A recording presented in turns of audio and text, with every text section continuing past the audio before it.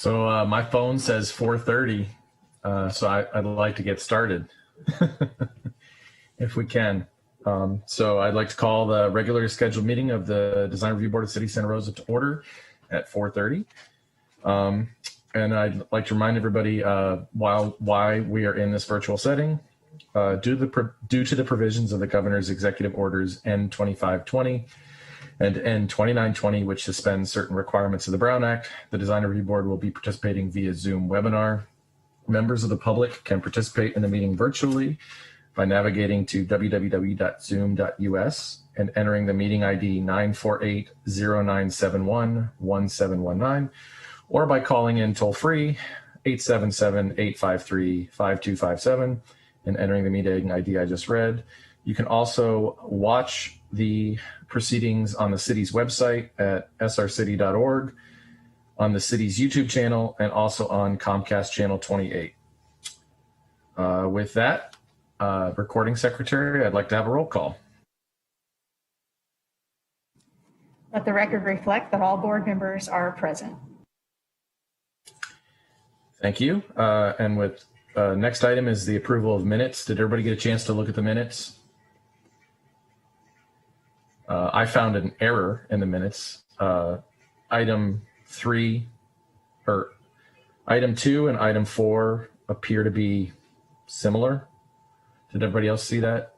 Or am I mistaken?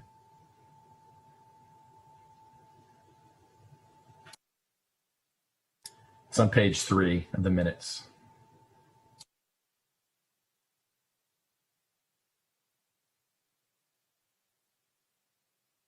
I think we should strike item 2 because item 4 is the one that is more thorough.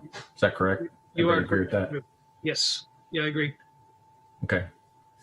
So let the record reflect striking under the approval of item 8.1. We're going to strike condition number 2 as it's repeated in condition number 4 and renumber accordingly. Did you get that, Patty? Yes, I did. Okay, awesome. Hearing no objections to that, we'll approve the minutes. Item 3, public comment. At this time, we invite members of the public to comment on items that are within this board's purview. But please, if you are making a public comment, do not comment on anything that is on the agenda for the evening, just items that are pertinent to our purview. So we're going to go to public comment. Currently, we don't have any raised hands, but if anybody from the public would like to speak on an item not on the agenda, if you raise your hand, we can select you and let you unmute.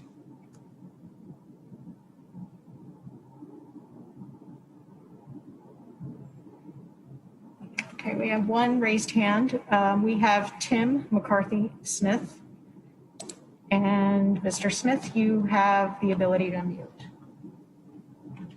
Hi, thank you for letting me speak. I just logged on. Sorry, I was a few minutes late. I attended a meeting, I guess a month or so ago about this 38 North expansion. I'm just curious how this meeting is different from the last one that talked about the nuts and bolts of the buildings and all.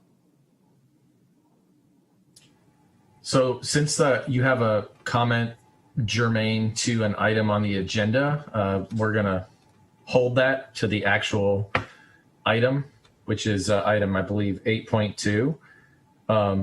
But just so you know, I'll answer it real quick. So item 8.1 is a public hearing, which means that we're going to be voting on the item and making a determination on whether or not to move that project forward or not. Item 8.2 is what's called a concept design review. And so typically that's a bit of an informal conversation with the applicant team about so they're going to give us a proposal about the project. And then we'll provide some feedback and comments. And then typically then they come back again for their official public hearing, assuming it is has that pleasure. Different projects have different requirements for whether or not they're going to come back for a public hearing or not, depending on what design review item they have. So I hope that answered your question, but 8.2 is specific to that, and you can ask a public comment. You can speak again for that item if you'd like. Okay, so item 4, board business. This is where we read the statement out of the zoning code about design review board. Zoning code chapter 2052. Chair Weigel, if you can formally close public comments, please. Sorry, I will formally close public comment. I apologize, Patty. Thanks. Item 4, board business. Zoning code chapter 2052-030F, project review. The review authority shall consider the location, design, site plan configuration, and the overall effect of the proposed project upon surrounding properties and the city in general. Review shall be conducted by comparing the proposed project to the general plan, any applicable specific plan, applicable zoning code standards and requirements, consistency of the project within the city's design guidelines, architectural criteria for special areas, and other applicable city requirements, e.g. city policy statements and development plans. So then we'll move on to item 5, board member reports. Are there any board member reports this evening? Seeing none, we'll move to item 6, department reports, and turn it over to Interim Deputy Director Bill Rose.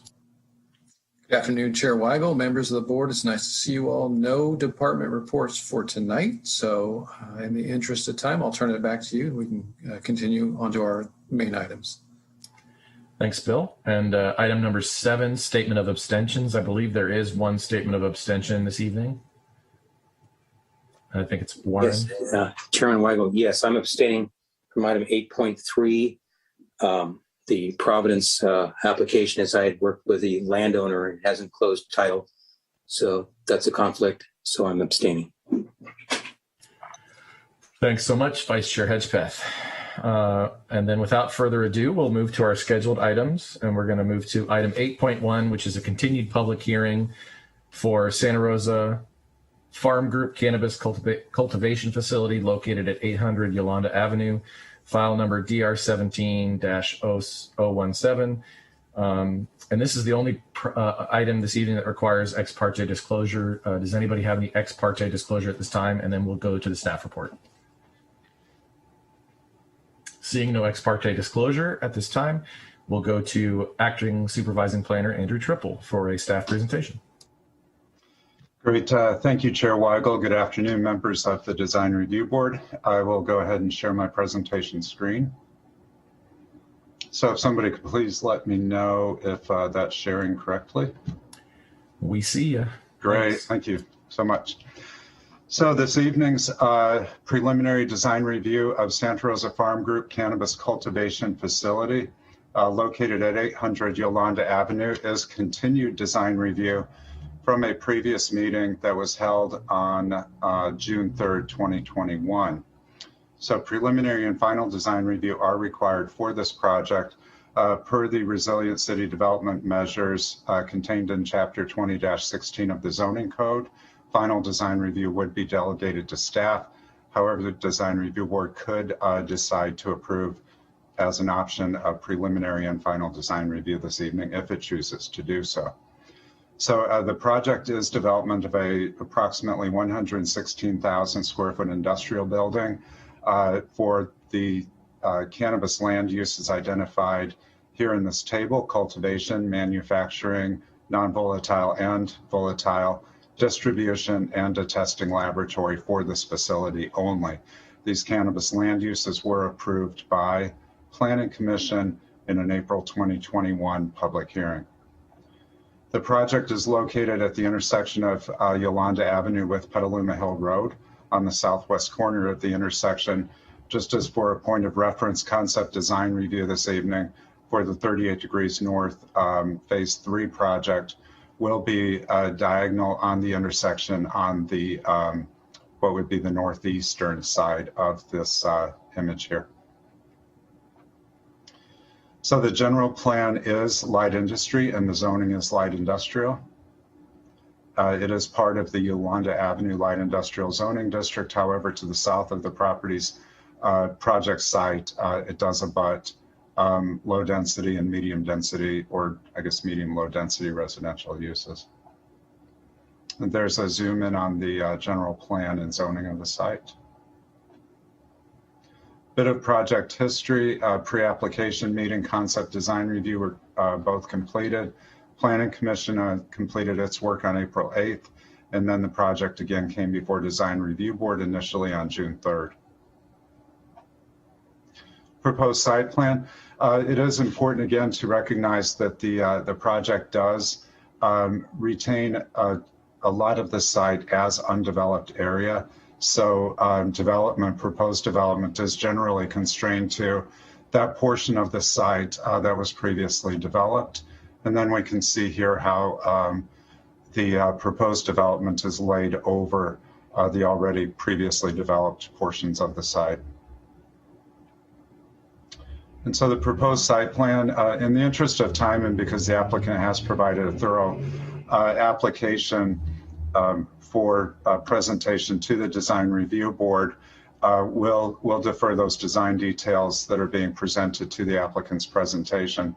However, following the continuation of preliminary design review, planning staff did instruct the applicant to provide or address the following: details for the utility building and guard building, including plan and exterior elevations for garbage enclosure, fence design details and fence materials, including consideration of a material alternative such as Corten steel that would weather naturally, and to reduce reflectiveness of the aluminum skin and provide a palette on the primary building, and provide a palette that is earthy and natural, such as terracotta bronze, Corten steel in a matte finish.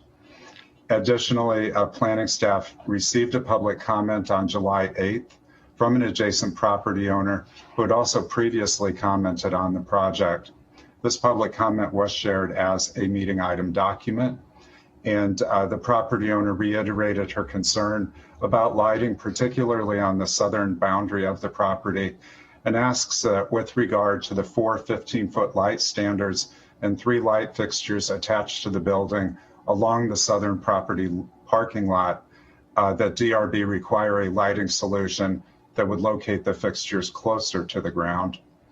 And then second was a reiteration of a similar comment that she provided at the first preliminary design review, a bit modified, asking that DRB require a continuous line of evergreen trees along the southern boundary of the subject site to visually buffer the industrial building from the view of the adjacent existing and future residences.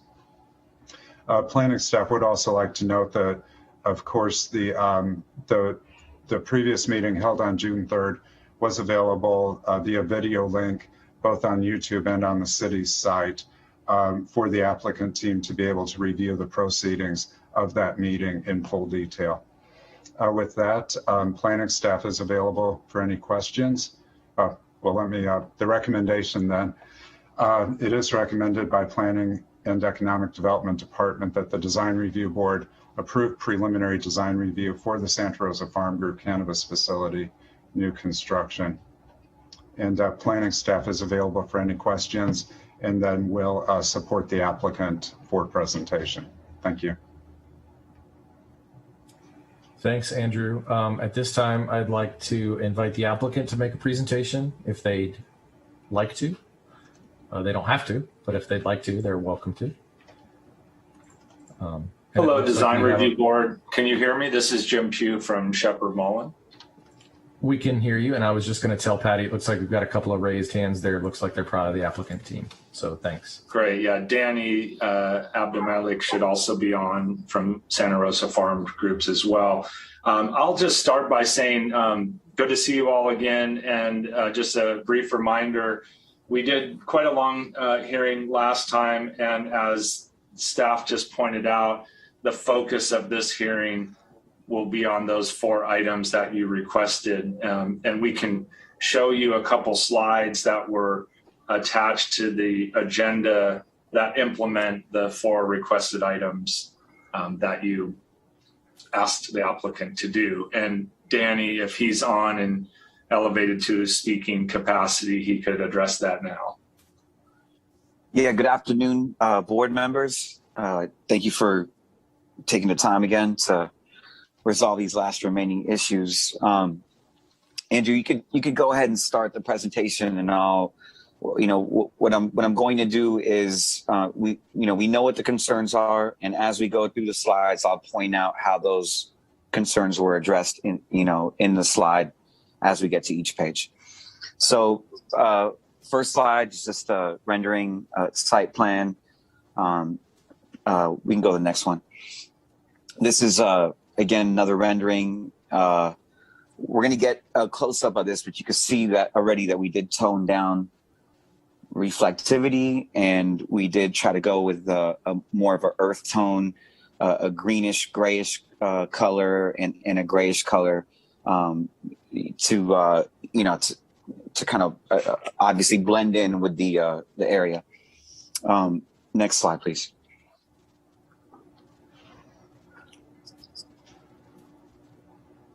Okay, so here, page 4, you get to see a close-up of the fence details, and again, close-up of the changes that we made regarding the reflectivity issues. Again, we went with more of a matte and muted gray earth tones. The bottom half is a greenish grayish color, and the top half is a more of a silver gray color. Next slide, please.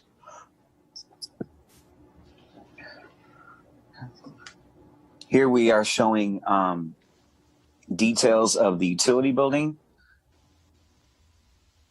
So it is rendered on the top, and we are again going with the same color theme as the main building with the muted matte and matte gray and matte green grayish colors.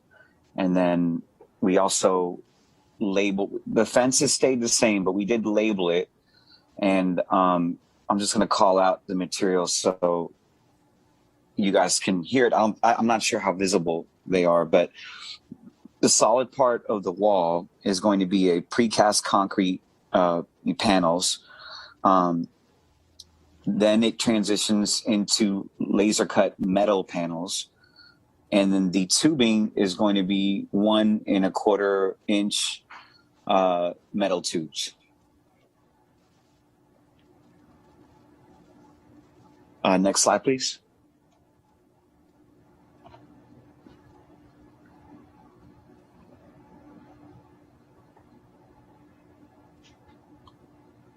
So here, it's again just calling out some of the materials. I know it's hard to see, but if you zoom in on the 7th column, all materials are called out as matte. Next slide, please.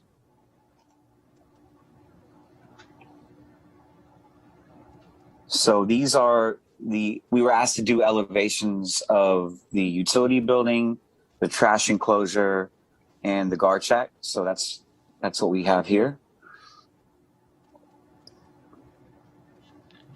Next slide, please.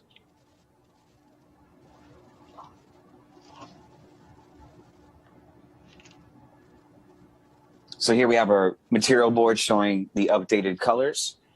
I want to point out the bottom left picture, which is a real life building with a matte gray panel that has no reflectivity.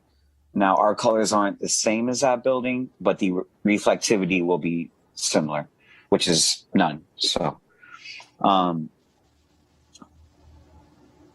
next slide, please. And then we were also asked to get specs and samples of what our outside LED lighting would be. So these are 2 examples of what we would use outside of our building.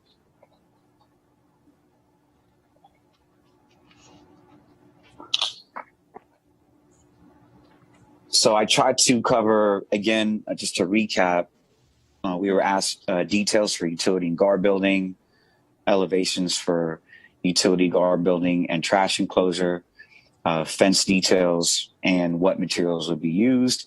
And the 4th point was to reduce reflectivity of the building. And I'd be more than happy to answer any questions if there are any questions. Perfect. Thanks so much, Danny. So I'm going to do board questions for both staff and applicant, and then we're going to open the public hearing, take public comment, and then we'll close the public hearing, and then we'll kind of go to our normal process. That sound good to everybody? All right, so we're going to go around the horn here, reverse alphabetical order, questions of both staff and applicant. So we're going to start with Board Member Wolski. Thank you. I viewed the last meeting where this was heard, and I did have a couple of questions from that. Was the terracotta, I think it's a 26-foot terracotta panel on the east and west elevations. I don't know if that was a part of the plans before, if that was newly added in response to DRB's comments. And I thought I heard something, a request about greater variety of trees. And I don't know that I saw anything on that. And then I think that's it for now. Thank you. Those sound like questions of the applicant. So Danny, can you clarify those, please? Yeah, we agreed to diversifying the trees in the manner that was recommended by the board. We weren't able to put that into our renderings, but we agreed to that point. And then, I'm sorry, could you repeat your first question? I didn't really wrap my head around that one.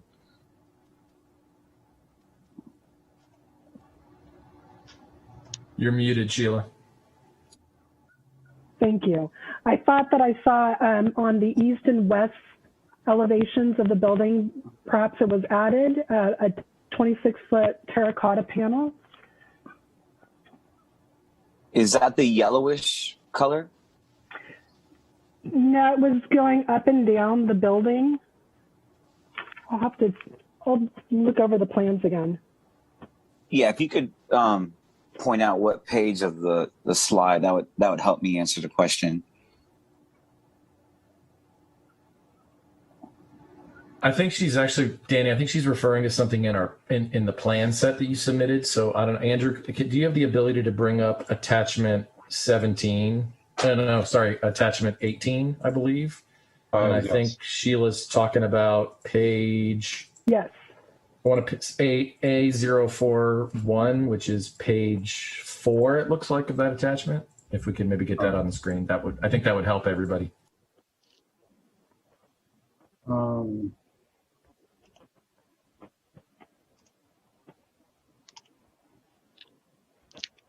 Was it down in the materials schedule? Yeah, it's down in it's item W7, which says terracotta ribbed. Terracotta ribbed. And then it says charcoal matte. So it might just be a typo, but I think that's that. And I couldn't find it on the actual elevation. Maybe Sheila could speak to where she found the call out.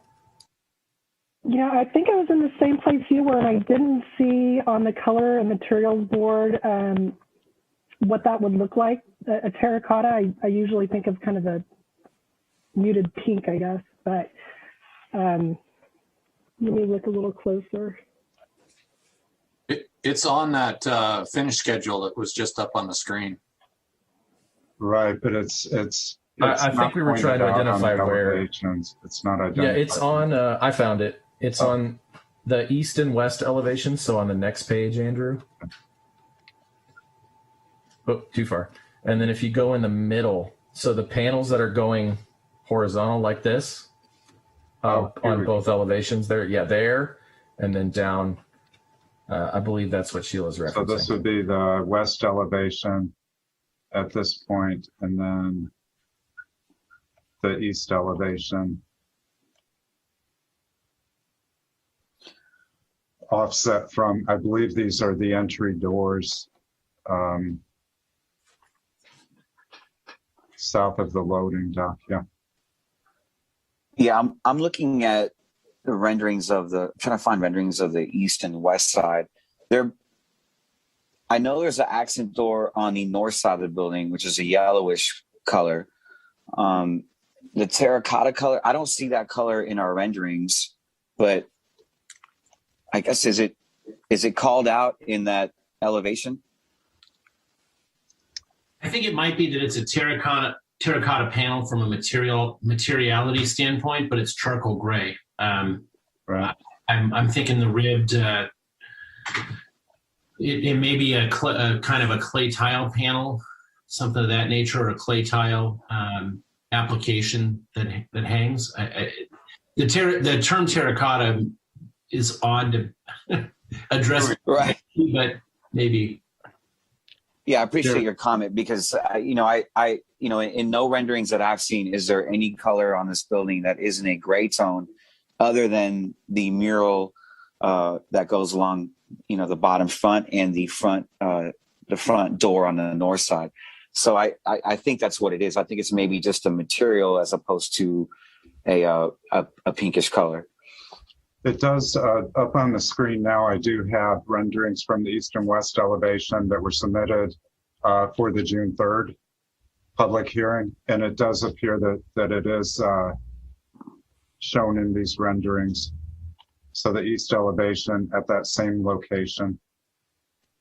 And then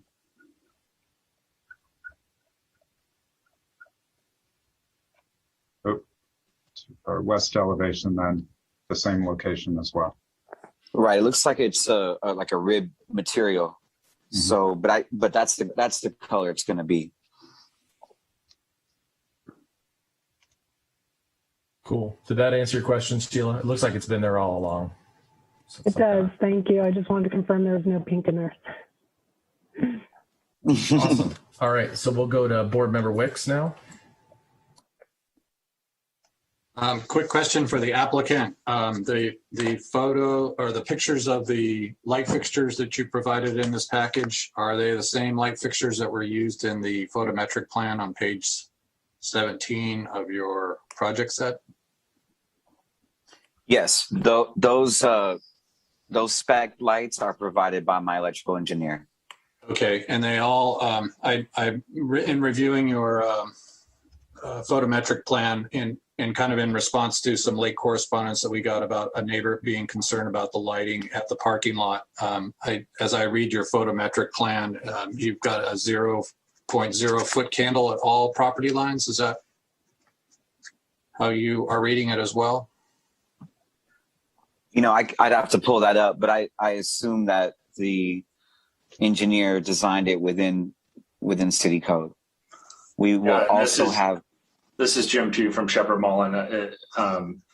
Member Wicks, that's right. It's designed to make sure there's no light spillover and comply with the city's code for, on-site and off-site uses as represented in that photometric plan. Great, thank you very much.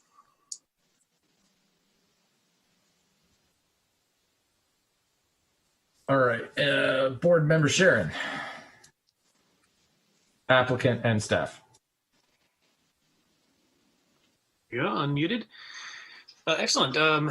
Thank you for the presentation, Andrew, and from the applicant. Thank you for bringing back and addressing our comments.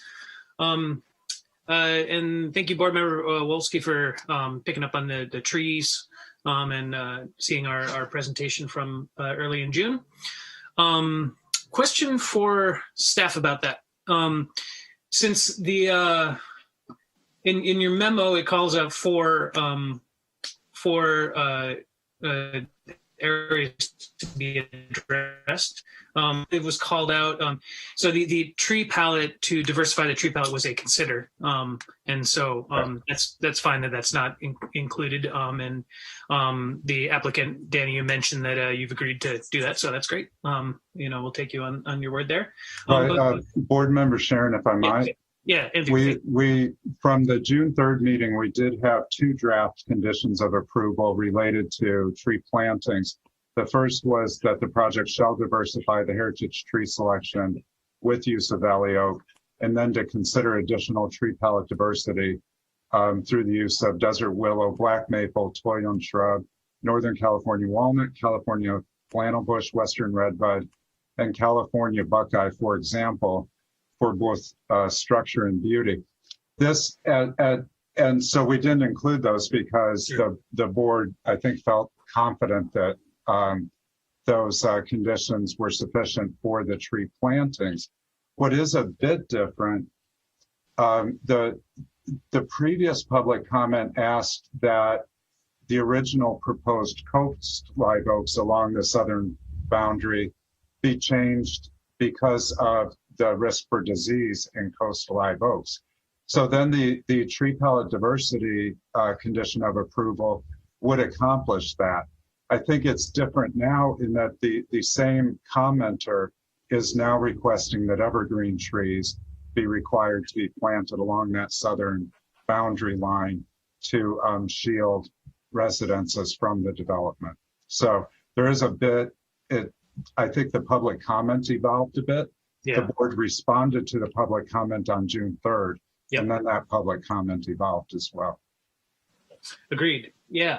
Yeah. No, definitely. That was a change there. And thank you for addressing that. And my question was going to be, since they'll diversify, there's the consider, but then the shall diversify the heritage trees of Valley Oaks. That wasn't addressed specifically in this presentation and not in your memo. It is a, you know, the verbal agreement to that shall, is that sufficient for this review? Since it's not specific, everything else is specifically called out, but that shall is not. Well, so Andrew, I think, so we didn't actually condition the project the last time we met. So when we go to vote on this, we'll ask Andrew to reread all of the conditions that were proposed again to make sure they're included. And if there is any public comment between now and when we do that, that has an additional request beyond what the email correspondence we received through iLegislate, then that would be something that we may alter within the condition that we already kind of have present. Does that make sense? Yeah.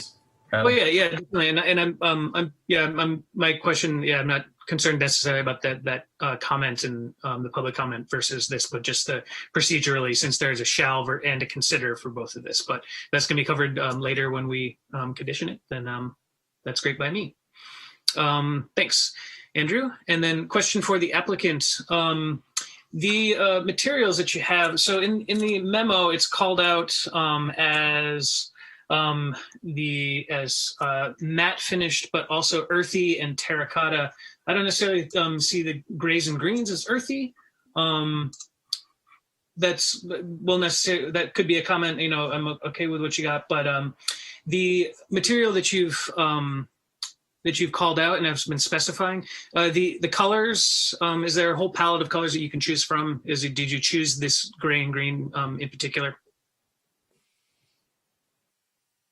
What's the question again? I'm sorry. The materials that you chose for the matte materials, chose the gray and green in particular out of a palette of colors available for this material? I can't speak for my design architect. He took the comments that we gave him. Okay. Yeah, I think this is Jim Chu. I think the answer to that is yes, right? If you're looking at the material board, you see the first two on the left, the gray and the more earthy green. Those are what are applied in the renderings as the skin, which would be the preferred material palette. Okay. The examples that we included were terracotta, bronze, and corten, and this is these colors are not in that palette. But just a question about your material choice. Thanks for answering. That's all. Sure. Yeah, and just to clarify on that one point, we did try and stick with some level of the original design intent, but take reduced reflectivity, incorporate earthy, and put matte as well. And so that was the final result. Cool. Yeah, and I appreciate the inclusion of the matte materials. So yeah, and thanks for answering. So I'm actually going to jump in here. Sorry.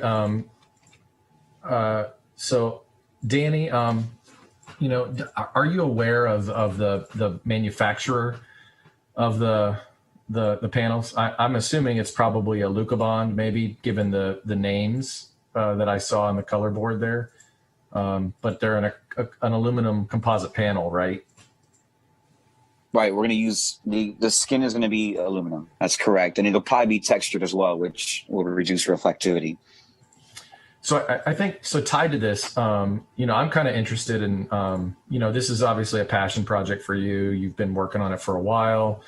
So I'm curious, originally you had something that was a little more kind of spaceshipy, right? And it had a high level of reflectivity. and kind of a very modern aesthetic, right? I'm interested to hear more about kind of where that came from, and where your own personal design feelings come from. I guess regarding the skin of the building, if you could address that, that'd be great.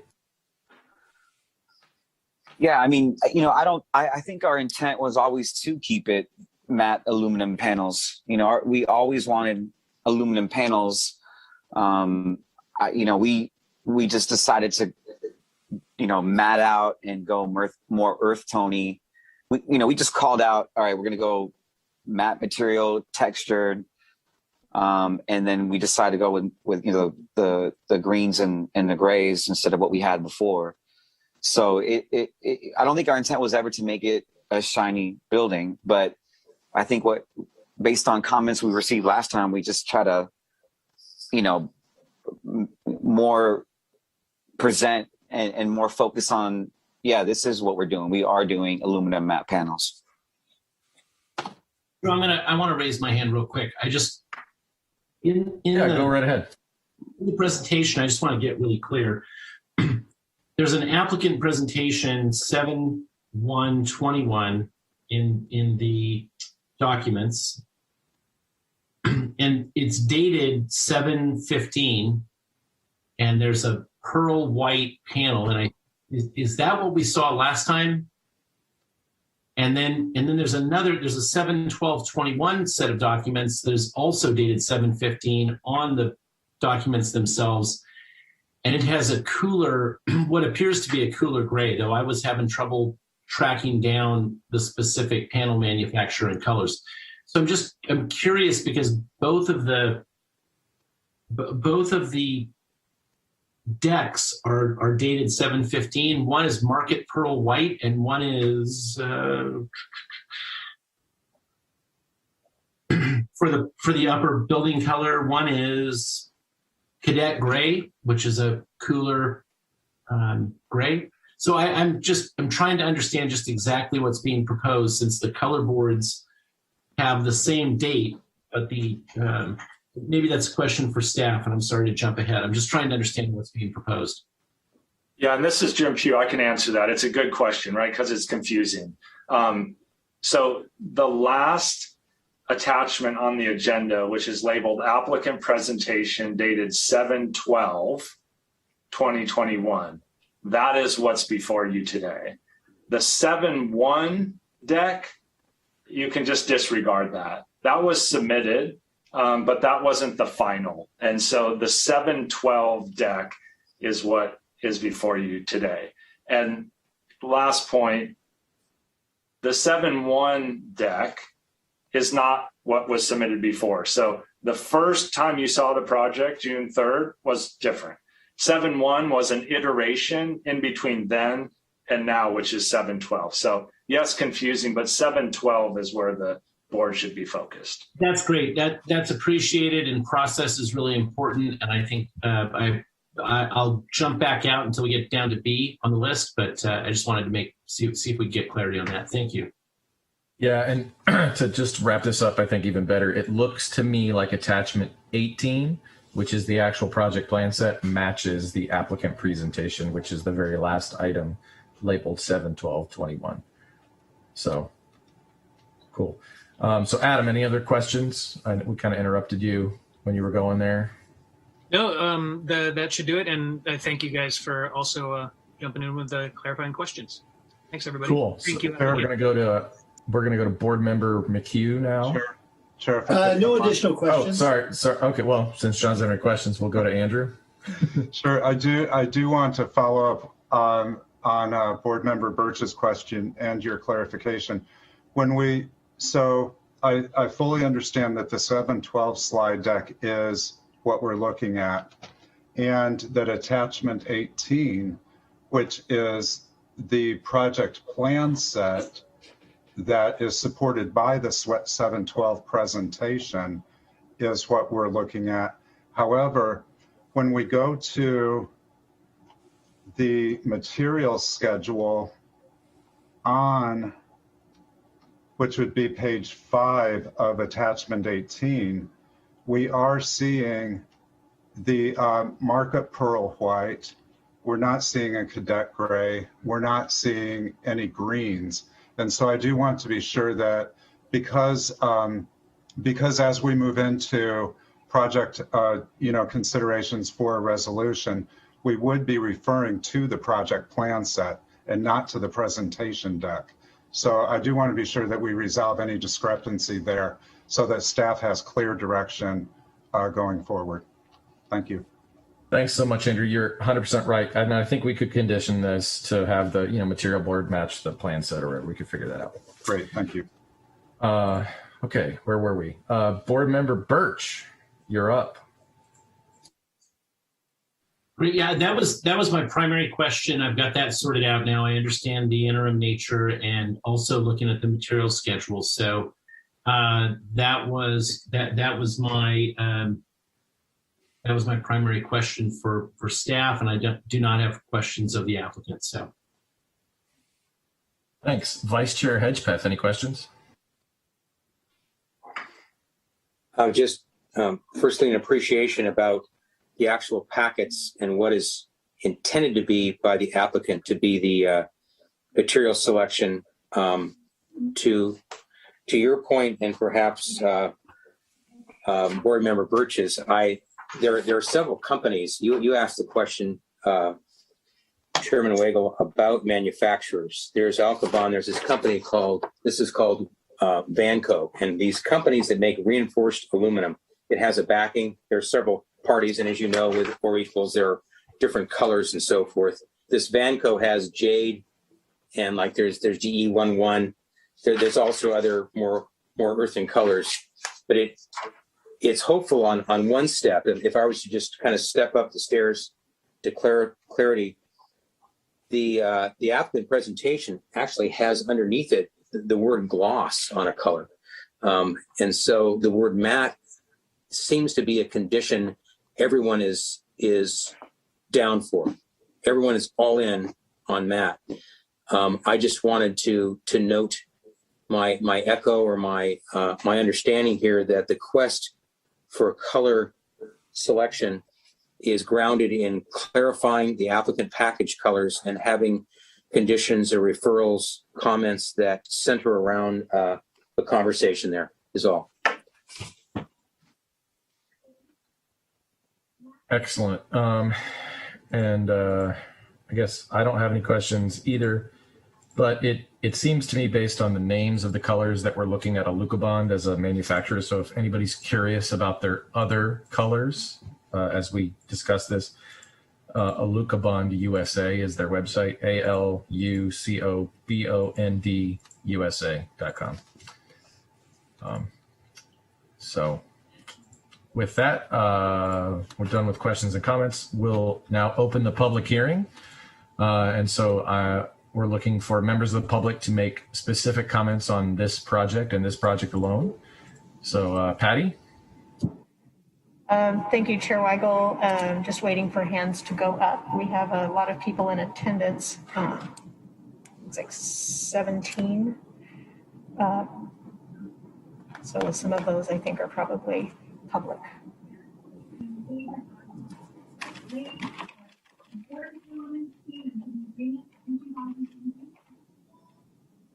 So far, no hands have gone up. Oh, okay, a hand just went up. So we have Linda Medish, and we need to get the timer up, and then you can unmute and begin your appearance. And then as a reminder to Ms. Medish, as she speaks, please state your name and your relationship to the project. If you live next door, you live across the street, typically we do an address as well. That's up to you. Hi, I actually live on Teaberry Street. My name is Linda. Medish is the last name, and I live on the corner of Teaberry Street that is very adjacent to this new development. And I also have a concern about the color palette. In the last meeting, we talked about things like the De Young and earthy and muted and very matte. I hope if you guys have not had a chance to visit this area, you realize that we have an open field behind us. So mat is very important for reflectivity when it becomes a situation of like a full moon. So I am concerned that Danny and crew are still going to the gray as opposed to our Sonoma County earth tones. And I just like that consideration to be thought out. And also, when we talked about the property, one of the referred to as a living skin, and maybe having some texture to that as opposed to an industrial kind of a building. That also would be nice to have a consideration. Thank you for your time, and thank you for spending so much time on this. Thanks so much, Ms. Medish. Seeing no other hands, I'm going to ask the recording secretary if we had any voicemails at City Hall. I did not receive any voicemails, and I did not get any messages from Andrew about voicemails, so I don't think we have anything.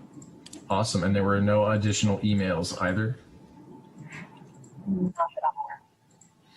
Awesome. So seeing no more hands and there are no more public comments, we will close the public hearing at this time. And then we'll bring it back to the board. And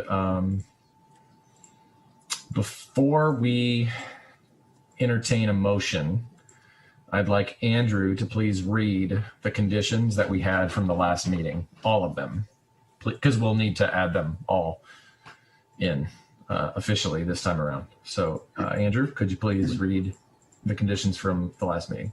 Sure. So in addition to the standard conditions of approval that are contained in all design review board resolutions, condition number 7 was added. This preliminary design review shall be valid for a 4-year period. If the permit has not been exercised within 48 months following the date on which the permit was granted, this approval shall automatically expire and shall be invalid unless an application for extension is filed prior to expiration. Condition number 8, if exercised within the initial extended approval period in accordance with all conditions of approval, this preliminary design review shall be valid for the duration of the use. Condition 9, shall diversify the heritage tree selection with use of valley oak. Condition 10, consider additional tree pellet diversity through use of, for example, desert willow, black maple, toyon shrub, Northern California walnut, California flannel bush, Western redbud, and California buckeye, etc., for both structure and beauty. Condition 11, applicant shall provide details for utility building and guard building, including plan and exterior elevations. Condition 12, applicant shall include exterior elevation for garbage enclosure. Condition 13, applicant shall provide fence design details and fence materials. Consider material alternatives such as cordon steel that will weather naturally. And condition 14, applicant shall reduce reflectiveness of aluminum skin and provide a palette that is earthy and natural.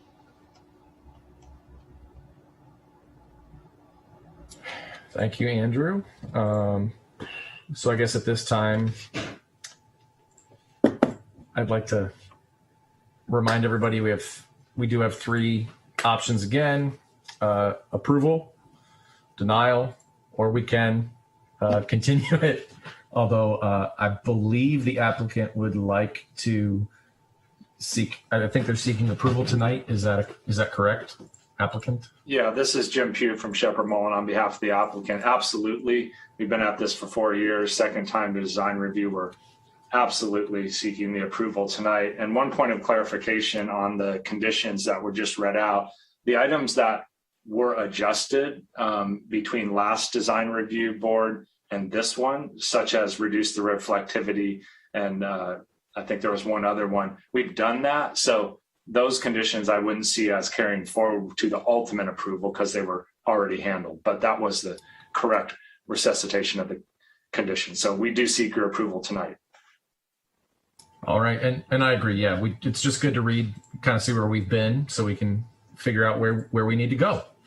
Thank you. So yeah, no problem. And so I'll leave it to the board here to make a motion as they see fit.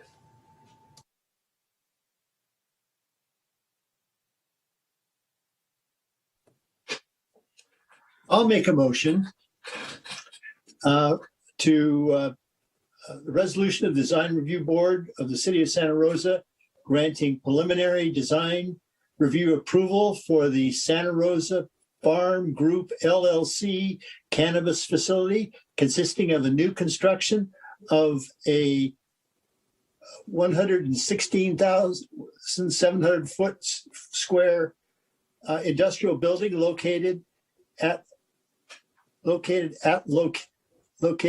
800 Yolanda Avenue, APN 0440910-063, file number PR J17068 DR 17-078, and waive further reading of the text.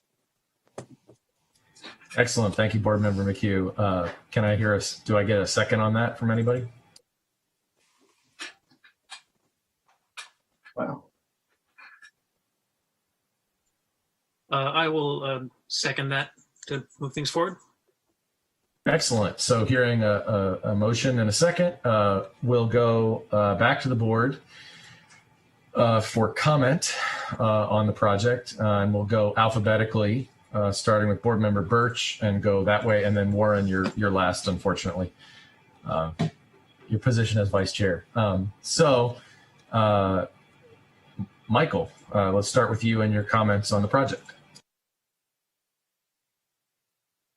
And you're muted. Just as a quick reminder, this is the host. If you're not muting yourselves, we often mute you because we want to only have one person unmuted at a time.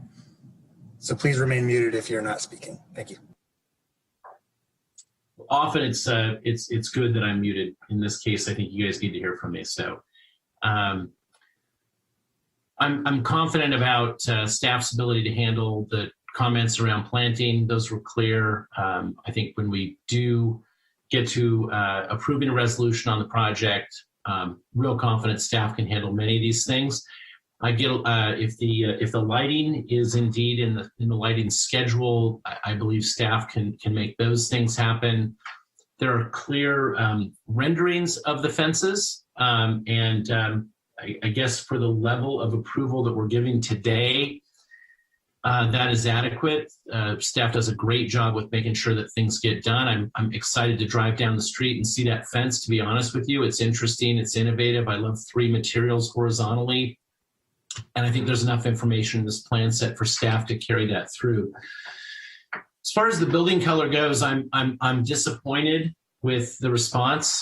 Quite frankly, the interim selection of the Market Pearl White was more interesting to me than the Cadet Gray for the top of the building. Danny, you or your architect could have walked in and told us that was the fog that rolls in through the Petaluma Gap and into Pen Grove, and there was a representation of that level. The Cadet Gray is really cool. It is also very highly reflective if you look at the Alucobond site relative to lots of the other colors. And let me see, is the Cadet Gray the base, or was the Cadet Gray the final choice? In any case, the gray green is just still on the edge of sort of a Panzer Gray from World War II. It is just a little cool for me. Just flipping through the Alucobond site and some others that I looked at when I was reviewing the drawings, if it's pretty straightforward to look for the reflectivity. I don't think that we're necessarily into the matte range at all with the 2 materials that are called out, if they are indeed Alucobond. I don't know if there's... And Michael, just so you know, I was just checking for you, the Cadet Gray is the upper and the Castle Gray is the lower. Castle Gray. The Castle Gray is is still awfully cool. They're not really meeting the lower end of Alucobond's scale for matte.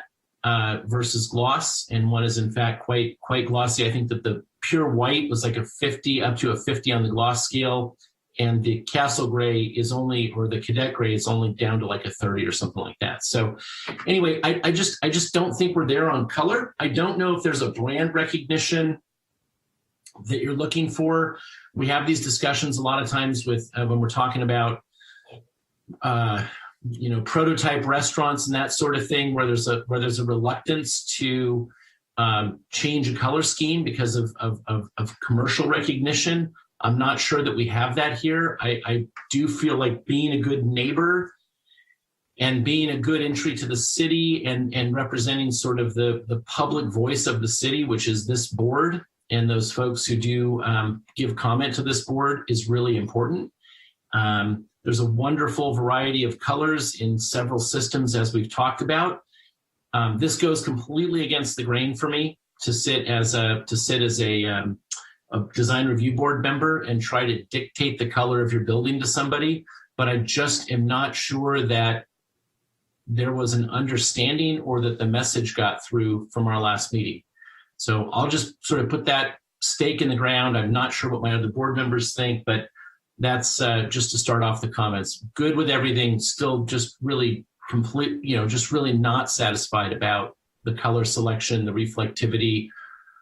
I want to throw one other thing out. I do a lot of work with the Luca Bond. I'm still not convinced about the ability to score this organic line across the Luca Bond panels. I think it's going to be cutting them. It's expensive. I hope that that's what you're prepared to do. I don't believe that ordering patterned Luca Bond that's partially coated one color and the other is possible. So I'm skeptical about that. I just want to throw that out there also. So those are my comments. Thanks, Michael. Let's see, where are we? Board Member McHugh.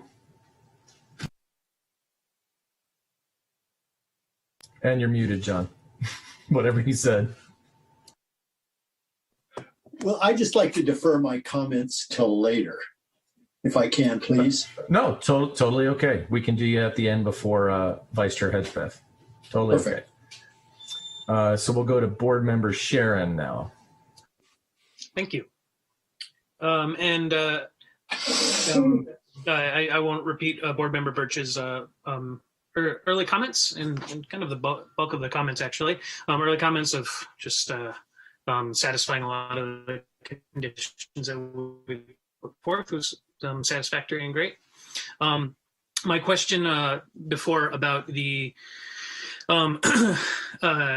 material choice and the color palette range and what was available.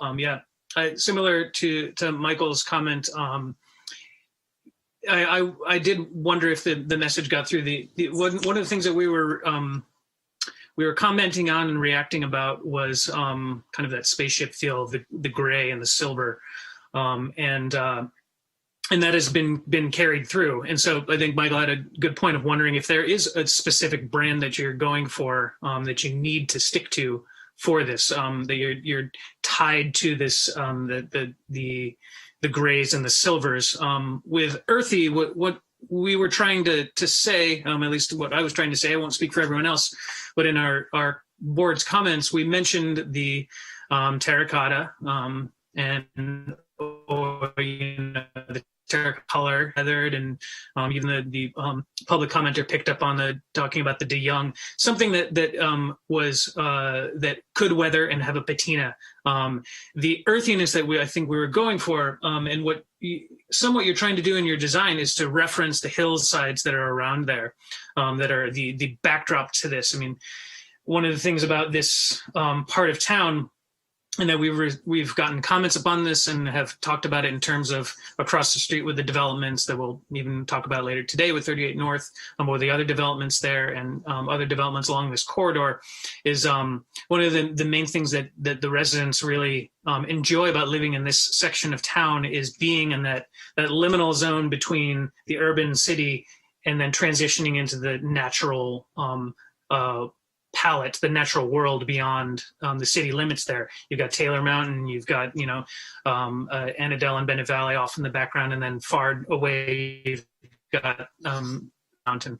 And so having that palette, having those views are really important to them.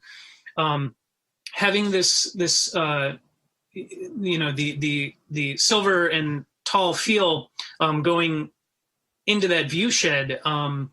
One, I think the swoops that you have to reference those hillsides are very interesting. I feel like you've got the swoops backwards though, and I wonder if that's kind of going also towards the feel of the color palette.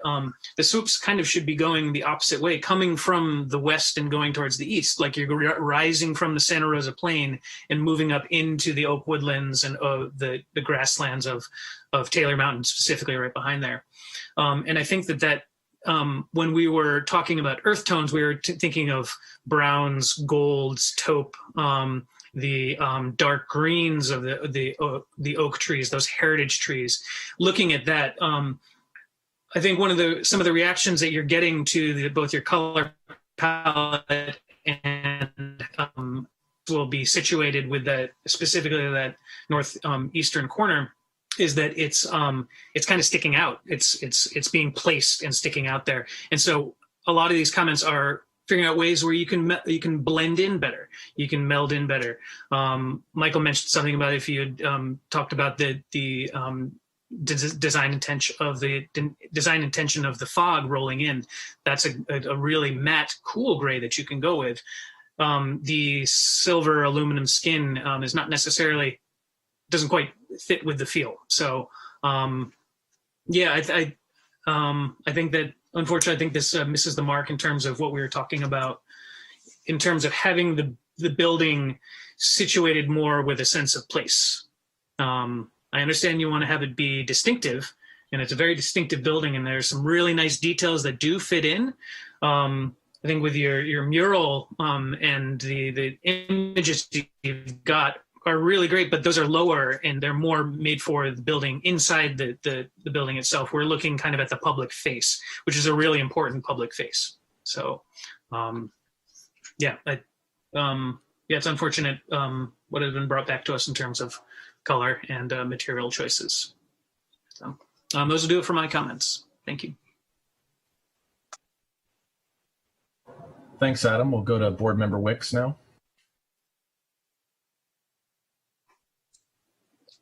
Thank you, Chairman Weigel.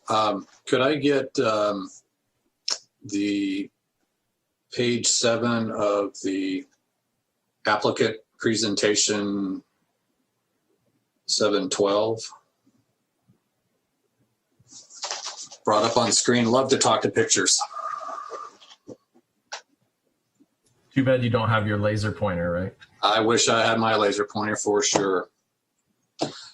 And while we're on the subject of colors, I mean, here's a prime example of why we need to get back in the chamber, so we can pass around colors and feel the texture, feel, see if it's truly non-reflective. I mean, this is a really tough call from a remote location.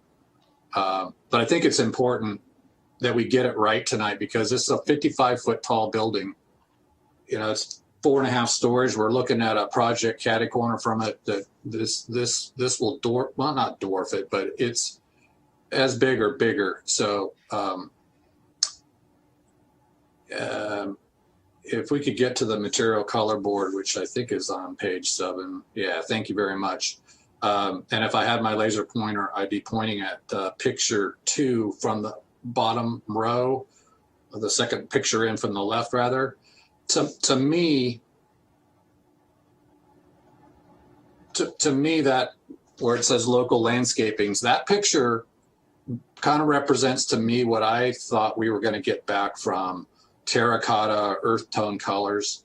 Even green can be earthy. I think the Castle Gray is a little drab, and I think the Cadet Gray is way too cool. And I think the colors are a huge swing and a miss for me, and I would not want to hear some more comment and some dialogue on this. But there's so many great things about this project. I love the fencing. I love the mural aspects. Thank you for addressing most of the other concerns. I go back to board member Sharon to make sure that the landscaping things were addressed properly per that condition that we asked be done. But I think short of the colors, I think this project is probably ready to move on. That's what I'd like to say about the project at the moment. But again, like board member McKeon, I'd love to jump back in after we hear some further dialogue from our chairman and vice chair and our new board member. So with that being said, let's go to board member Wolski. Thank you. Yeah, I'm kind of jumping into this when a lot of it has already been processed, and went back to the old information, looked at the new, and I was surprised at the color choices. So it seemed that the majority of the DRB requested bronze or Corten, those types of materials, and I didn't see those. So that was a little surprising. And I wanted to address the parking lot lighting. And I read there was a couple public comments on that. I'm completely fine with it. These light standards are shielded, they're downward facing. They're only 15 feet tall when most light poles are more like 20 or taller. And this is in the parking lot. They're going to have customers and employees who need to be safe. So I'm completely okay with the lighting. That south elevation with, I think, board member Sharon called them swoops. For me personally, that was a little too fanciful for me and made the building stick out in a way that I didn't like. But those are my comments. Thanks, Sheila. And John, do you want to go after Warren or after me? Or you're muted, by the way. So just give me a thumbs up if you want to go after Warren. Okay, you want to go after Warren. All right, let's do Warren, and then maybe we'll do John, and then maybe I'll go last. So Warren, you're up. Thank you, Chairman Weigel. Well, I really appreciate collectively here. This building is very close. I appreciate the motion in an attempt and an effort. I'm going to go out on a limb here, firstly thanking the board here to source and look at this color chart. I'm trying to be a friend to all, but a friend primarily to the city as well. There's been some very important comments about where the building is located, what the board had felt about it being in this kind of a more of a rural gateway. And I too was frustrated with what happened with the colors because it seemed to be something, I'm not sure what it was. Yes, the building is spectacular. It's so spectacular that it can have a quieter skin. I really picked up on board member Birch's comment about the technical ability to fuse colors on singular panels. I think a little bit, I'm going to go to zoology. When you look at a reptile or a fish, the scales there, they don't have swoops between scales as much. It's just the color shift is in the scale. I would be perfectly happy with two colors where we don't have the diagonal swoop. It's stair step. You manufacture and cook and bake the two colors, and how they meet can be a foray of something more glaucomic where there's a scatter or just a stair step, like a ladder effect, riser, run, tread. I think it would be a more successful building there. I'm going to take a risk here and going on the Elliptobahn site. Here is, I'm going to make sure I do this right. Here's some colors, and everyone can see these. What I've done is I've gone in here and I've taken a blue marker, right? Okay, if everyone can bear with me, you're going to see two colors. They both have blotches. They have love hearts, and they have two blotches. these two colors, the slightly rosier one, and I'll just say this, there's a Sierra Sand and a light bronze anodized.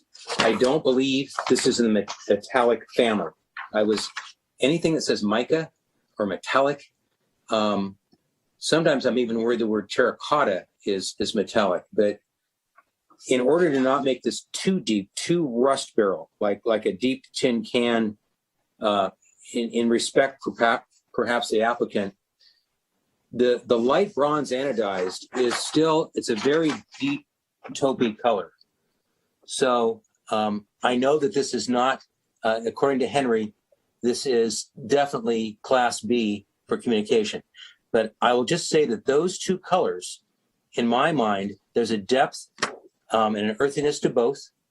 And I would be okay just throwing over the bow of the ship the petition that they have a warmth, both of them. They're not cold.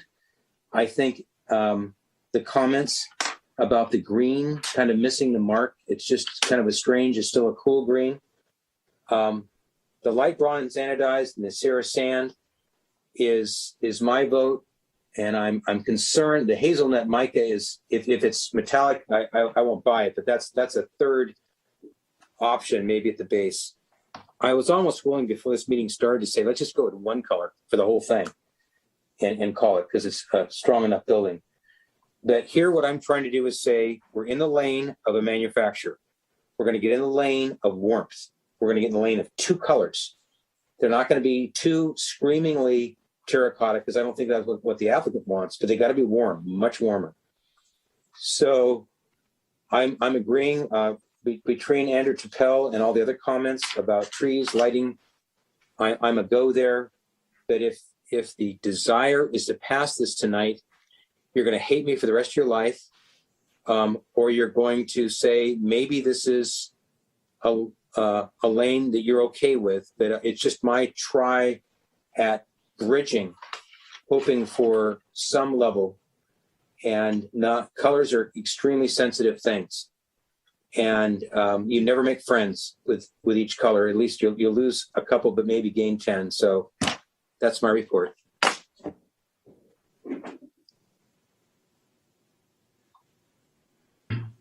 Thanks, Warren. And we'll go back to Michael. Yeah, go ahead, Michael. So does anyone remember the Newlywed Game? Okay. I also had light bronze metallic, which is reading backwards there, which I thought was a great color from that palette. Yeah. I'm probably more into the more dramatic of the couple, because I paired that with terracotta. I think your rose color is great. It's definitely going to make less contrast, but the light bronze metallic is a gorgeous color to pick up the hills there. It's very rich. I think it could be a good centering point for being darker and dramatic, or being a bit more red in the other direction. But we did go 50-50 on our list here. So thanks, and we'll go to sorry. Go ahead, Adam. I'm in there. Also with the Newlywed Game, I also had the light bronze anodized, the light bronze metallic. So that's 3 for 3 right there. But I was going off of Warren's comment about the warmth and the green with the second color. The olivine metallic is nice, but it could be heavy. But that metallic as well raises flags. But the Epernay Champagne metallic also worried about the metallic. But this is, again, would love to see these in person. But I think having some bit of contrast from a brown and a green, or a brown and a gray, could be really nice. But anybody else choose the light bronze anodized? So, John, we'll go to you now. Well, thank you. What I'm concerned about is, of these 14 conditions that we have, we're all in agreement on 13 of them. And we're coming down now to the skin of the building, and it's like writing a speech on with a committee, where our subjective judgment. I'm just concerned that we may never get this thing resolved, or we'll have to continue it again. And and I'm concerned about the applicant. And I think the applicant has made a reasonable attempt to come to some resolution of the situation with regard to the skin of the building. And I think maybe we're going just a little bit too far and a little bit too hard on what our own subjective judgments are about how it ought to look. And so that's what I'm concerned about. And I'm hopeful that we can get this thing resolved this evening so that the applicant doesn't have to come back and go through this machination again about colors and shapes and this and that. And that's what my comment is I'm just worried about that. I just think it is non-productive, and it's I don't know that it's helpful in any way for the reputation and status of this board. I'm sorry, I just don't think we can do this by committee. Thank you. Thanks, John. Appreciate your comments. So I guess it's my turn, right? So I actually disagree with my design colleagues, but that's okay. I'm allowed to. I actually think that aluminum composite panels are the complete wrong material for this project.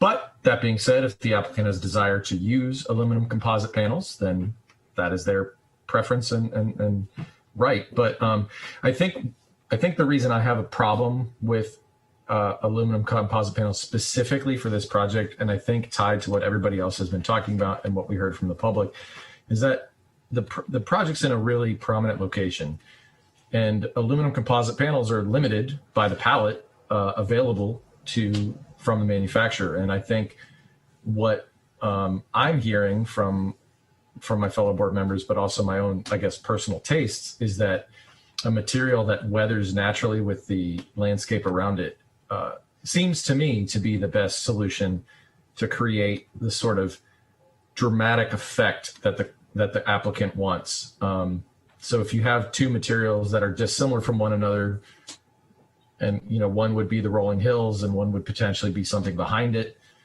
that the rolling hill component could weather in one fashion and be a very organic thing and tie the building to the landscape. Maybe that's Corten steel, maybe it's perforated copper, something like that weathers with a patina. And maybe, in fact, everything behind it is an aluminum panel that's in a color that works with that.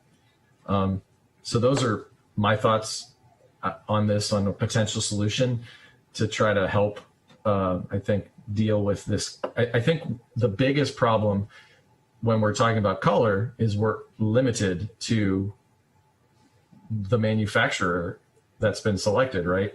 Instead of I think very often when we see projects that have, stucco, hardy siding, brick even, CMU, painted metal, there's a lot of flexibility within how those materials interact and how they can change color and create color and change depth and things and texture.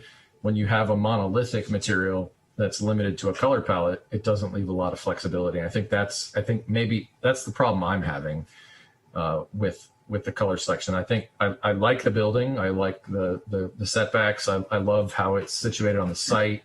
I love how cognizant the applicant was to the neighbors around. I mean, I think there are so many great things about this project, and I think selecting aluminum panels actually kind of kneecapped you a little bit in terms of reaching the full potential of what is a great project. If the board disagrees with me, totally okay, and we can go with their direction. But I did want to mention that as an option to maybe find a solution that is a little different, that gets you out of a material that we can potentially condition if you're okay. I know there's, and I think the other thing too, to what Michael was talking about, is aluminum composite panels are not exactly cheap. And if you start cutting them into doing some other things, there's some significant costs associated with that. And so this is a big building. It's going to be expensive as it is. So I guess I have a fear of losing the design intent that the applicant wants in terms of that rolling hill and kind of speaking to the landscape around it. So those are, and then I did have one other comment, Andrew, just about the fence. Actually, it was more of a question to Danny. The fence is shown as like that green, that castle gray in all of the plans. I should have asked this earlier. Is the plan to have the concrete and the metal castle gray and then those horizontal tubes in a different color? Yeah, the fence will be a different color than the building itself. Okay, so, but you don't, do you know what color that will be? Or is it just kind of be greenish as it's shown? Yeah, I mean, what you see in the renderings is what we're going to aim for. Cool. Thanks so much, Danny. And Andrew, you had a comment? Chair, we were just wondering if perhaps there's been a lot of incredible feedback about the quality of the design, the importance of the building at this location. And from staff's perspective, it really seems that we're down to perhaps consideration of color. But then you've introduced the idea that perhaps the cladding system could be rethought. So we were wondering if it might be appropriate to open it up for the applicant to respond to some of the ideas presented and get a sense of where the applicant team might be with some of these design options. Well, you beat me to it, Andrew. I was actually going to do that once I finished up there. But I was going to go back, just ask if anybody had any final comments based on what I had said and what John had said and what Warren had said. If something else came to mind, and then we'll go back, we'll go to the applicant. I just want to say one thing, Chairman Wiggle, and that was that in the floor, in the writing of the Declaration of Independence collectively, I do agree that we can potentially look at something here. And I just wanted to honor, I wanted to defer to Board Member Birch in his comments that I am not locked in, I'm not obsessed, but I just wanted to note in the dating game world that I stand with Chairman Birch in that in the cause of events of this board, in the cause of human history, this could be done. Thank you. Thanks, Warren. Henry, you had a comment? Well, I'd like the applicant, when we get comments back from them, to give us some confidence that the split color panel, they've gotten samples from Alucobond or whoever their manufacturer is, and give us some confidence they can pull that wave off, which I personally kind of like. If there isn't a blending at the line, or how that actually happens, how two colors get either put in an oven and baked on, or the electro, when it's painted with electrolysis, how that happens, and do they have a sample? Could they show us something? I went online to try to find something online, couldn't find it. So I'd like to hear from the applicant on that specific. Cool. And looks like Michael has something that he's muted. Should I respond to that question now? Danny, let's just let's finish the board comments, then we'll go to you guys. Okay. For sure. Sound good? Thanks. Sure. I just want to say one thing. I really was careful being leading off to make sure that I expressed my concern and my actual kind of like the fear of diving into trying to select the color of an applicant's building. I'm on the other side of the table most of the time. And, you get strange moments where, a board member somewhere says, I just don't like the color green. And you've got to work with that, right? I think this situation's a little bit different. And I don't want to lose sight of the fact, Danny and the board, that the project is great. The massing of the building, the murals, the attention to detail around the base, et cetera, et cetera. But this issue is bigger than just it's bigger than that. It's what's the old line? But how was the play, Mrs. Lincoln? It's like, it is the important thing. We're gonna end up with a 55-foot tall building that's visible from as far south as Wheeler Zamaroni when you crest the hill coming from Rohnert Park, and you're going to continue to be surrounded by residential, and this tail end of a light industrial zone that used to blend into agricultural land. It is a transitional zone. It's changing. We want to be a good neighbor.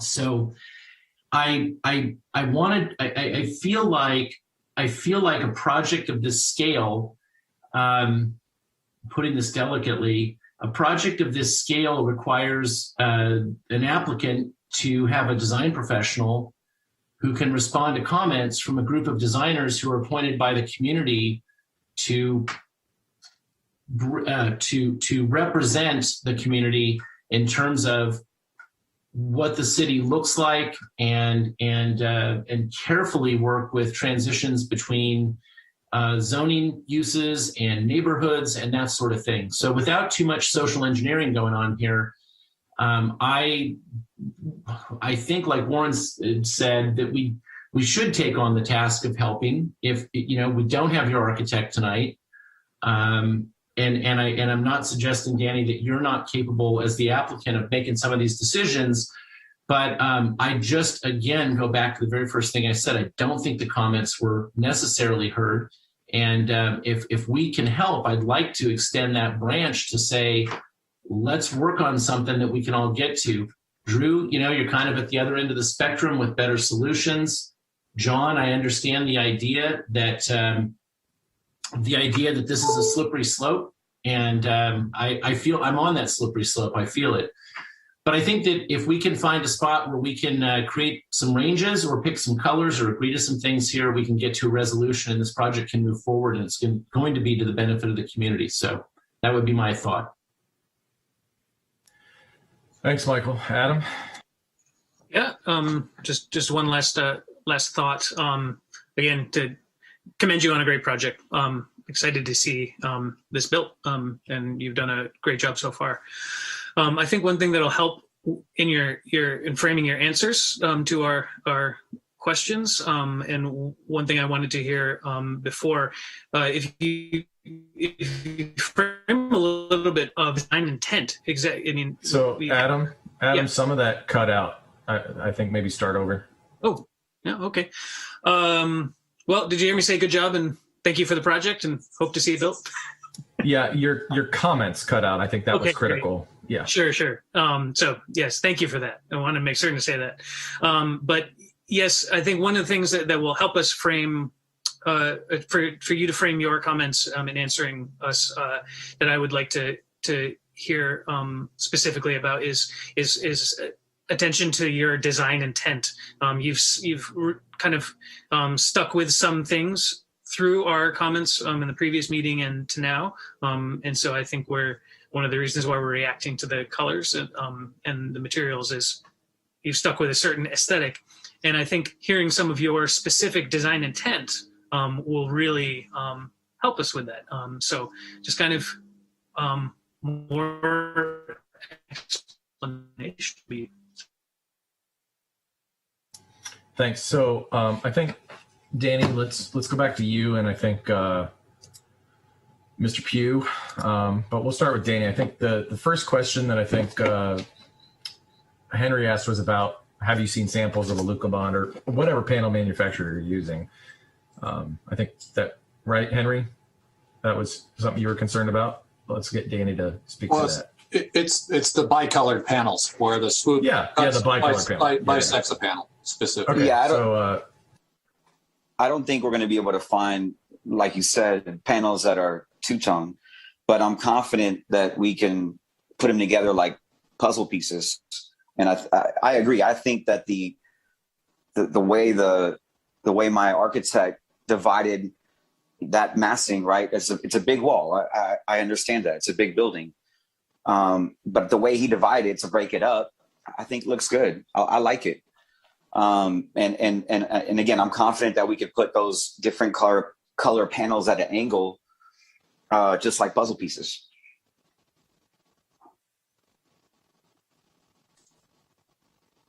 Okay. I guess if you or Mr. Pugh have any other, commentary about some of the comments you've heard tonight, that'd be great. Right. It's Jim Pugh from Shepherd Mullen representing the applicant. A couple points, right? Because this is getting very subjective. And I want to kind of harken back to the last meeting and let all of the members know, right? If you look at the minutes from that meeting, which is what we did, in addition to our own detailed notes, we looked at, for example, recommendation number 8 in your minutes. The applicant shall reduce the reflectiveness of the aluminum skin and provide a palette that is earthy and natural. If you pull up any color wheel or simply Google earthy colors, the exact colors that are on the building and in the plan are in the earthy and natural color tone. So I think there's a bit of overreach here going on.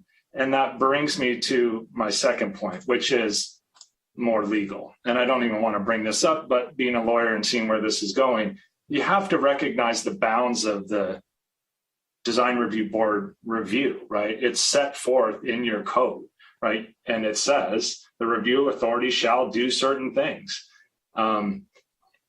The best chance the DRB has is, hearkening into design review guidelines to talk about color. And even there, you have to stay within the zone, right? Which is an industrial zone. So I'm only pointing that out to try and get to a solution that's not, I like blue, she likes green, right? We have to stay within the confines of your code and your design guidelines, which we think we have done. So at some point, I think the members need to decide whether they want to push beyond that or reflect upon the applicant's color choice, which is their prerogative, as being sufficient to meet the code and the design guidelines, which we think it is. And again, I'll kind of wrap up with this point, which is we tried to do what you said. There was a lot of talk in the deliberation about we missed the message, but if you literally read the minutes and you look at the tones that were referenced, that's what we chose. And we also took the to heart, reduced reflectivity. That's a big deal. So we went matte, right? And if that needs to be, clarified in some way on the plans, that's fine.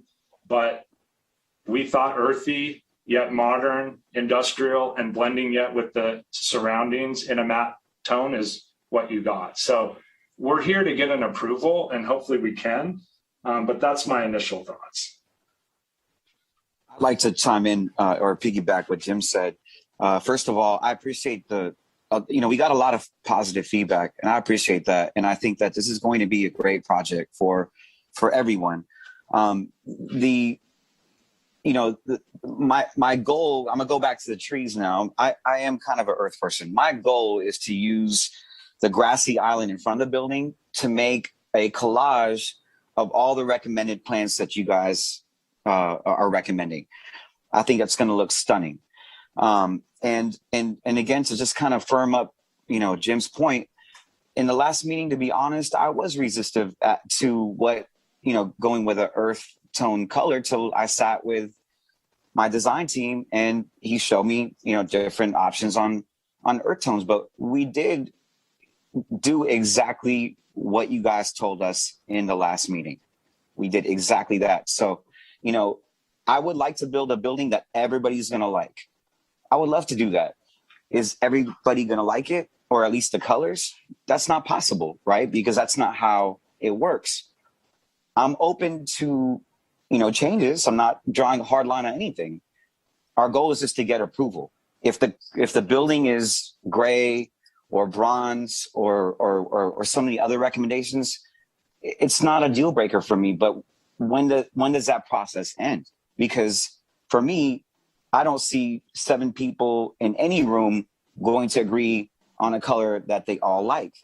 So, that's pretty much it. I appreciate the feedback, but I really, my intent from the beginning of this project was to be a good applicant, be a good neighbor, I had a barbecue. I moved the building away from Linda's house because I get that she doesn't want to stare at a 55-foot wall. I've always operated like that. But I think at this point, let's figure out how to get this done. I would really appreciate that. Thanks, Danny. We appreciate that too. I think, I apologize.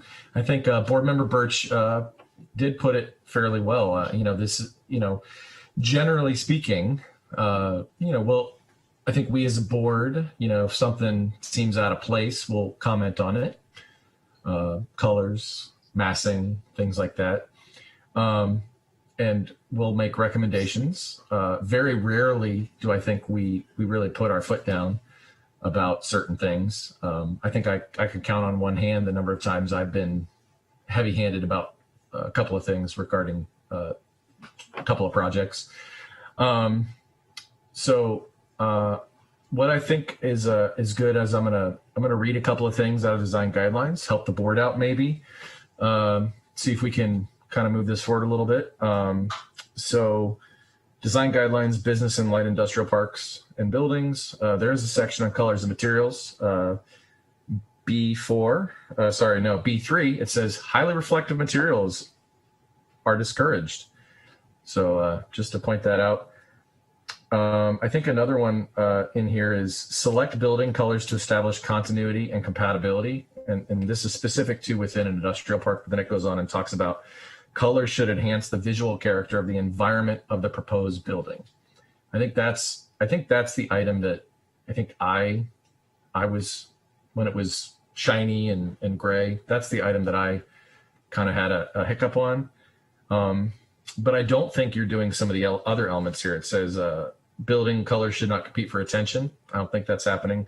Building colors should not become signing or signage for the building or site. I don't think that's happening either. And then it talks about integral coloring and stuff, which is pretty standard. That's B1. There are some items in here within the design guidelines that do allow us purview over color. I think the biggest thing I'm hearing from everybody is that the colors as they stand are competing with the landscape around it. I think that's what I'm hearing the most from everybody. The other thing, I'm going to summarize. Can you clarify that though? Because there's some things getting miscommunicated and we want to get a solution. So when you say, and I agree with your read on the design guidelines, but like the continuity and competing with the environment, we're looking at green grass and, occasionally, right, a blue sky and then some grayish cloudy sky, right? We have gray and green. And I'm not just speaking as the lawyer, like we talk to our architect, we talk to the designer, it's their recommendations to take those palettes and say, blend it to the environment, green and gray, so we're kind of befuddled. We need clarity. For sure. And I think that's what we're going to try to get there. I was going to summarize just some of the other comments I heard, see if we wanted to add or delete some of the conditions, because I want to get you to approval, and so that's where I'm trying to go here. So what I'd like to do is I think we can delete item 11, 12, and 13 out of the conditions that were in the draft resolution, since those have been met. So, and that's Jim, what you were talking about, the plans and all sorts of those things that were correct. Appreciate that. Yeah. So I think we can delete. I think it's hang on. I zoomed past it. I apologize. 11, which is a utility building, a guard building. 12 is the garbage enclosure, and 13 is the fence details and fence materials. And then 14, I think, is the one that we're going to have to work with. But we'll come back to that. I did hear a comment about flipping the mountain swoop. Was there anybody else besides Adam that felt one way or the other about that? I just want to be able to cross it off. And nobody felt strong about the swoop, the mountain, where it's located? You have to do it. No? Okay, cool. All right. And that's fine too. That was merely a thought on that. Yeah, totally. Place. Thank you. And then Danny kind of addressed this about the ability to cut the panels. He's fairly confident that that can happen. So I think that's not an issue. So then I heard a number of comments about this, and I wonder if this is what may help drive us to a color, maybe, or maybe at least a condition. I don't know. That the building is situated with a sense of place and reflects the nature and space of the adjacent land around it. So that's a comment I heard in kind of various veins from a couple of folks. I don't know how to condition that, but I wanted to remind everybody of it because that would be the only kind of big thing I heard is so situated, that the building be situated with a sense of place to reflect the nature and space of the adjacent land around it. So that's what I heard. Does anybody want to try to take a stab at rewriting item 14, which would then become item 11? Or maybe actually, let me take a step back. So the tree thing, item number 9, I think this is probably going to be an easy one to deal with. Item number 9 was talking about the diversity of the heritage tree selection. And I guess that was with regard to the trees along the south edge of the property. And then I guess there was a public comment that those all become evergreens. So I guess I'd like to ask the applicant, Danny, do you have a problem with that? If getting rid of live oaks or valley oaks that are prone to disease and picking another tree, do you care, or are you attached to valley oaks? No. I mean, you're saying replace valley oak with heritage trees. No. There's a whole palette of heritage trees in the city of Santa Rosa. I think Adam can probably speak better to that. But basically, the comment from the public was they're prone to disease, particularly in this area. Could we replace it with another evergreen? Is that correct, or am I messing that up? No, that there are evergreen heritage trees, but I don't see a need to throw out the plant palette that they have and within the design that is there. Partially, evergreen, we're talking conifers most likely, but these are evergreen heritage trees. Valley oaks the valley oaks are deciduous, but they do have the structure. Coastal live oaks, they are evergreen. They are not deciduous. A lot of these other ones, the toyons, the flannel bush, they are evergreen trees. And so I don't necessarily see the need for our applicant to throw out the plant palette of what's here. I think introducing a monoculture of, say, redwoods I would object to that. If the applicant came with that, I would object to that. I would like to go with the diversity that they've represented in their plans. And Danny mentioned that with even just a moment ago, wanting to bring in that diversity of the plant palette in front. And I think that's really great.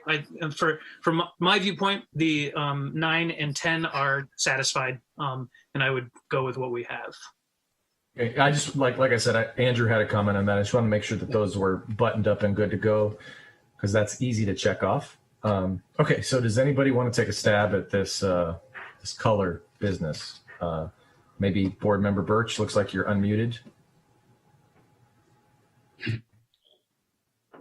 Appreciate entirely the attorney's view here, and I've suggested several times that it is a slippery slope to go down. But when an applicant is non-responsive to a comment, I'm not sure what your opinion or Danny's opinion or your architect's opinion is of the differences between warms and neutrals. But the cadet gray is essentially the color of the shale that's on the site right now. The reflectivity of the panels is that you've selected for Alucobond is in the sort of mid-range or above mid-range of reflectivity. So if your architect has served you poorly in making selections, that is unfortunate. I don't know if a simple solution here, and it's the kind of solution that I absolutely hate. On the Alucobond website, there is a choice of cool, neutral, and warm. Both the colors that are selected are in the neutral category. You simply have you push the buttons and select colors from the warm palette if you want a simple solution here. At a certain point, gray and such is not exactly subjective. That's me speaking as a designer who works in those areas every day. I don't think we're looking for 7 people to agree here. I think we're looking to have the applicant bring a solution that meets the recommendations of a board that generally wanted to address a 55-foot tall building that's in a transitional zone between residential, rural, and industrial zones. So I think it's pretty straightforward. I'd hate to see you guys come back. I never want to come back. I do this often. I'm on the other side. But I do think we need to get to a solution. If it's selecting colors or if it's selecting a range of colors or something of that nature that we can pass on and move along to staff to take care of. The problem is going to be, and this is what's tough, the problem is going to be that if we leave this straight rolling mountain line on your drawing and we approve it tonight, and we select a couple of colors or a range of colors that staff can't approve because you can't do the straight curved line, or you pick different colors later, it's going to end up back to us anyway, not by our fault, but just by the nature of the approval process. So the best thing to do is, I think, if we just come to some agreement tonight about a color from this palette, which would be fairly straightforward. I asked the question if you were beholden to a brand identity, which also, as Drew read in the design guidelines, is not allowed either. So I think we can get there. I don't think it's that hard. I think it's a matter of I think it's asking the applicant if these are colors that are near and dear, or can we do this? I don't like this. I don't like this idea of us sticking colors on the building, but the colors that have been brought forward are not acceptable to this board, and I can see this board continuing again or denying. So that's my 2 cents. Yeah, Thanks, Michael. board, I could appreciate the color comments. I want this building to look as good as possible and to please the residents of Santa Rosa as much as possible. I'm not, maybe I think one board member said that they liked our middle rendering that was a draft version, but I'm okay with that color. I think it was a white and the light green, or maybe just to kind of get this going, let's have Andrew put an earth tone color palette on the screen and let's decide. I mean, I think the building is going to look great, no matter what color we put, but I obviously want to get the board's support, and then we could, I don't know what the legal way of conditioning it, Jim will chime in on that, but let me know if that older version pleases the board. I thought those colors were cool too. I mean, you got the white on the top, like the sky, kind of blending in with the clouds. And then, the bottom half could be, and I know people didn't really like the green, but, right next to me is a grassy field, right? So again, our intent when we did have a design huddle was to comply with what you guys told us last time.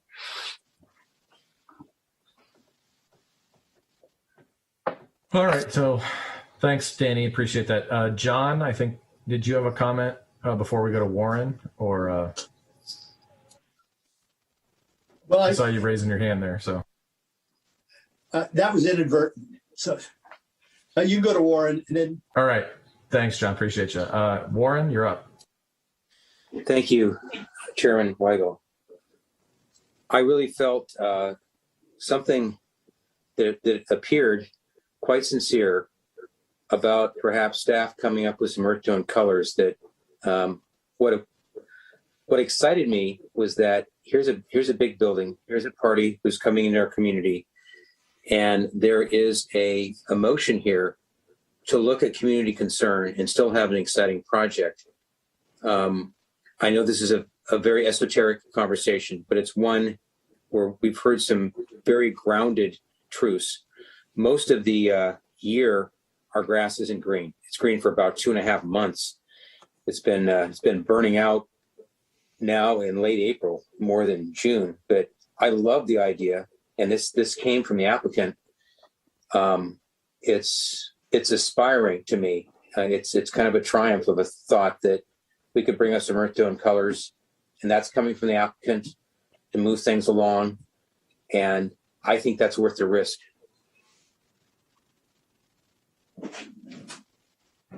Sounds good. I do want to point out one thing. I was just looking at the old Google Earth. Funny enough, the building that's across the street, I think it's a shipping facility, is like a beige and then a pink terracotta. Yeah. So kind of humorous, since we were talking about no pink terracotta earlier. So Bill, do you have a comment since you're showing up on the screen on my screen here? Yeah. I've been listening to everything, and I first just want to say thank you to the board. I think this has been a great discussion.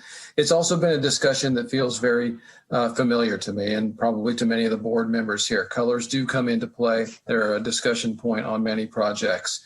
What I'm hearing, and what I'm wondering if maybe we can distill it down to a little finer point is often this type of discussion results in a suggestion, a range, you're directing the applicant to maybe go a little bit further in one direction or another than what they presented. It's not uncommon at all.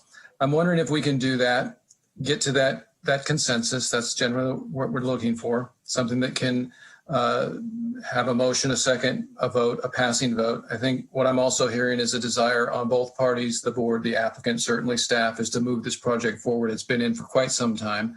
But I think what we need is that condition language, present it right to the applicant and his attorney to see if that is sufficient and see if they accept that. That's a courtesy that this board has extended to applicants. It's not always the case, sometimes once the comment period's closed, you can take an action and it moves forward, but that's how this board treats the applicants. I would get to that point.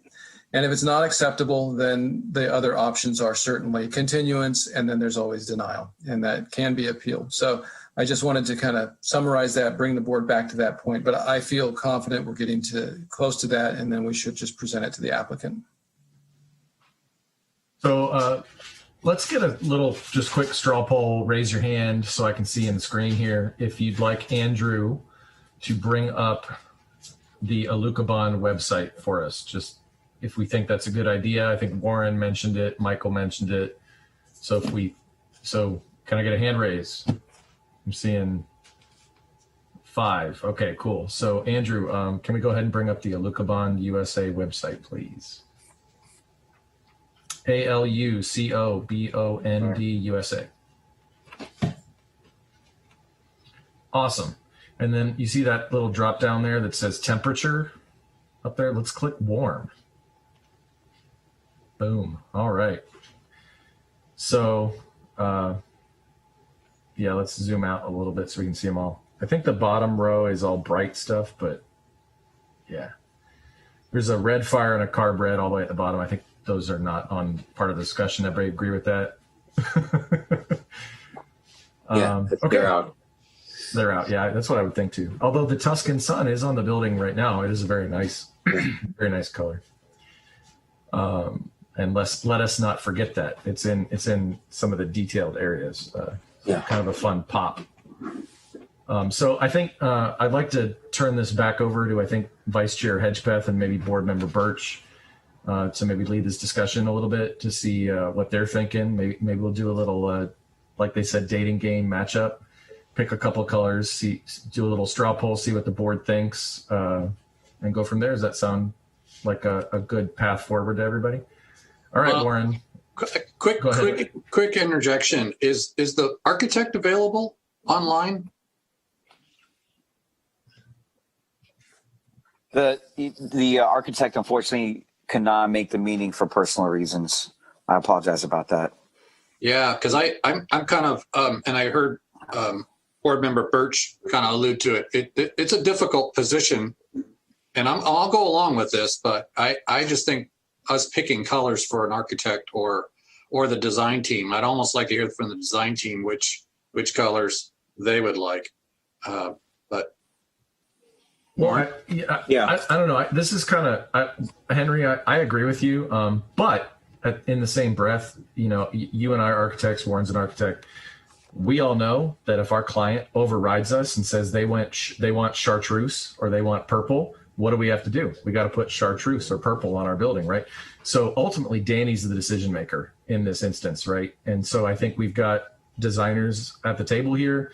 And if Danny's comfortable with this, which he alluded to, we can take a stab at this, give him a couple of options, ask him what he thinks, and maybe we can give him a range and try to condition this to move him forward. I think that's maybe the best path forward. The question on this process right now is I'm hoping we're not getting to just two colors. We're getting to that kind of range. I don't necessarily want to, handcuff them to two colors. No, but we can't. What we can't do, I think, and Bill and Andrew can maybe back me up on this one, is we can't say pick a warm color, because that doesn't really give staff a great direction. We can say pick a warm color in between medium anodized bronze and light anodized bronze that has a reflectivity value listed less than 25 on the website or whatever, right? Like I think we can put our arms around it that way. Yeah, that would be appreciated. I think the applicant's attorney, I don't want to speak for him, but I think that's what he was kind of alluding to, is some specificity is what is in order as much as we can. Short of picking the exact color, a range would be helpful. As we've said in the past, staff's very confident we can carry that forward and take these conditions to completion and to satisfy the board's interests. But yeah, that range would be very helpful. Yeah, and I can concur with that. What we're looking for is a condition that can be satisfied, right? We saw what happened when we read the minutes and got neutral and earthy, and we tried to. So I'm fine with a range of colors to be able to demonstrate upon permit issuance, right, that range is in the design. And then, of course, Danny is the decision maker. I'm glad someone pointed that out. And we would like a flexible range, if you will. Understand warmth, but we also want to reflect the colors that are in the community year round.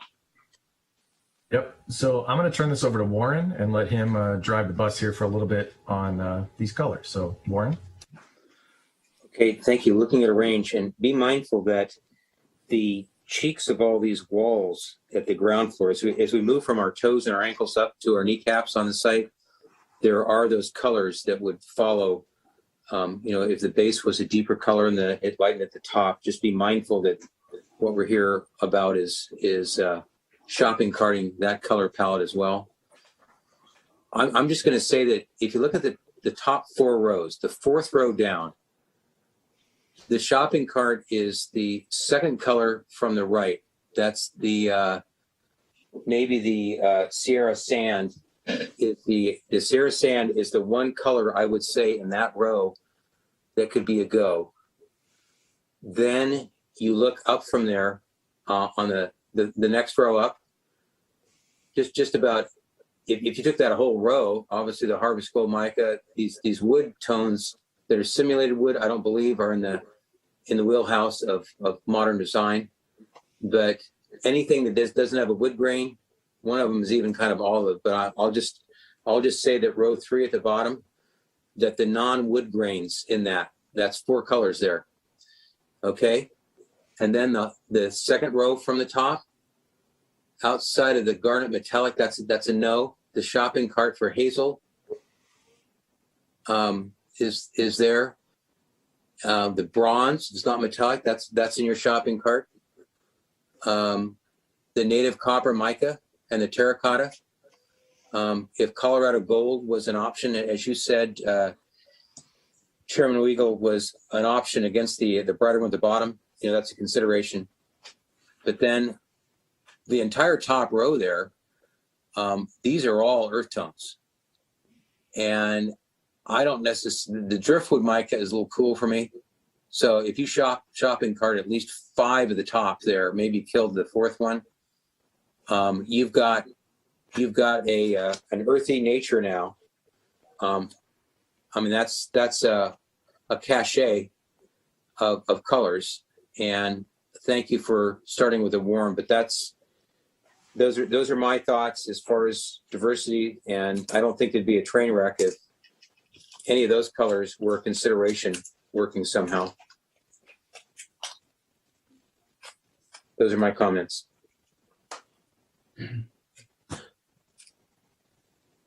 Yeah, I'd like to chime in if I could. I'd like to, again, you guys agree it should be arranged. B, I don't know if I should be held to just one manufacturer. I'm okay with just looking at this particular manufacturer because this is what we have right now. But I'd like that to be part of the deal where it's we can commit to this palette, right?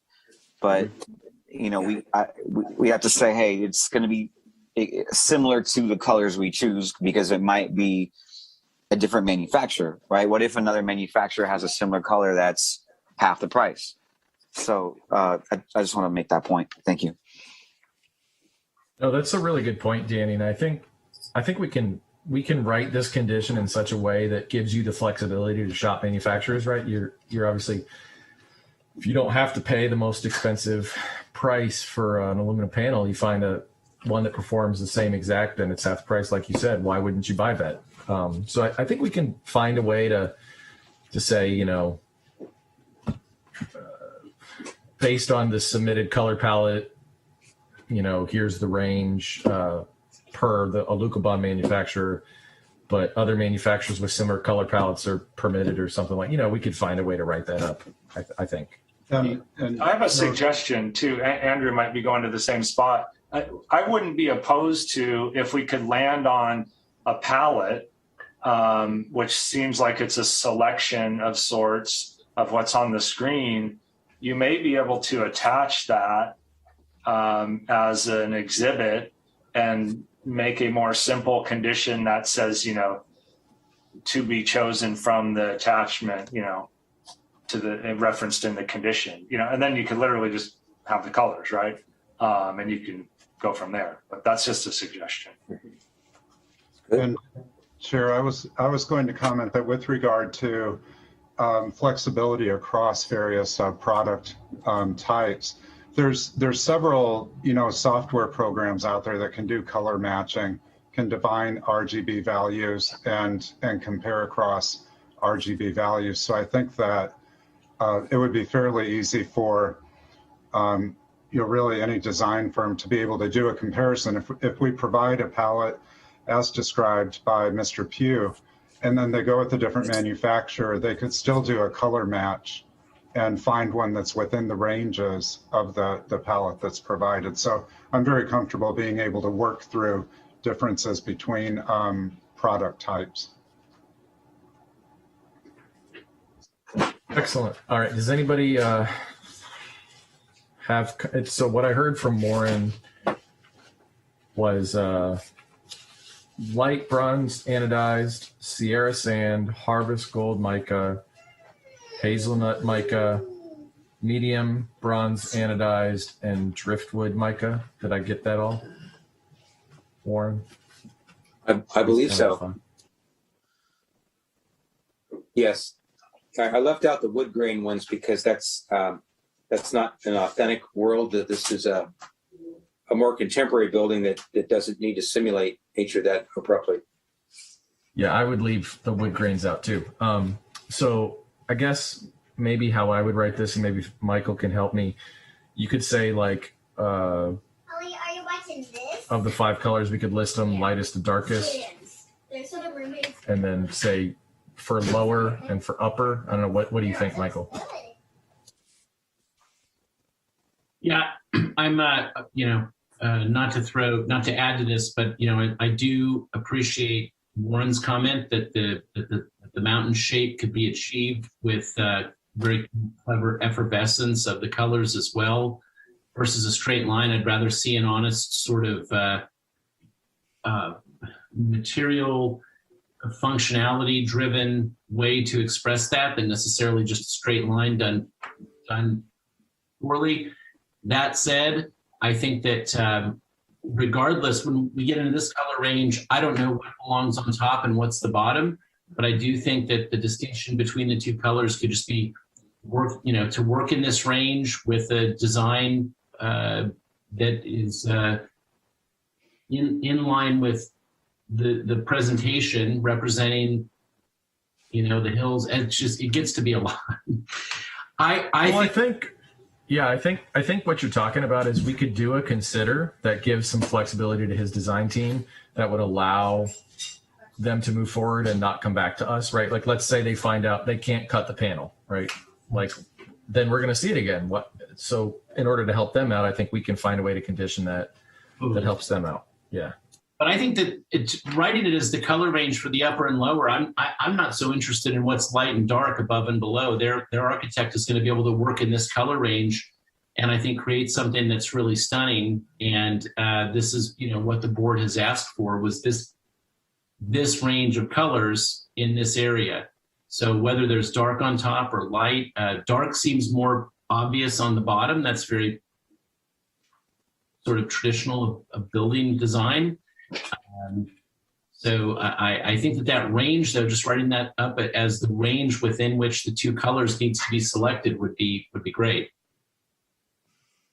This is Jim Pugh. I'd like to add one point, and I'm not the architect or the designers. You guys are better at that, of course, and qualified. But one thing I want to point out is when we select the range, which I agree with, making sure that there's some gradation in light to dark, right? If you look at the top row of what's on the screen, it's relatively consistent, right? So the massing of a building of this size will need some lighter shades or some differentiation in shades to be able to break it up a little bit. So the designers can comment on that before, but I've seen plenty of buildings when you get a certain mass, you need to break it up with other color or architectural features. So we're asking that you provide some level of flexibility in the shading range to alleviate that massing issue. Could we include some conditioning of contrasting colors in terms of light and dark, something like that? That's kind of what I was going at. Something in the range that allows you to use that color range to help massing, which is what we were trying to accomplish in the first place. Yeah, I think writing something about gradation might provide the most flexibility for your designer, your architect, in so much as I think if we say the upper must be light and the lower must be dark, but then you find that swoop can't be done, well, then maybe you're hemmed in there, right? So what if we say something to the effect of, the gradation of the panels from the top of the building down will increase in darkness or something like that. That might be the way to handle that. And then with the additional consideration of, about the design, saying, that something about that allows us to not have the fabricated edge. If it becomes pixelated, I think that kind of Warren and Henry and Michael kind of talked about kind of eroding that a little bit and creating that pixelation between. You could potentially even introduce a third color to create that. I mean, but that's up to him, right? But I think giving him the flexibility to do that. I think one other thing I want to comment on is perhaps this anodic satin mica, Warren, as well as a potential gray for them to pursue. Next there to Beechwood. What do you think about that? Just gives them 6 colors, I think. I'd agree with that. That gives them another lighter range color for the top part of the building, and that top row is pretty dark, and even the hazelnut and the harvest gold mica get onto good base colors, and we're not really giving them enough range for the top color. Yeah, and the other thing I noticed is I went into all of these and I looked at the gloss levels. Pretty much all of these that we've picked have a gloss level of 30 or less.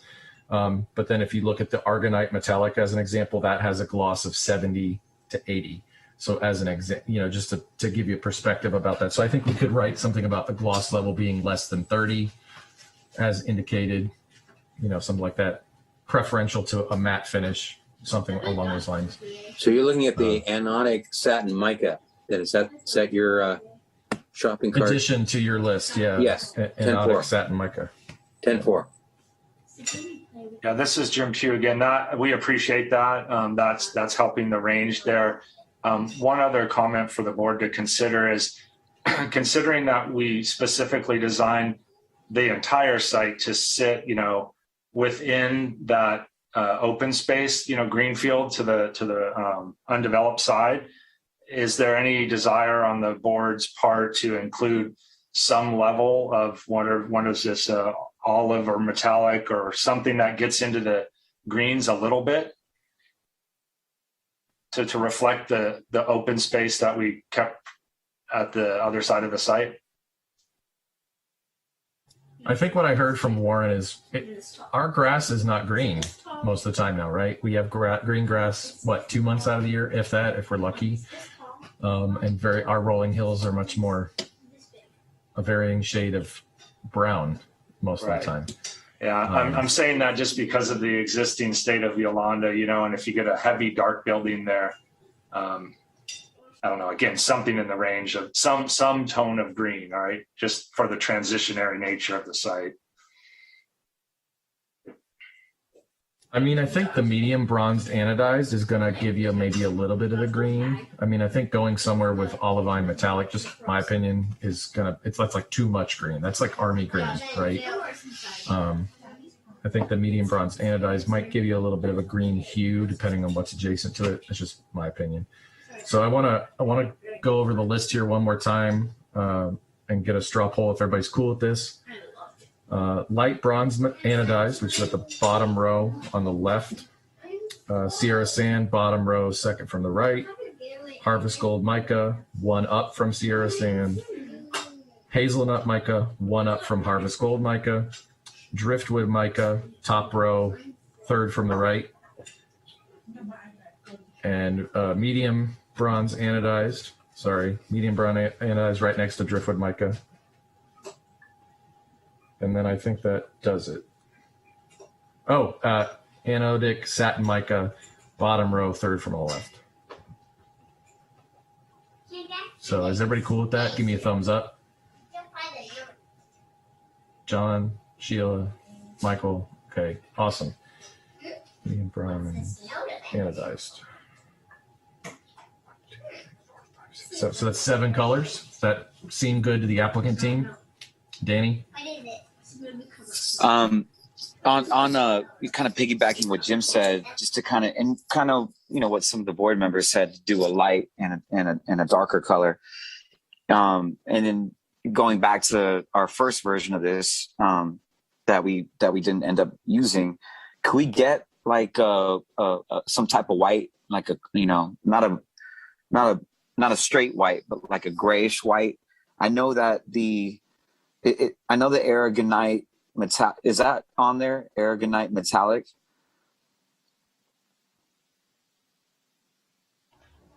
So I think it is. I think the problem with that, Danny, just this is my opinion. If you, Andrew, could you click that real quick? Sure. So if you go down here, see how it says gloss value, 70 to 80. So the higher the gloss value, the glossier the material. And actually below that is the solar reflective index, which is ridiculously high. So I don't know if you've ever been on a white TPO roof. You have to wear sunglasses to actually go on that if the sun's beaming down. So the same thing would happen here on the side of your building. You'd have to wear sunglasses so you wouldn't be blinded by the white panel. Does that make sense? Yeah, no, it makes absolute sense. Could we focus on the color as opposed? I don't mind having a range on the gloss rating if it has to be 30 or less, but I just like to have the option. I know my architect, if he was here, would like that, just to have something that gives us a range in the whites, if possible. This isn't the one, right? But maybe the one. Could we pull up the palette again, please?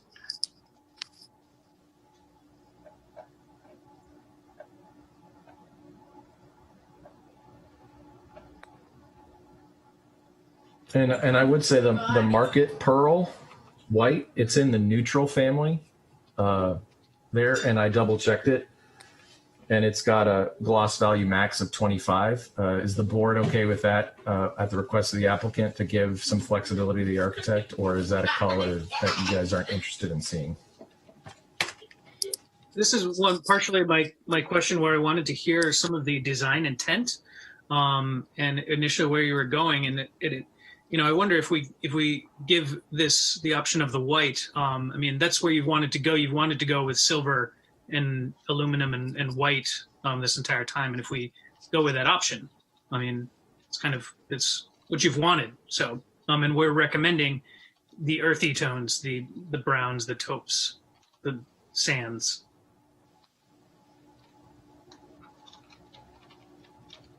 Yeah, I wasn't necessarily thinking just a straight white, and it's hard to describe, what's on, colors sometimes, but more like a cream, like a matte cream. Again, it's not really about clicking on these things and seeing the gloss rating. It's just about looking at the color and then finding the color that goes within the gloss rating that we want, et cetera. So, I'm not asking for a white, but maybe just almost like a creamish, maybe a lighter gray. Which that oyster that's up on the screen kind of fits that build. Is that what you're looking for? Yeah, I mean, I think someone made a pearl white recommendation. Can we look at the palette again? And obviously we'll go with what the board likes, but. So Danny, I was mentioning the market pearl white is in the neutral palette, and I think we've heard from Warren and Michael about maybe staying in the warm palette. Okay. So the market pearl white may not fit that bill, but the oyster certainly might if I see some consensus from the board to add to the palette we've created here for you. So I'd just like to turn it over to them and see what their thoughts are. My comments about the pearl white earlier was that it was a little more of an esoteric kind of design discussion comment, which was to say, tell me a story about the fog. But it's not necessarily what we asked for or what we're looking for. So I just, I look for logic in design, in a design strategy. And I was surprised, you could have entertained that thought. But I don't think it's right given what we had asked for. I think we're headed down the right path with the 7 colors that have been defined. I agree. I think the whole contrast situation is because of the wealth of deeper colors, the contrast to the lighter that we have. If you compare the palette we have, there is certainly optimistic lighter colors in that palette. I'm concerned about accents here and there blowing an uncertain trumpet. So I'm in agreement with Board Member Birch. Yeah, I mean, let me know the lightest color that the board is comfortable with, because again, I'm just trying to give the architect as much flexibility as possible. If you guys see one that would be acceptable, I would appreciate that. I think the Sierra Sand is that color. It's an 8 to 12. Activity. It's got a slight texture to it. It seems. Well, we also added the anodic satin mica as well. That's really the lightest. A little bit cooler. You bet. Can I see that color, please? Which which one is that? Anodic satin mica. Oh, sure. Okay. Right next. Yeah, there you go. And I think the crux of some of this is that we're also trying to avoid going very light, very white. Okay.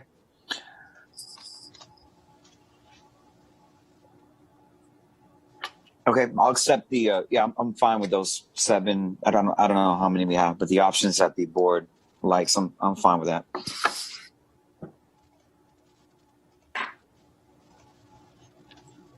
our message from Santa Rosa is you are at choice. We aren't emphatically brittle or thorny. There is a way for you to express yourself in our community within hopeful collective community. I appreciate that. I can appreciate that. Thank you.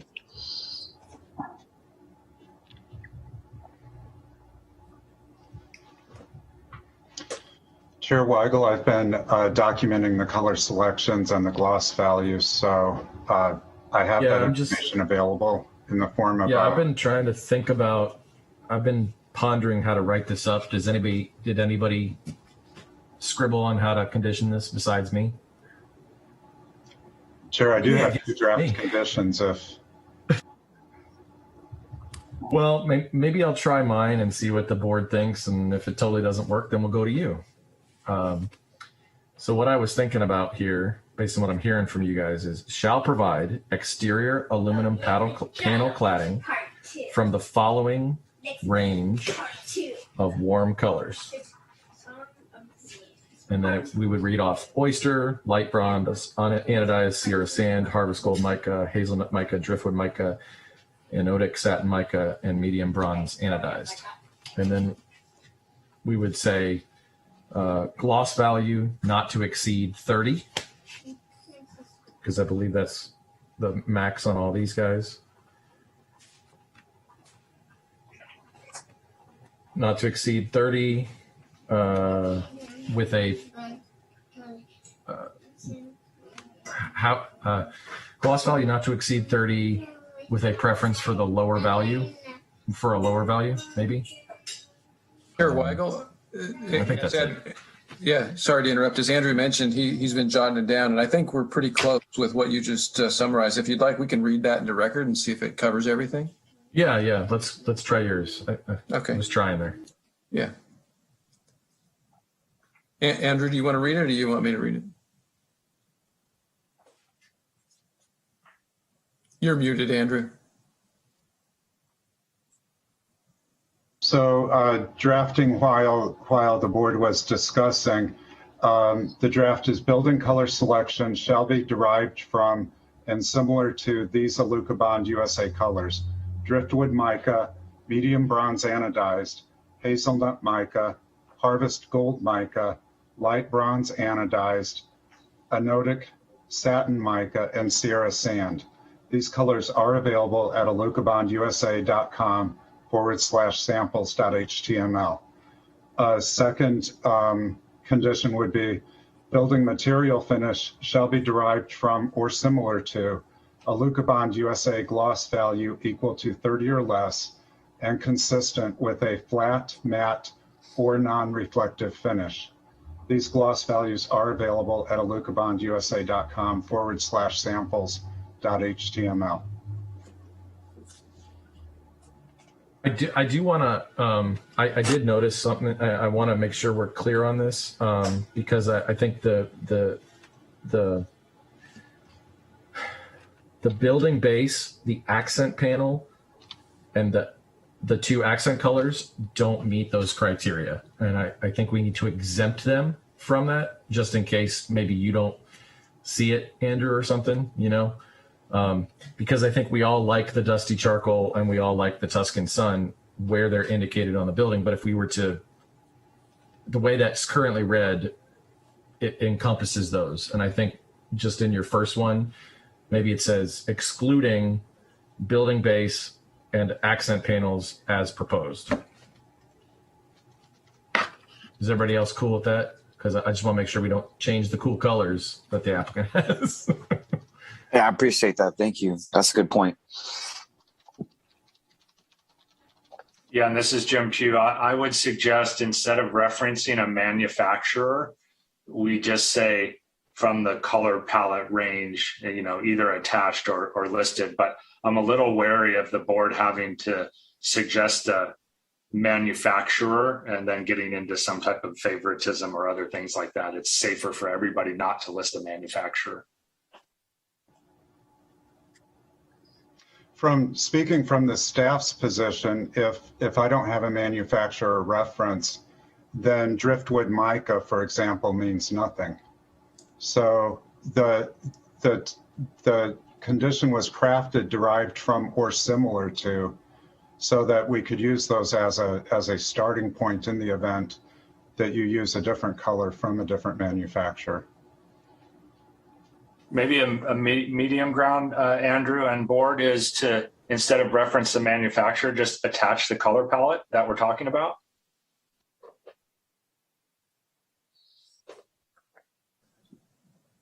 I think that the way Andrew has it drafted, it's attached by default. He has the link indicated, so it will be essentially part of that. And as Andrew's indicated, it's just a reference point through color eye detector or some other technology. We'd be able to match this as close as possible to another manufacturer. So I would say that from the staff perspective, we feel confident that we're achieving both the board's goals and also, I think, what we're hearing from the applicant as well. Yeah, I agree with that. As long as you make sure there's no obligation to buy from that manufacturer.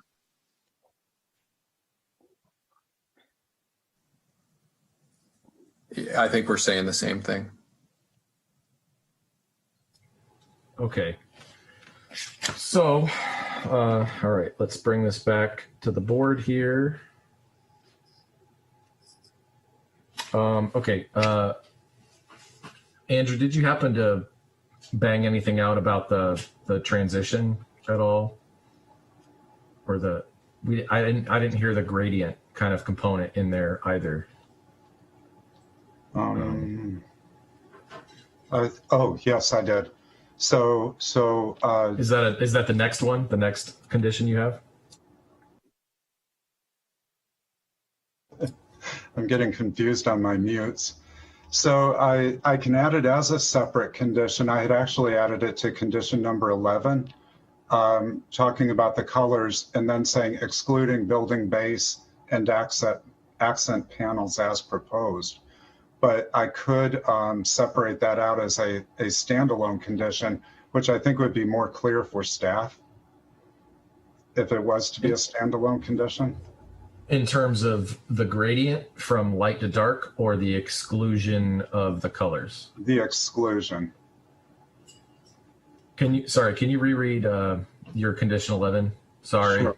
I'm being difficult. I apologize. No, it's totally fine. I definitely want to get this right. So building color selection shall be derived from and similar to these Alucobond USA colors: driftwood mica, medium bronze anodized, hazelnut mica, harvest gold mica, light bronze anodized, anodic satin mica, and Sierra sand, excluding building base and accent panels as proposed.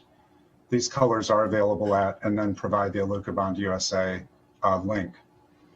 Okay, so let me, now that everybody's heard that again, I know, I think Warren, Henry, and Michael had some comments about the gradient component. Do you guys want to include it in this one, or do you want to put it in its own condition? To obviously to give the applicant some flexibility with their design as well. You know, like we were saying, if that hard line doesn't happen, we prefer not to see them and give staff the flexibility to give them an approval, right? We would concur with that. And a term that I see used a lot is substantial conformance with, right? So if you're conforming with the general design intent and palette, the staff can then decide about that substantial conformance with.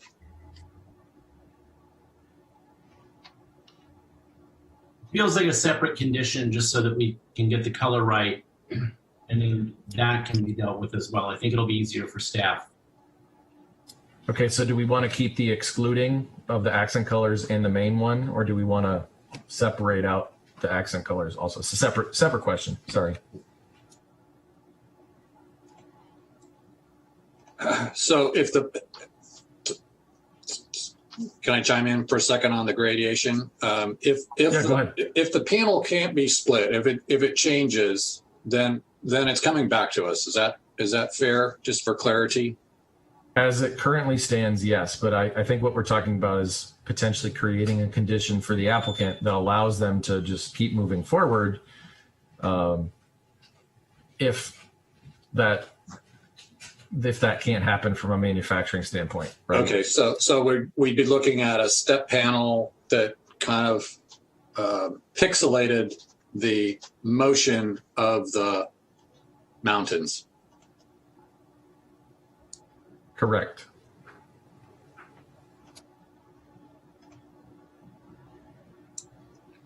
That's a tough one. It's the kind of thing you don't. I don't want to delay this tonight. I want it to move forward. I appreciate one of our board members' comments about moving a project along, but at the same time, I think we wouldn't be doing our job if we didn't try to get it right. Okay. Is there a consensus about at least providing some direction about light color on top, dark color on bottom? Okay, so that would be a separate item, Andrew, I think. And then I guess I don't know. Okay. I'm open to that. I think the applicant all along had that intent.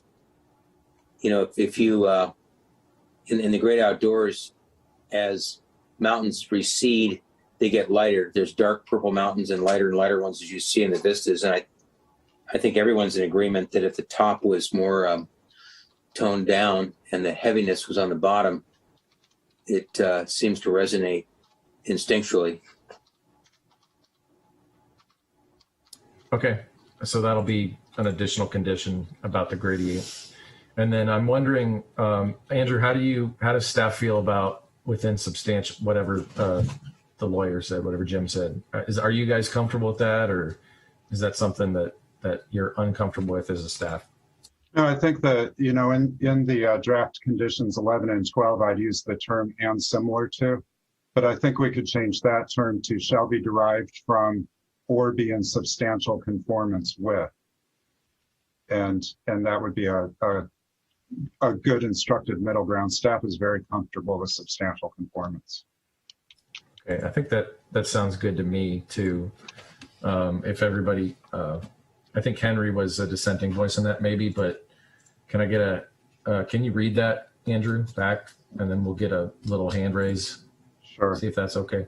So draft condition 11, building color selection shall be derived from or in substantial conformance with Alucobond USA colors, driftwood mica, medium bronze anodized, hazelnut mica, harvest gold mica, light bronze anodized, anodic satin mica, and Sierra sand, excluding building base and accent panels as proposed. These colors are available at, and then insert the alucobondusa.com website. What's our next one now? Then draft condition number 12, building material finish shall be derived from or in substantial conformance with Alucobond USA gloss value equal to 30 or less and consistent with a flat, matte, or non-reflective finish. These gloss values are available at, and then insert the alucobondusa.com website. And then do you have a 13 about the gradient? So I started with 13 about the gradient, well, about the ordering of building color. Building colors shall be ordered with lighter color above darker color. And that's as far as I had gotten on that.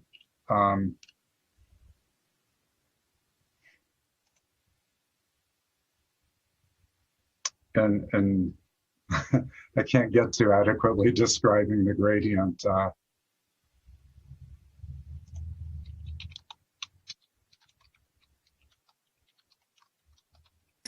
My thing muted me. I don't know why. Is everybody okay with 11 and 12 as they currently stand? Thumbs up from everybody. All right, perfect. Awesome. Okay, and then we'll work on 13 here about the gradient. I think maybe Andrew, I would say kind of the way you've started. And then I would say in substantial conformance with the proposed design intent or something like that to encompass the fact that they're going to have the hump, but if they can't cut it and they go pixelated, it's okay. How are you feeling about it so far? One suggestion, Honorable Chair, would be able to say what you just said and then reference the plans that dated July 12th, if that's the one that's before you tonight. And then that will give a reference point for staff, if Andrew's okay with that, to do the substantial conformance with the design intent as shown in and the date of the plan.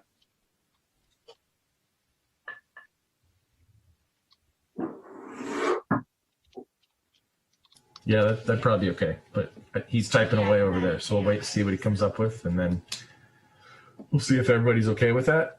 And then while Andrew's typing, did anybody have any other comments about fencing, lighting, trees, anything else that we didn't hit that we need to make sure? I think condition 11 covers the discrepancy in the plan set in terms of the gloss or matte that handles that we talked about earlier. But does anybody have any other final items they want incorporated? I just wanted to mention, this is a courtesy for the applicant. Pure and Freeform, they're HPD compliant aluminum panels. It's a whole range. It's there's no petroleum VOCs. It's they can be 177 inches long, but I just want to put that out there for them. Pure and Freeform is an alternate site to look at to find expressive freedom in the earth tone world.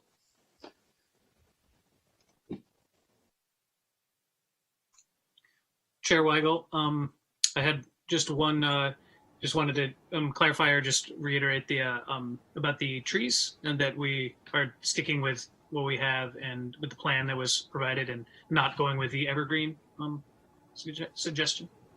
Yep, I think we're good. Perfect. On that one, yeah.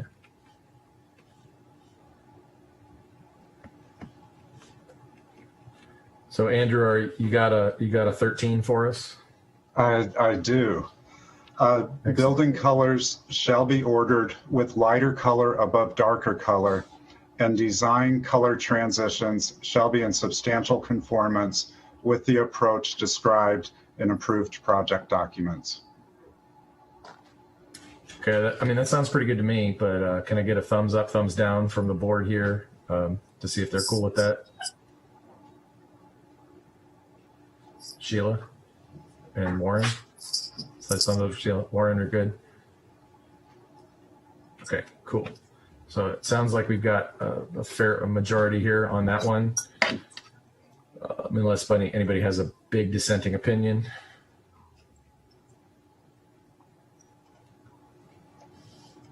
Okay, so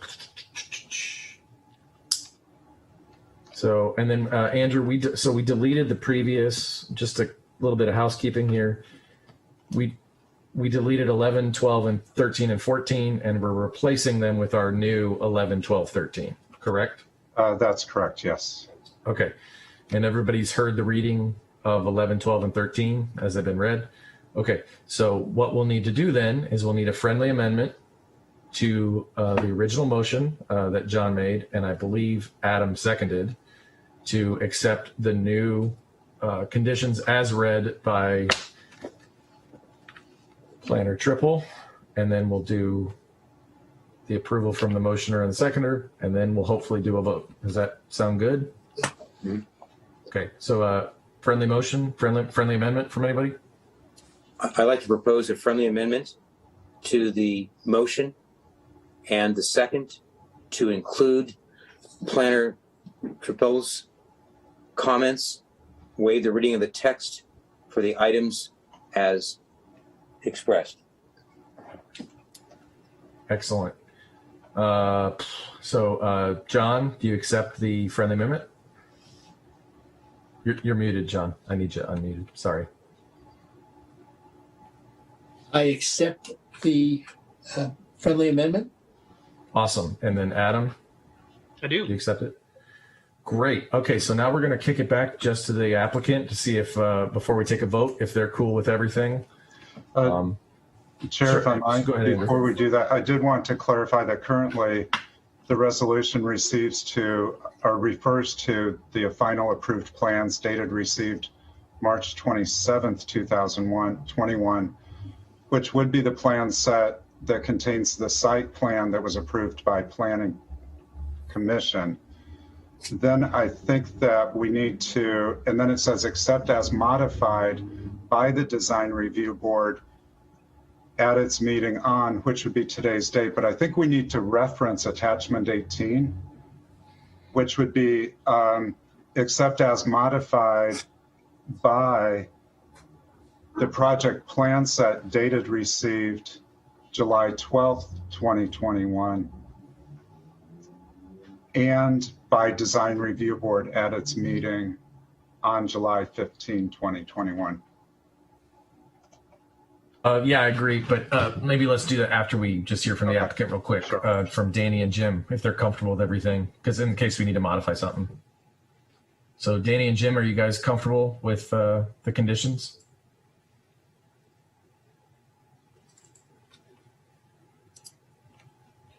I'm still here. Sorry. There you go. Yeah, Go ahead, Danny. there I am.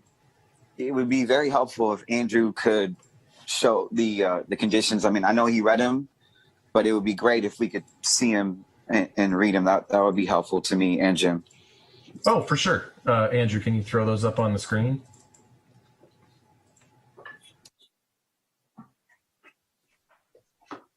And while we're doing that, is everybody okay with modifying item? It's under the Planning Division, item 2, I believe, under the draft resolution. Is everybody okay with what Andrew proposed? Just quick thumbs up or thumbs down. Okay, cool. Andrew, I think they wanted to see the conditions of approval, 11, 12, 13.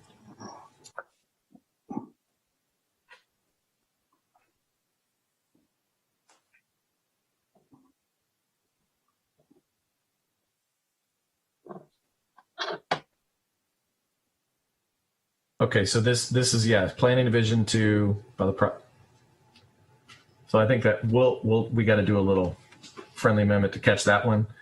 But are you guys okay with that, applicant team? That one just up there? I mean, yes.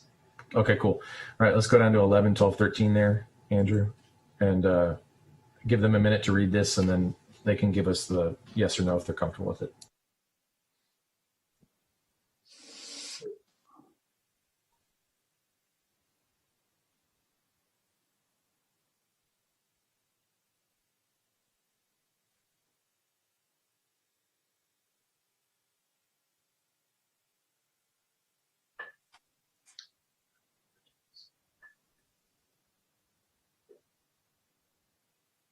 This is Jim Pugh. I would only add one word as subject to Danny's further review of it, but it's in number 11 at the second line after USA Colors.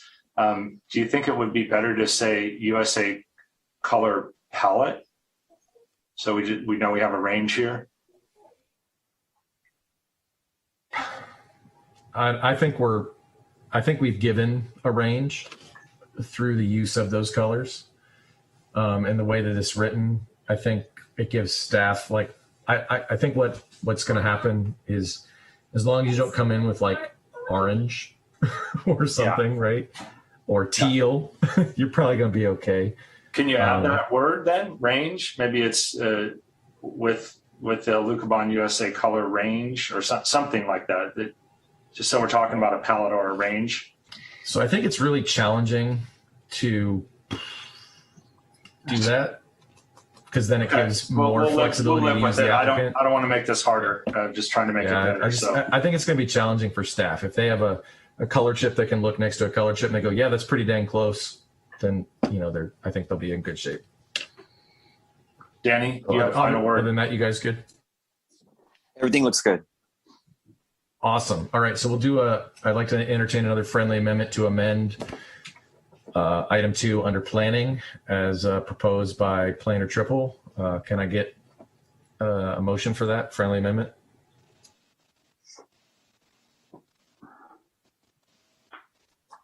I'd like to make a friendly amendment to embrace, clarify, and secure Adam Trappell's most recent modifications as noted into the record. That includes the site plan. Is that clear enough? That's good, Warren. Thanks. John? I accept the friendly amendment. And Adam? Yes, I accept. Okay, perfect. All right. So what that means is we're ready for a vote. So Patty, can I get a roll call? Okay. Roll call vote. Board Member Wicks. No. Board Member Wolski. Aye. Board Member Sharon. Aye. Board Member McHugh. Aye. Board Member Birch. No. I'm sorry, I didn't catch your vote. No. Board Member. Okay. Vice Chair Hedgepeth. Aye. Chair Weigel. And Chair Weigel. I know I'm thinking. I'm sorry. I didn't think this would go the way it did. So I'm thinking for a minute. I apologize.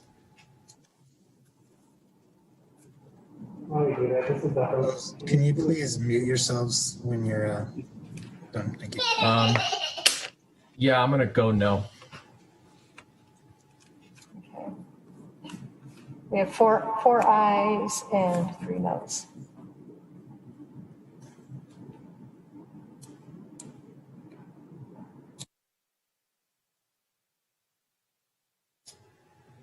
So I believe the motion passes. Yes, correct? Yes. It passes. All right. So that being said, you guys have an approved project that's been conditioned. Thank you very much for your time. We appreciate it. And hopefully you'll be building a beautiful building on the south side of Santa Rosa here fairly soon. Thank you for your time. Yeah, thank you, board, for your hard work, and I appreciate you guys making, I don't know, almost 3 hours of time here to help me figure this out and get across the finish line. Thank you. Have a good evening. Thanks so much, Danny and Jim. We appreciate your time as well, and great building, and look forward to seeing it. Absolutely. So with that, item 8.1 is closed. Bill, I was thinking we would maybe take maybe a 10-minute, 15-minute recess, maybe to 7:30. Does that sound good? That would be greatly appreciated. Okay, so let's take a recess till 7:30, and we'll see everybody back at 7:30.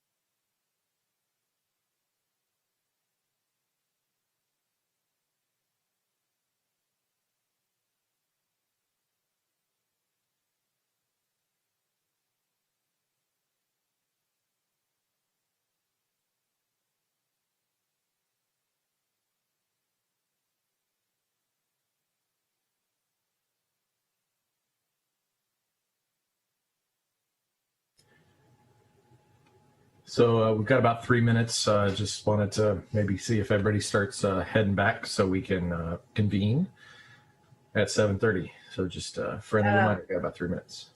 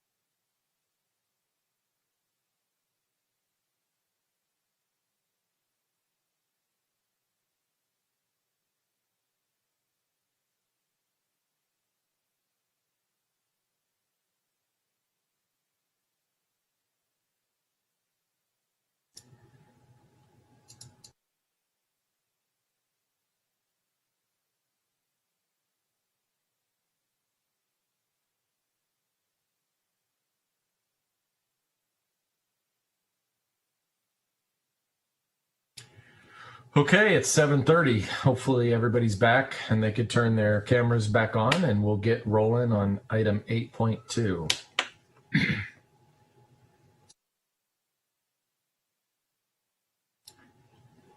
So there we go. There we go.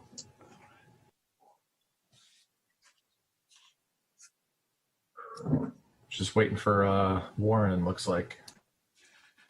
Wow, this group looks well fed and hydrated at this point. Well bathroomed, yes. Speaking of hydration. Well, considering the next item is a concept item, we can start without him. We do have quorum. I can't. You're not letting me start my video.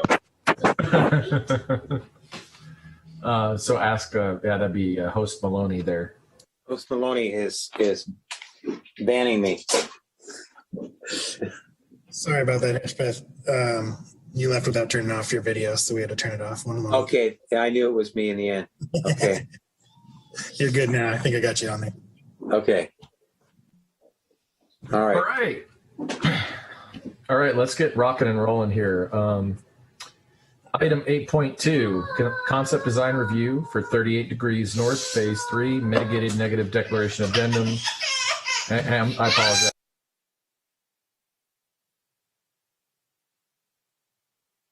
I was screaming 4-year-old. I apologize. I think her sister hit her.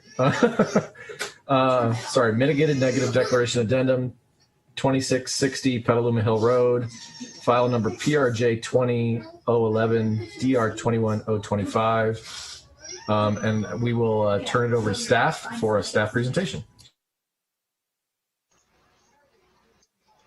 Thank you, Chair Weigel. I'm going to go ahead and open up this presentation. Oops. And while Planner Ross is doing that, we're going to do staff presentation, applicant presentation, questions, comments, bada bing, bada boom. Sound good? Okay. And then we'll try to fit in some public comment in there too.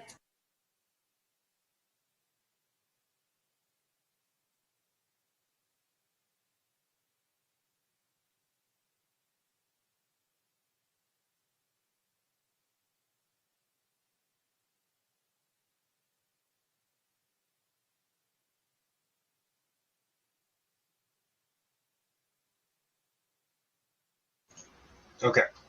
Do you see the presentation correctly? We do. Thanks, Adam. Okay. Just the presentation, right? Just the presentation, correct. Okay, excellent. All right.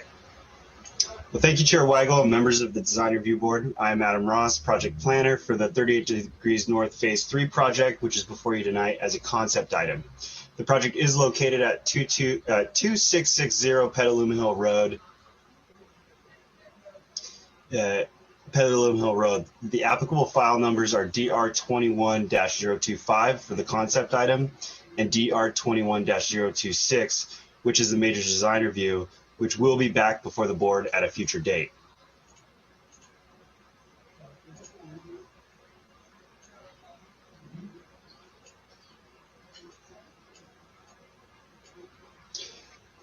As a concept item, the purpose of the meeting is to provide an opportunity for non-binding comments from the DRB as to how the proposal may meet the city's development priorities. Hey, Adam, your Yes. page didn't switch. I heard you clicking, but no page. So this is the second slide. On slide one Nope. that just got we're still on slide 1. Oy. Let me. That's why I said something. Thank you. Give me just a few minutes to try and figure this out.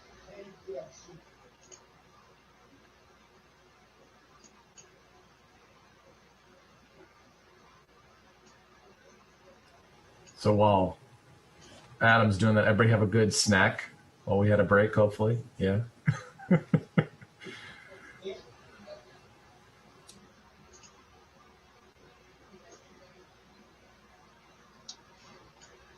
And I can read the slide. Provide an opportunity for non-binding comments from the Design Review Board as to how the proposed project may meet the city's development priorities. Reminder, there is no action being taken on the item tonight. So now you can start on page 3, Adam. Okay.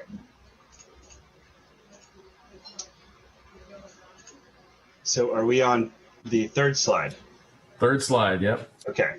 The 38 Degrees North Phase 3 project proposes to construct 30 new multifamily units within 2 buildings, one being a 20-plex and the other being a 10-plex building with 46 new parking spaces, which requires a 23% parking reduction. At full build-out, Phase 1 through 3 are to operate as one community and will have access to all community amenities. This proposal does not affect the 2.54 acre open space preserve as provided in the previous phases of this development. As part of the 38 Degrees Phase 2 project, there was an approximately 1.29 acre parcel that was to be developed as a commercial shopping center as part of a separate application. You can see that location on the landscape site plan from Phase 2, which is here. Here you can see a portion of the general plan land use diagram where the location of the project denotes a community shopping center, as well as being within the CSC Commercial Shopping Center zoning district. However, after the approval of 38 Degrees North Phase 2, the applicant conducted a market feasibility study, which concludes that the location cannot support a community shopping center. That market study was not included as part of the packet tonight, but is part of the project file being reviewed for the general plan and rezoning applications and is part of the public record. So you see the star, this is the location right here. The project as proposed requires a general plan diagram amendment. a rezoning application, and a major design review application. The general plan diagram amendment and rezoning application is reviewed by the Planning Commission, who then makes a recommendation to City Council. City Council is the final review authority for those entitlements. The major design review will be brought back to the Design Review Board at a later date. On this slide, you will see an approximate location for Phase 3. And on the right side, you will see the site plan for Phase 3 as proposed. So here's here's just like a general location of the aerial, and here's the site plan for Phase 3. Here's a close-up of the site plan for Phase 3, and you can see the entrance to the site shares an entrance with Phase 2. So right here off of Farmers Lane. Here's a view of both Phase 3 and Phase 2 and how they will be connected at build-out. So here's Phase 2, which is already approved, and here's Phase 3, which is under review tonight.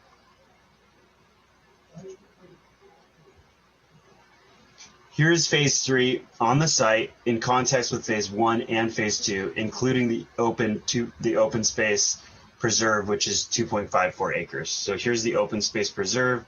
There's a pedestrian bridge that goes over it. Phase 2, part of Phase 2 as well. Here's Phase 1, which is already built, and this is Phase 3, which is Farmers Lane and Petaluma Hill Road at the intersection, which is catty corner to the previous project that you recently went through. So I'll go over these next few slides quickly since the applicant is prepared to discuss in greater detail. I'll hold them for 1 to 3 seconds each up until slide 20.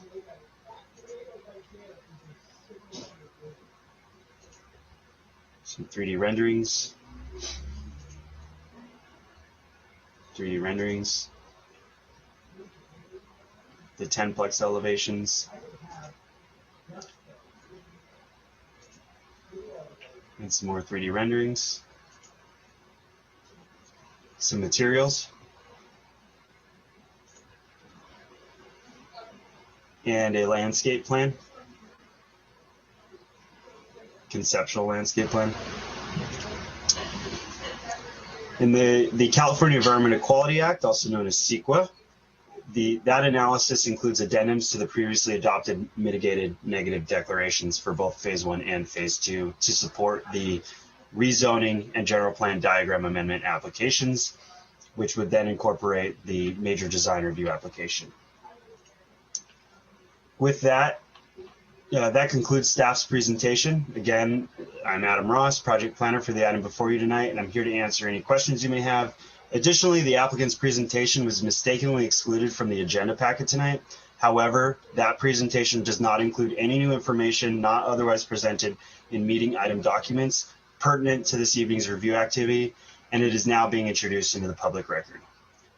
Thank you, and whenever you decide is an appropriate time to start the applicant presentation, I will do so. Let's do it. Let's just roll right into their presentation and get them hooked up with speaking and whatnot, and then we'll go back to the board for some questions, I think, maybe. Perfect. And so the applicant, just an FYI, when you need to change a slide, just let me know.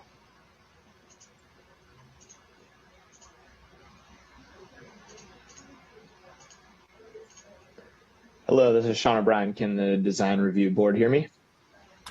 We can. Welcome, Sean. Thank you very much. On behalf of Kennedy Wilson, the project applicant, I'd like to introduce the project 38 Degrees North, Phase 3. As Adam kind of described, this is the last part of what is a 3-phase multifamily project on this site.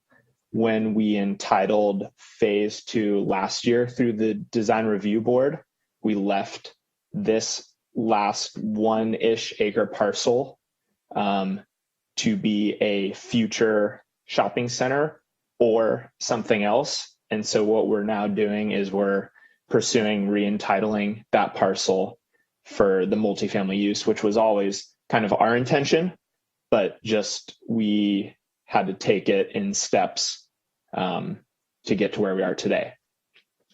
This presentation is mostly just rehashing the design packet, or the architectural conceptual design packet. So let's see if you could just go to the next slide. Next slide, please.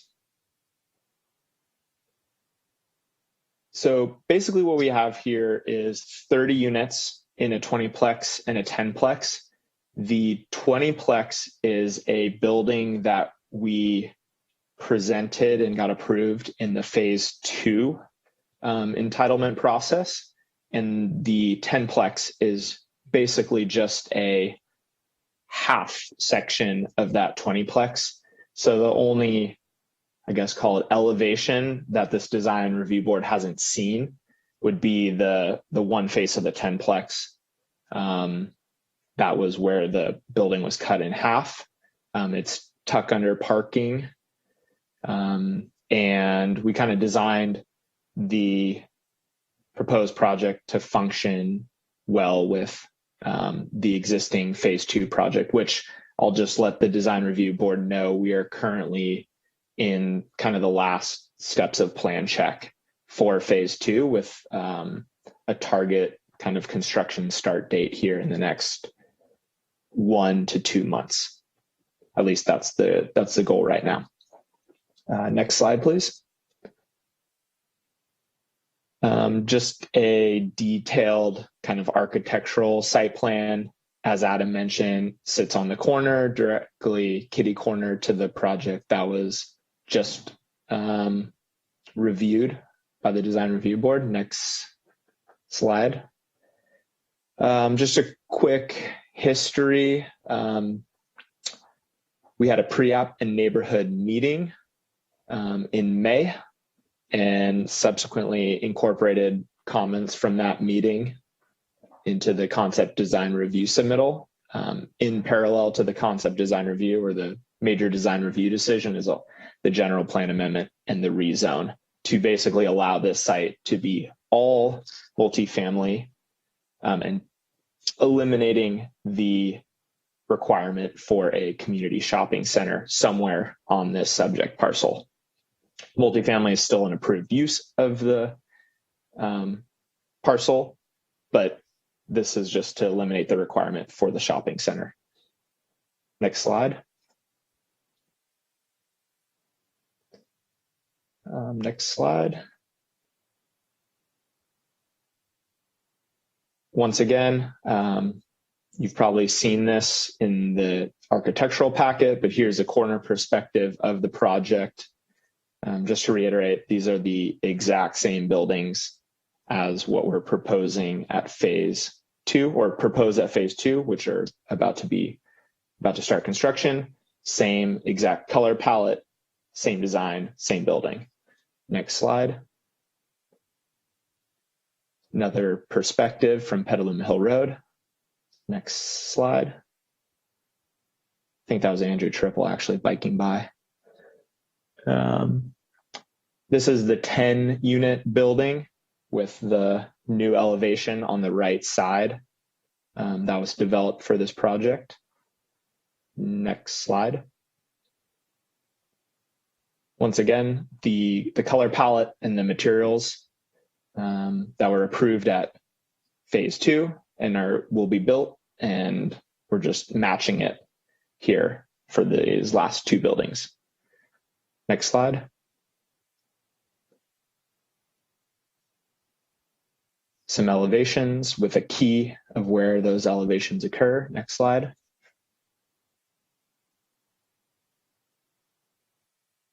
Next slide, please. And the new 10-plex based off half of the 20-plex. Next slide.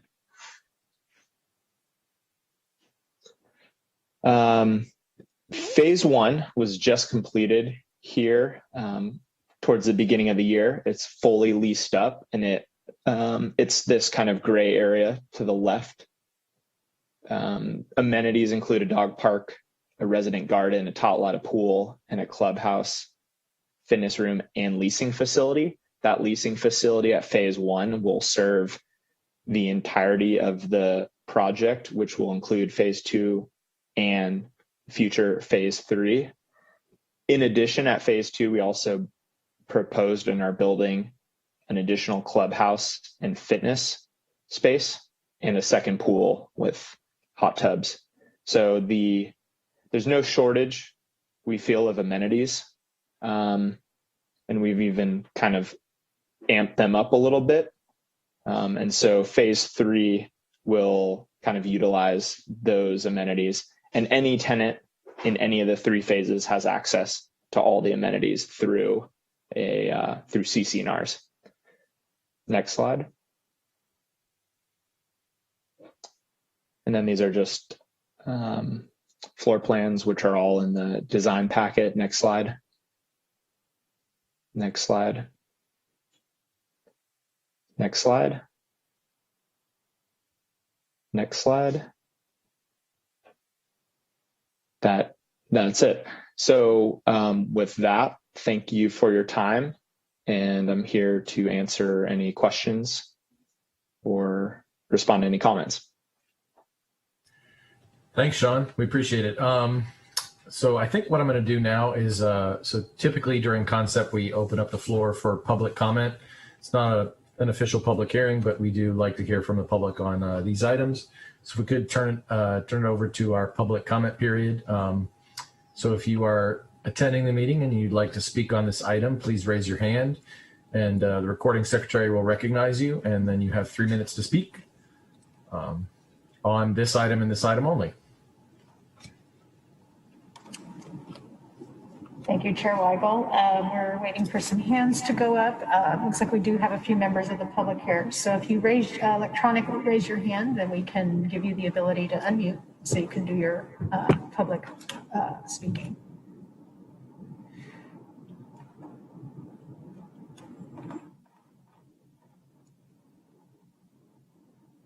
Okay, we're not seeing any raised hands at this time.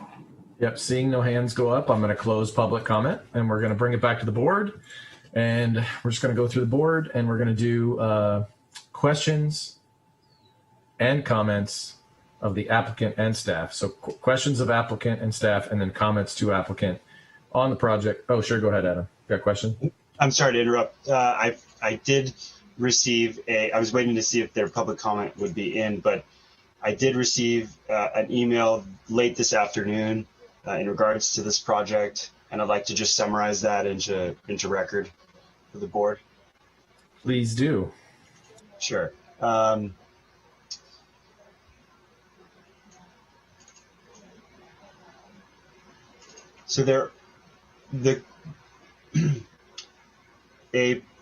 an email was received by a neighbor to the project site who has had some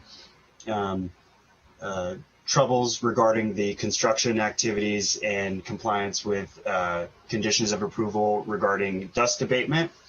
And then in regards to the redesign, they're not supportive of the 30 units. They think it is unnecessary in this location, as there are already other units being built, and does not support the parking reduction of 23%.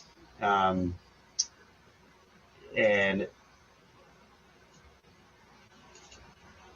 does not propose the project, and that's it. Cool. Does Thanks, not Adam. support the project. Yeah, I got you. Thanks, Adam. Appreciate you. Whomever that was from, I would like to remind the public, if you have an issue with a construction project near your residence, or you drive by it or whatever, please contact the City of Santa Rosa Code Enforcement Division, I believe is correct, and report the issue. I believe code enforcement works on reports of problems on construction sites and things like that. If they're not reported, they won't know about it, I believe. Is that correct, Bill? Did I get that right? Couldn't have said it better myself. Thank you, Drew. Thanks, Bill. Appreciate you. So then we're going to go to the board here for questions of staff and the applicant, and then any comments you have on the project. Hopefully we can plow through this pretty quick. And then hopefully everybody saw that I inquired about the market study and the previous proposal of the grocery store. I think I'm satisfied with the answer. So anyway, Board Member Wolski. I think my, excuse me, my only comment or question, I guess, is the decorative wood look panel that's in this phase, was that approved in phase 2 as well? Yes, that's correct. It's actually a fiber cement material, but it's the same material color manufacturer as what was proposed and approved for phase 2. Okay, thank you. Yeah. Thanks, Sheila. Board Member Wicks. You'd like questions and comments both at the same time, Chairman? Just everything all at once. Just hit all me. At once. Okay.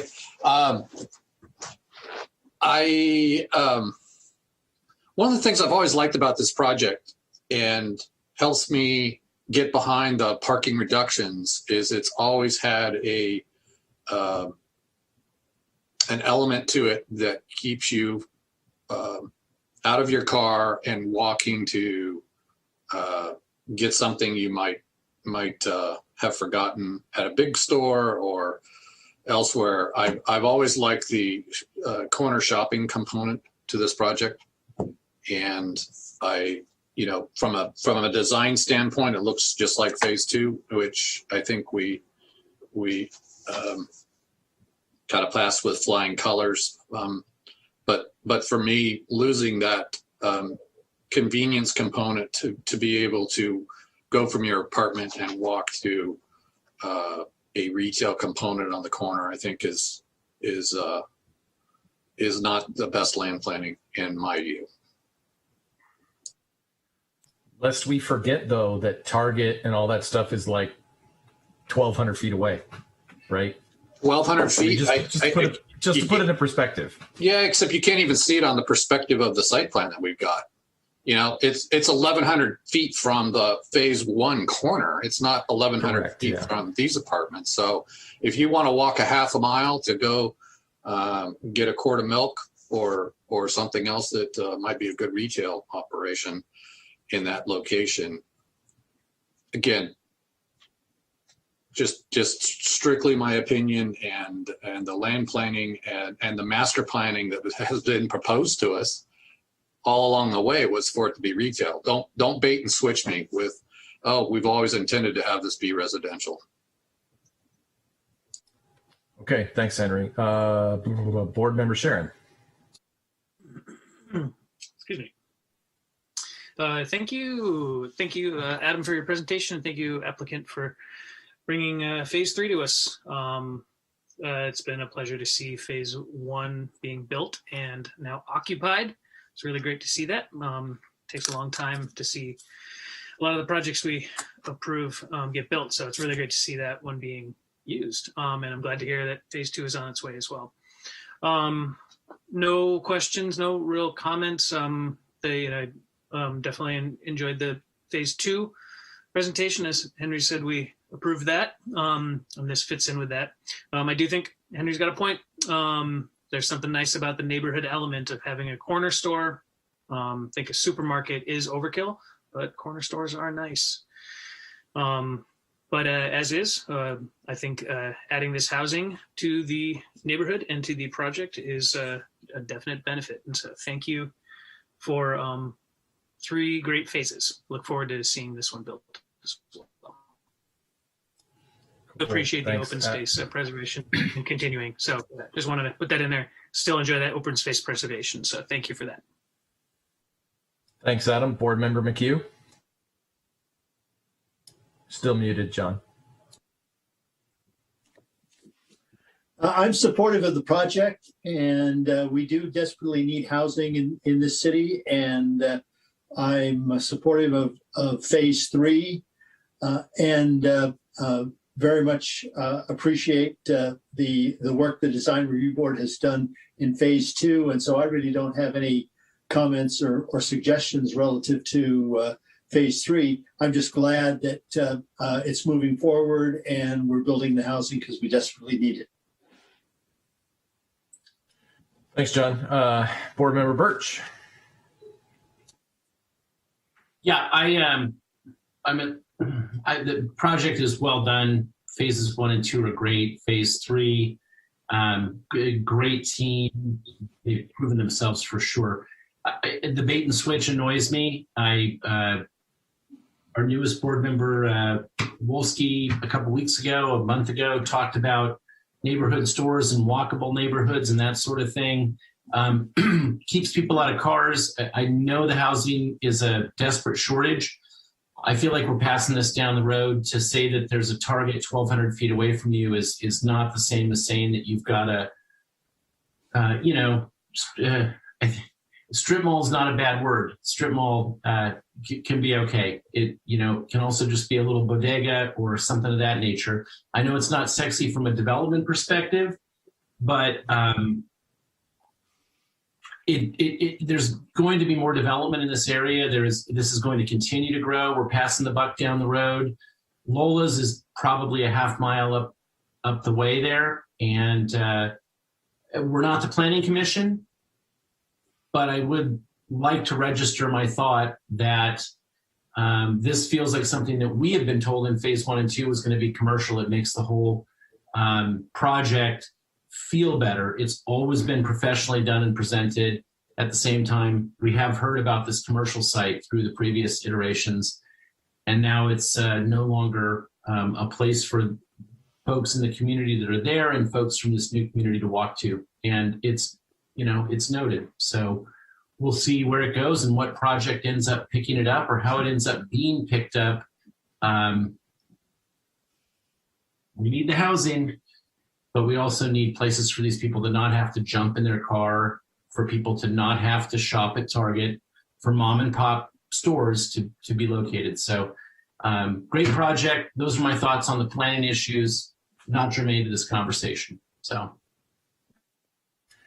Thanks, Michael. Vice Chair Hedgepeth, you're up. Thank you. Duly noted. It was Peter Calthorpe, I guess one of the top 20 people in the world for his time, who marked 2,500 feet as walkable America. He lived in a houseboat in Sausalito. The rest is history. He advised, 40 states in America about pedestrian. It's, I had a bike in college, walked in college, and as far as groceries and so forth, it's not a horrible stretch to Target. Just a side note that is the yardstick as far as human people on foot still being comfortable as far as shopping.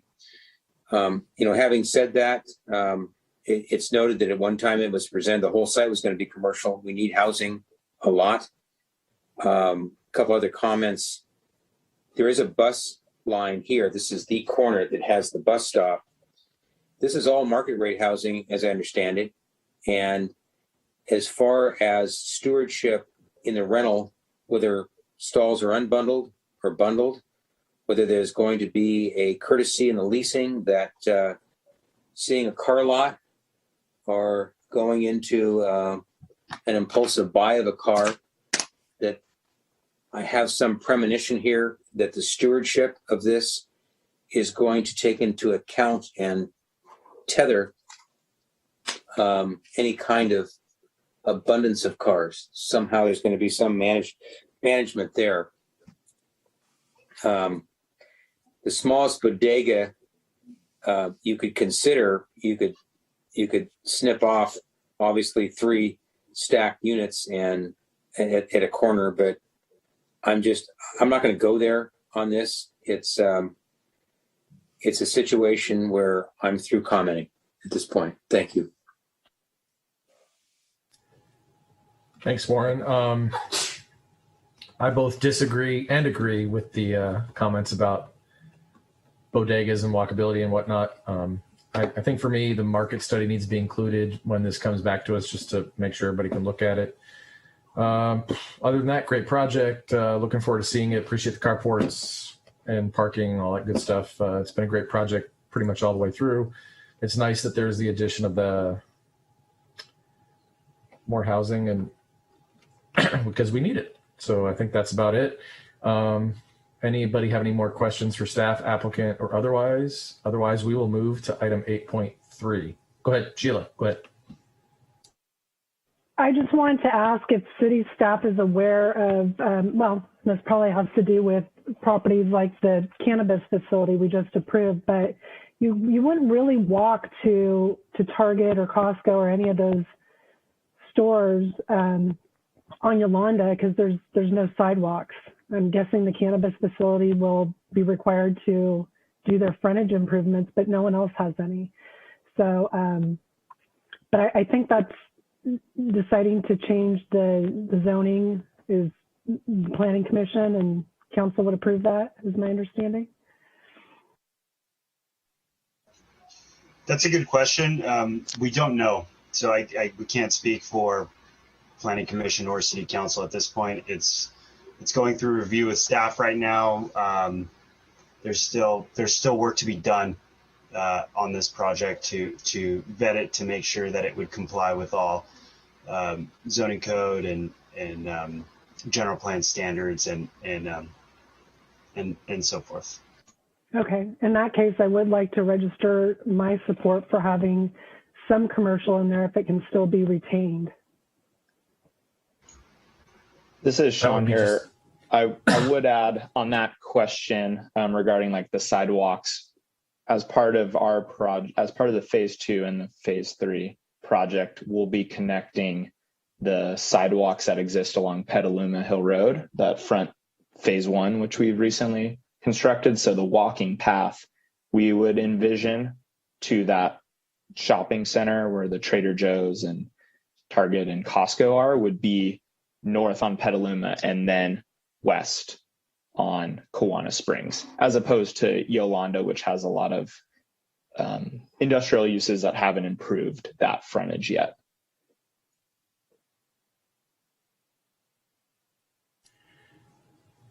Cool. Thanks for that.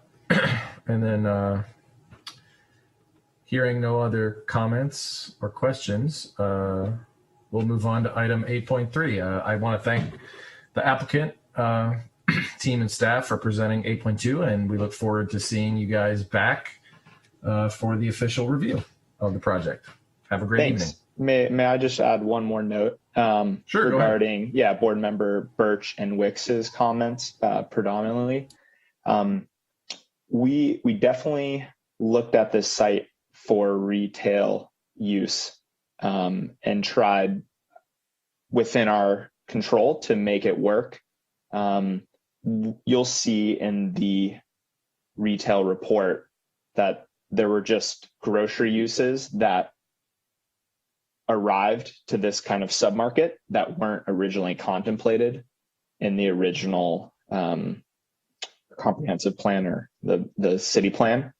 One of those, I think it was either Target or Trader Joe's, but only 2 of the 3 were originally anticipated. So there's more grocery use in this submarket than was originally assumed would exist. And then an interesting note is the seller we actually purchased this property from was Winco Foods, which is a grocer, I believe based in Idaho. And they had come to the conclusion that this site, for whatever reason, just didn't make sense for them. And so we subsequently bought it from them. But we will, the retail study is included in the submittal for the rezone and general plan amendment, and we'll also provide it when we come back for preliminary design review. That'd be great, Sean. Thanks so much. And it looks like Sheila maybe has another quick question. Yeah, just real quickly. I don't know how much commercial is required when you're in the zoning district, but I don't think we're talking about anything like a Winco or a Trader Joe's either. I think some of us who have mentioned are thinking something much, much smaller.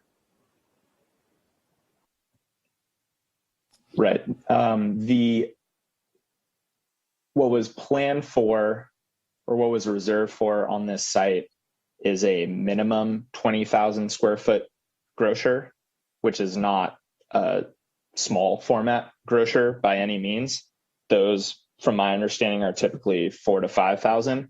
So the zone or the designation actually requires a 20,000 square foot plus grocer at this location, which is part of the reason why we determined that this is more suitable for multifamily. Just the market just doesn't support that large of a grocer in this location based on our research and analysis.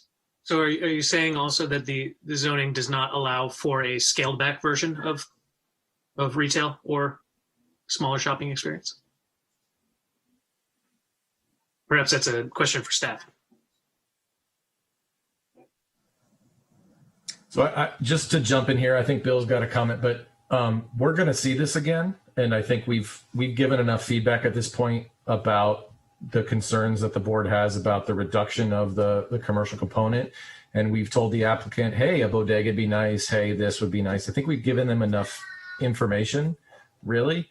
And so that'd be my opinion. I'd love to move on. It's late. And I'd like to get to the next item, and we're going to see this again. So, Bill, did you have any additional comments? Essentially that, Chair Weigel. I was just going to remind the board, all of your comments will be captured for the record. They can be forwarded off to the Planning Commission, the City Council, as the general plan amendment and rezoning are heard. We'll make it clear, and they know this as well, although this is land use, not a purview of this board. It's still the comments are well stated and will be forwarded along. But yeah, I think I just wanted to remind the board we can probably move on from this topic at this point. Cool, thanks. Michael, did you have any thoughts beyond this? It would be the same. I just making sure that the Planning Commission hears our comments, and we're being the squeaky wheel. So see what they think. Perfect. Thanks, Michael. I appreciate that. So thanks, Sean and Adam, and we'll move on to item 8.3, which I think means that we're bidding adieu to Vice Chair Hedgepeth. Have a great evening, Warren.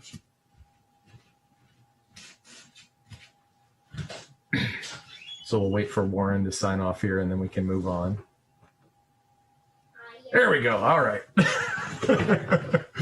So item 8.3, concept design review for Brookwood Medical on 101 Brookwood Avenue, and also 882, 884, and 1000 2nd Street, file number DR21033. And with that, we'll turn it over to project planner Susie Murray. Hello, and I'm going to bear with me while I share my screen here.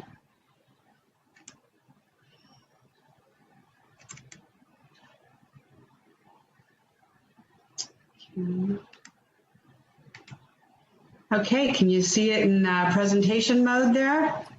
We can, Susie. Thanks so much. Great. So thank you for the introduction. Yes, this is Brookwood Medical, a medical office building being proposed along at the corner of Brookwood and 2nd Street. It's an integrated medical healthcare center that is allowed with the approval of a minor conditional use permit, which is something that would be approved at the zoning administrator level, and major design review, which will come back to the design review board.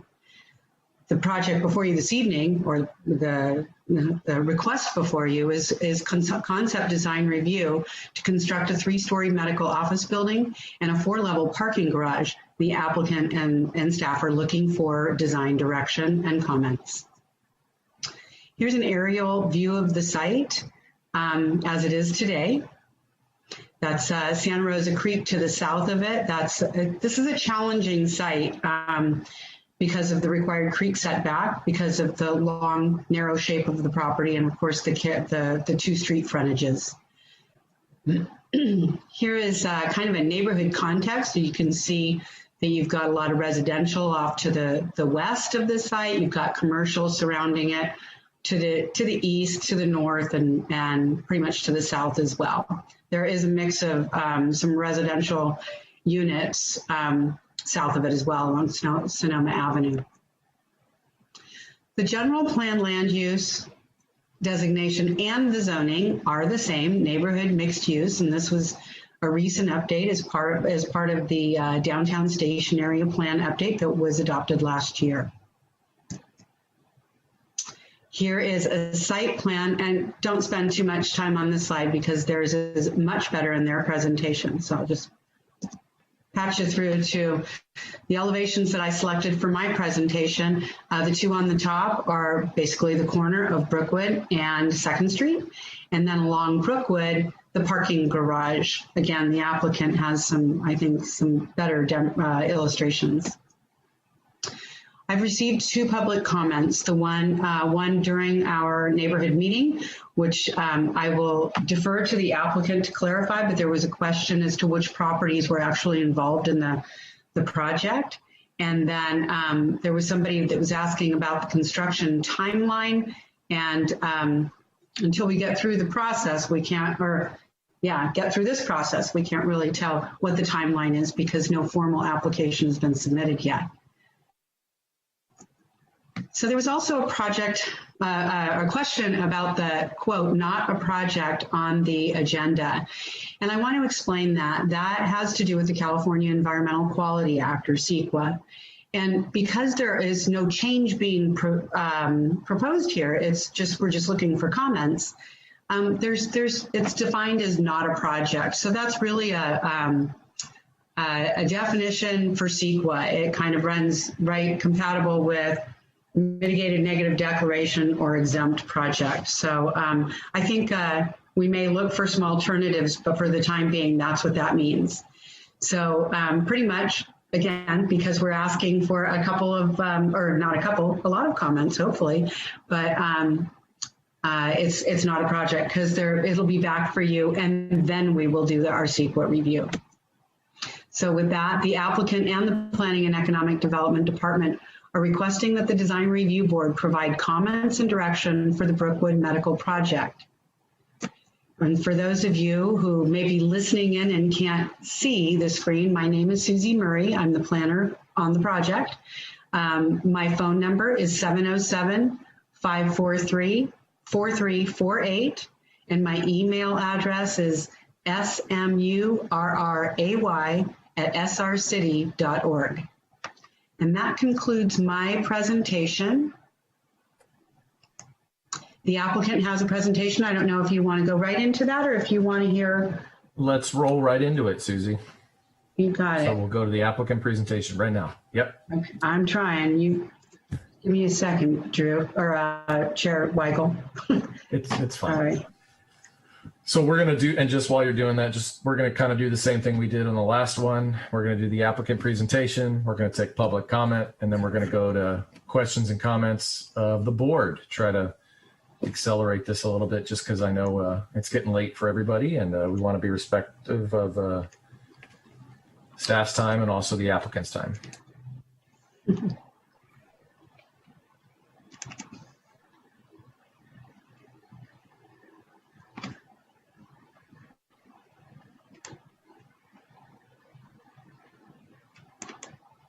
Oops. Not the wrong one. Sorry about that, you guys.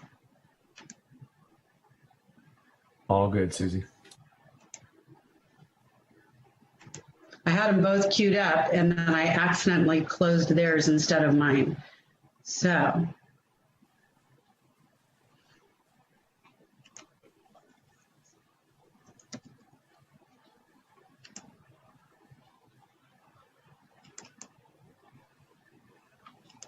Hey, here we go.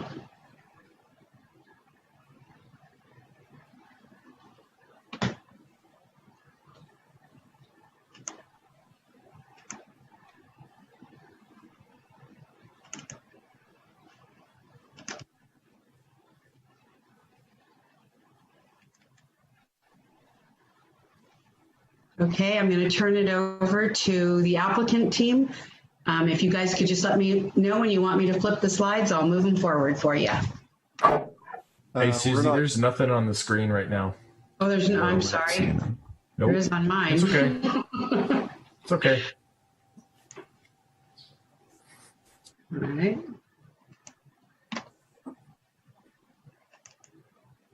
How about now? There we go. There, we've got the, but it's not in presentation mode. And now it is. Look at that. All right, we're ready to go. Awesome. Okay. So I think Tom's going to start us out here. Susie, you got him queued up? I'm going to ask Patty and Mike if you guys could load Tom.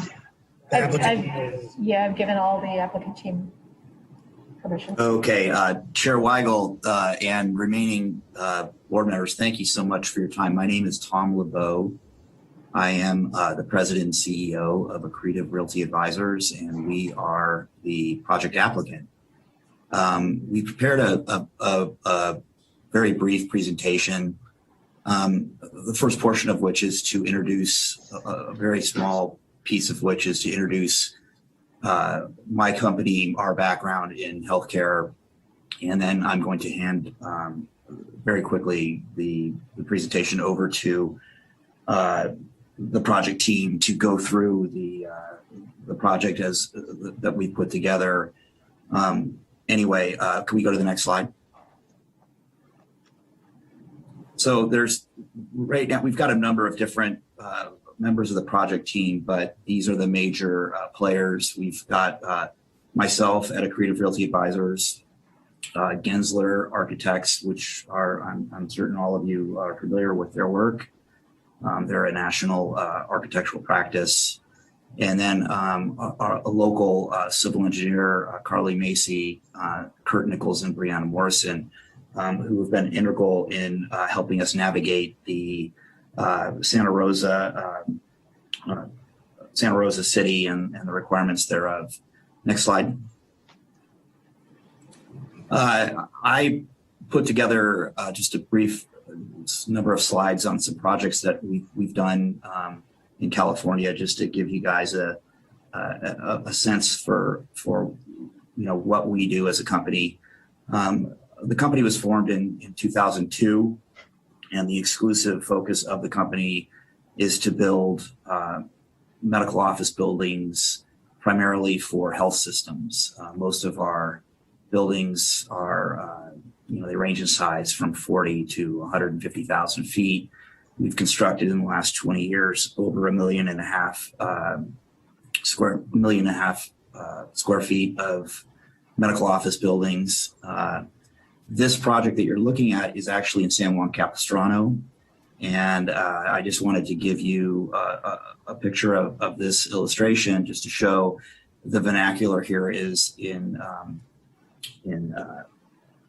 what I would refer to as California, traditional California, San Juan. And we don't generally build medical office buildings in this format, but it was a requirement of the city that this vernacular be used almost consistently across the city. And we were able to work with the city and get the type of medical intensity that we needed inside the building, while also satisfying the city's vertical elevation requirements and site plan. Next slide. This project, I wanted to show you guys the board and to demonstrate this is a project a little more modern vernacular. It was built on Beach Boulevard, which is State Highway 39 in Huntington Beach. We acquired 2 existing medical office buildings and a parking structure. And we actually tore down the 2 medical office buildings and constructed what you see here. And we retained the parking structure and essentially gingerbreaded it up to match up with the architecture. So why I selected this particular slide was just to show you that we're very familiar with infill development. This happens to be on State Highway 39, and we're familiar with the requirements of building in existing areas where there is a very high intensity of existing development. Next slide. This last slide is a larger project of ours that it's built in Fullerton, right next to St. Joseph's, Providence St. Joseph's Hospital. It is large project, again, modern in design. In this particular project, we had a chemo oncology center, CyberKnife, multimodality radiology, and dialysis, requiring an intense amount of power. Across the street, we integrated a smaller medical office building. This little building below is directly across the street from this more modern, large structure. And what you can't see here is a service retail building that we built, which included actually a little bodega and a Panera Bread and actually a little kind of sushi bar for very close to the hospital, lots of foot traffic in this particular area. And so we kind of took almost a master plan. Again, this particular building on a very major road, Baston Cherry and Fullerton, required a lot of intensive street work. And we did demolish an existing retail center to construct the 3 buildings. So I hope I didn't bore you with this mini presentation here. I know it's been a long night, but I just wanted to give you guys a little bit of background on our company, and so you could understand that we're very familiar with the intricacies and requirements of building in an infill nature and particularly focused on healthcare. We have assembled a project team, particularly Gensler and our local Carly Macy, that we feel will give the city probably the best project opportunity for this particular site. Thank you for your time.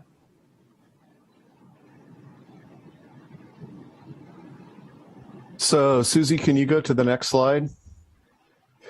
Good evening, Chair Weigel and Design Review Board members. Kurt Nichols with Carlisle Macy. I'm just going to give you a brief overview of the project, neighborhood context and site. Then I'm going to hand off to Darren Atkinson of Gensler, and then Brianna on our team will wrap up with the landscape. And we promise to go quick because I know it's been a long night.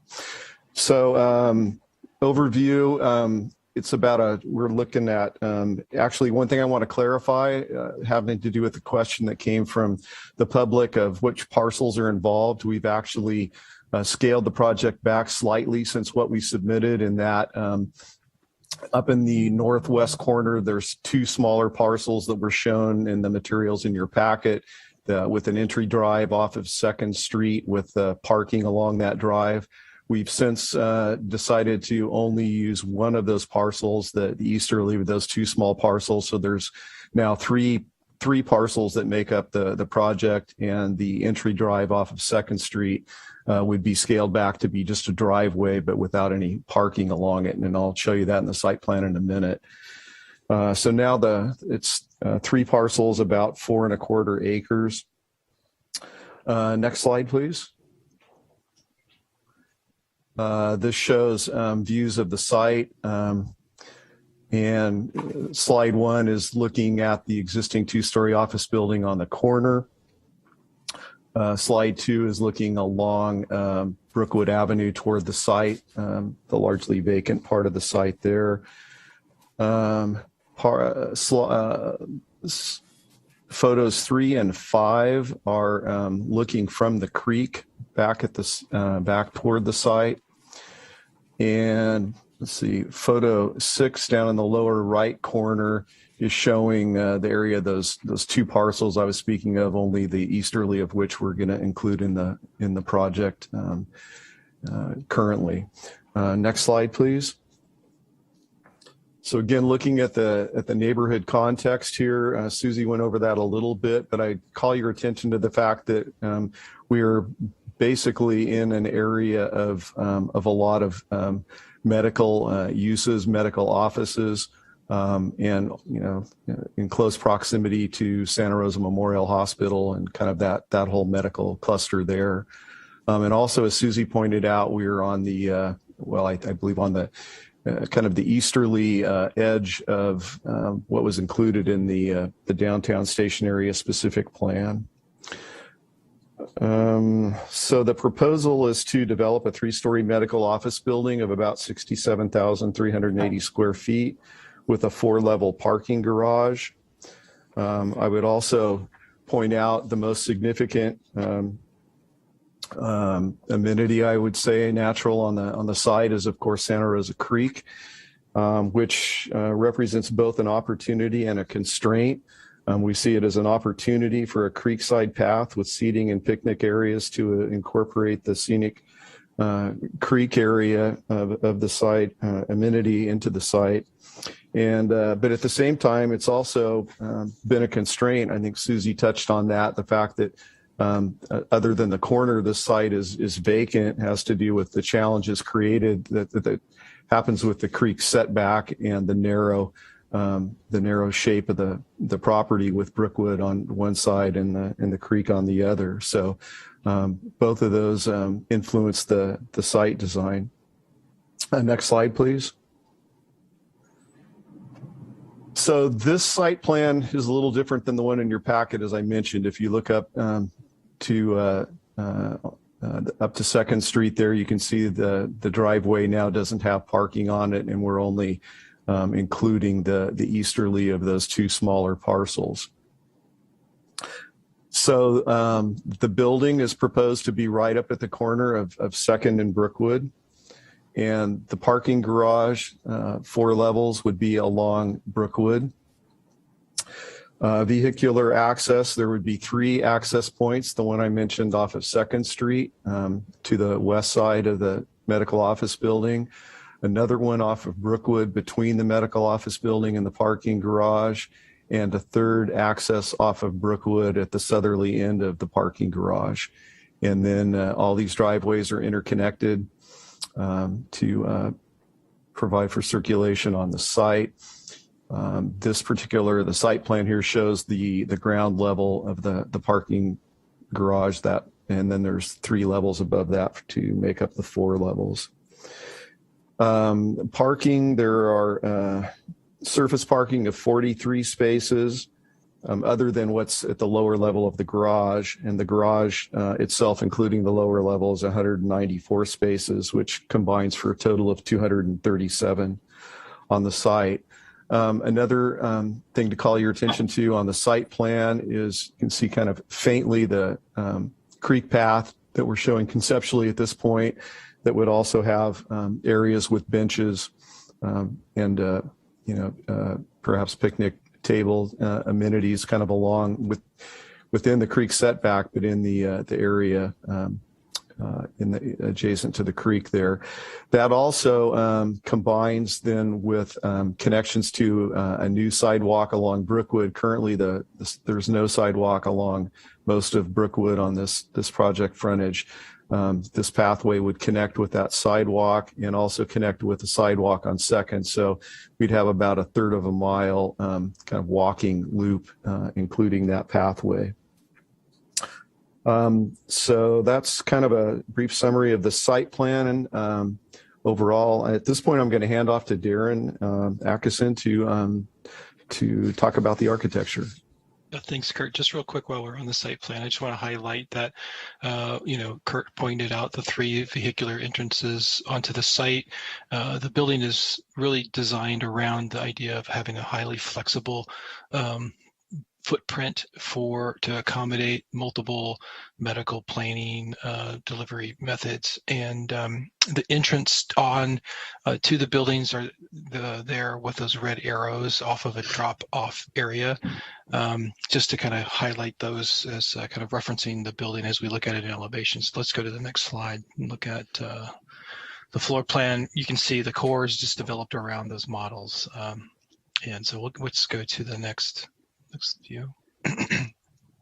So material and pattern, I want to just briefly address that real quick. We did try to take the building and articulate the massing a bit with both articulating the stairs as objects, creating some canopies at entryways, and creating a brow on multiple locations to kind of address the entrance as an element, as well as a larger scaled element along Brookwood and 2nd Street at the corner. So as you approach the project from a distance, you start to get a sense of an element that identifies itself along that corner.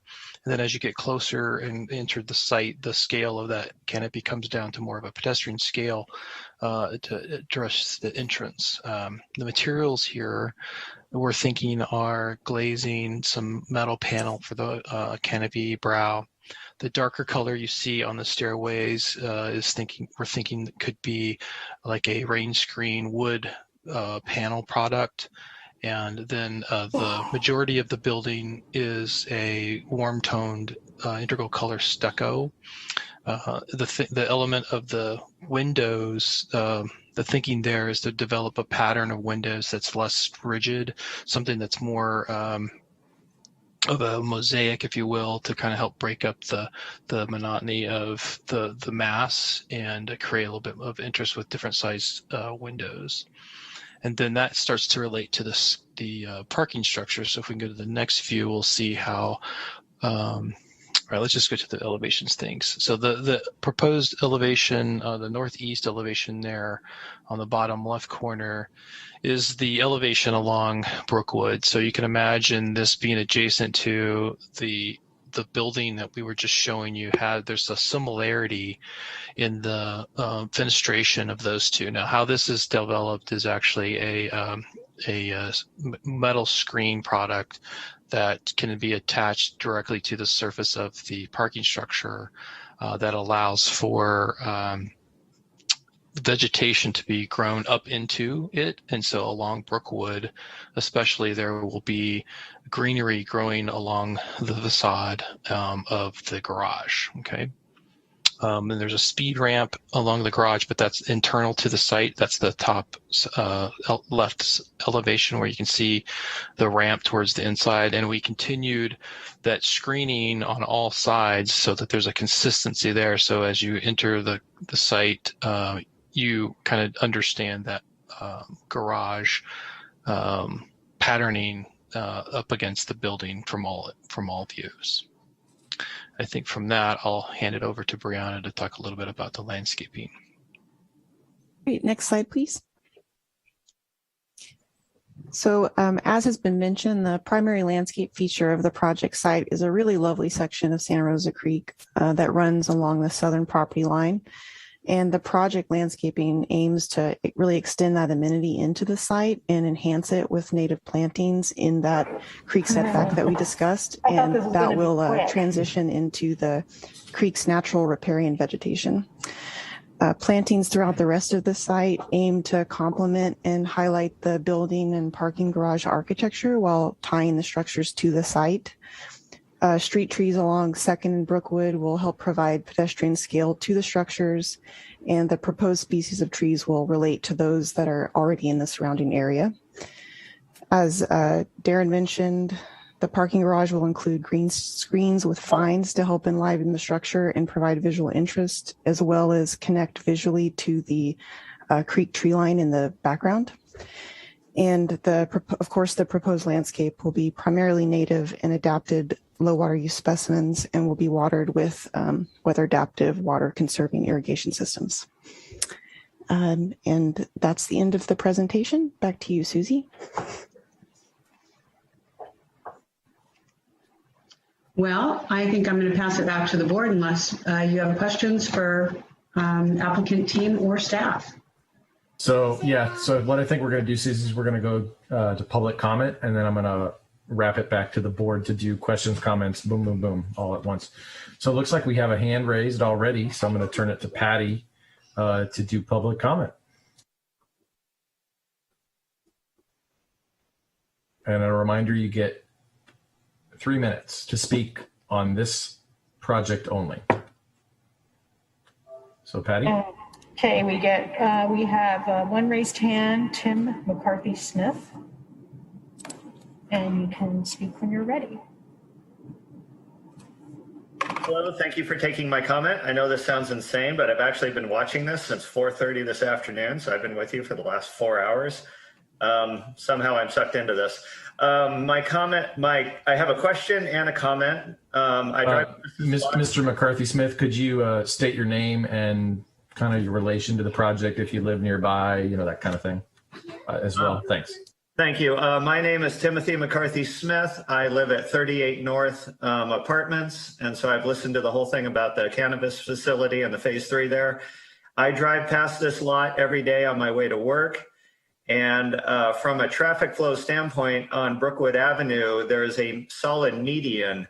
I saw that there were there were 2 left turns out of the proposed parking area, and my question is, which doesn't have to be answered immediately, is what is the impact on traffic on Brookwood Avenue turning left coming out of the parking area between the narrow corner that was discussed around that new structure? I have a general comment about buildings. My comment is a loose comparison to the Mission Ace Hardware on Highway 12 between Betty's Fish and Chips and Mission Boulevard. It is now surrounded on each side by multi-story storage facilities made out of concrete blocks. Being subjective, quite frankly, it is ugly and very disappointing that such incredible real estate on the Santa Rosa Creek has been allowed to be built into such an imposing eyesore. As a resident of 38 North Apartments, I would like to not see a similar situation in this center of the city. Thank you very much for taking my comments. Thanks so much, Mr. McCarthy Smith. We appreciate that.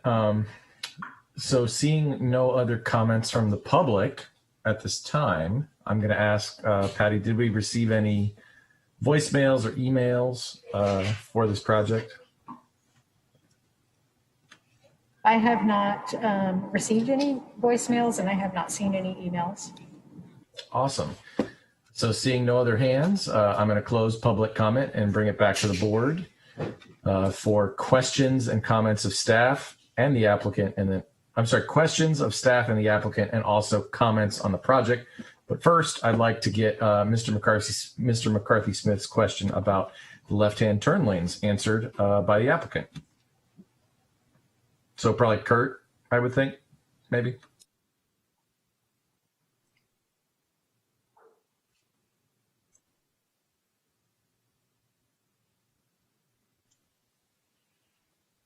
Kurt, you're muted. I can hear him talking from his office.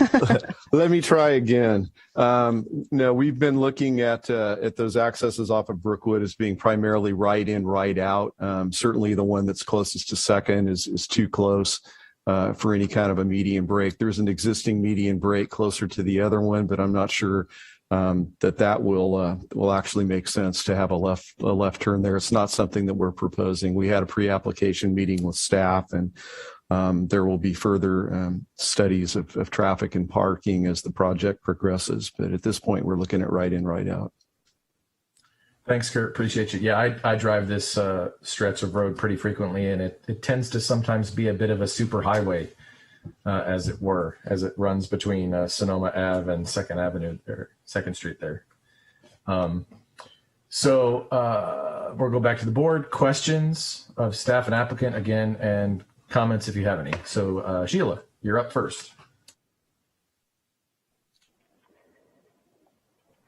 Thank you. My comments, I guess, after seeing this, I really, I'm not a huge fan of having parking garages where they're so visible, but I understand that this site has constraints and they're trying to work around that. I think the green screen is a great way to soften the appearance of the parking garage. So I definitely support that. I like the landscaping and adding the trail by the creek. I think that's really taking advantage of your site. And I know a lot of times people go in tandem to medical appointments. So one person's sitting in the car while the other person's inside. So I think that's a really nice amenity. And then with regard to the actual building, I guess I'll have to say I felt a little underwhelmed. It presents as very flat. I thought some of the examples that were provided of the other buildings were more interesting. So I know this is just conceptual, but those are my comments. Thanks, Sheila. And then we'll go to board member Wicks. Thank you. I kind of agree with board member Walski's comment. I'm not a big fan of seeing the parking garage be so prevalent, especially on a corner and a turn like Brookwood. But I think if you're going to have a parking garage, I think this is fairly nicely done, and the green screens kind of help soften what I think could have been a brutal solution to the site. Again, understanding this is conceptual review and conceptual elevations. I like the mosaic of the window patterns on the solid faces. I'd love to see how you develop the storefront, especially the corner of Brookwood and First Street, Second Street. Sorry.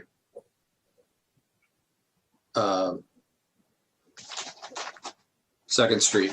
I think there's an opportunity to really do some playfulness with the glass. It could be a real jewel element to that corner if you mix some different colors of glass in the storefront system in a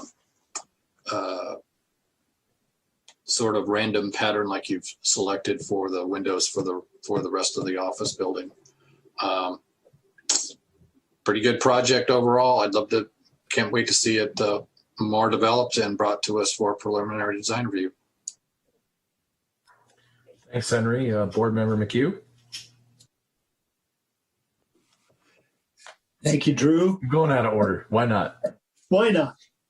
I too like the landscaping. I'd be curious to know a little bit more about trees and shrubs and that sort of thing. But I think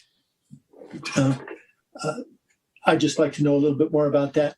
I am feeling not real warm and easy about the building itself as a rectangle. It's kind of boxy to me. I'd like something a little more interesting with a little bit of some of the creativity that you shared with us in your staff presentation at San Juan and some of those other the examples you used. This is just kind of dull in my estimation, and so I'd like to see something a little bit more interesting. Thank you. Thanks, Board Member Birch. I'm actually going in how I'm seeing people on my screen just to mix it up. Sure, I think that this is a great start to a good project. There's obviously a lot more to come. As far as the medical office building goes, I do think that I certainly agree with Henry about wanting to see that playfulness in the two-story glass storefront on the corner. I think that is going to be the dominant visual element as you approach, certainly coming south, the view coming from downtown.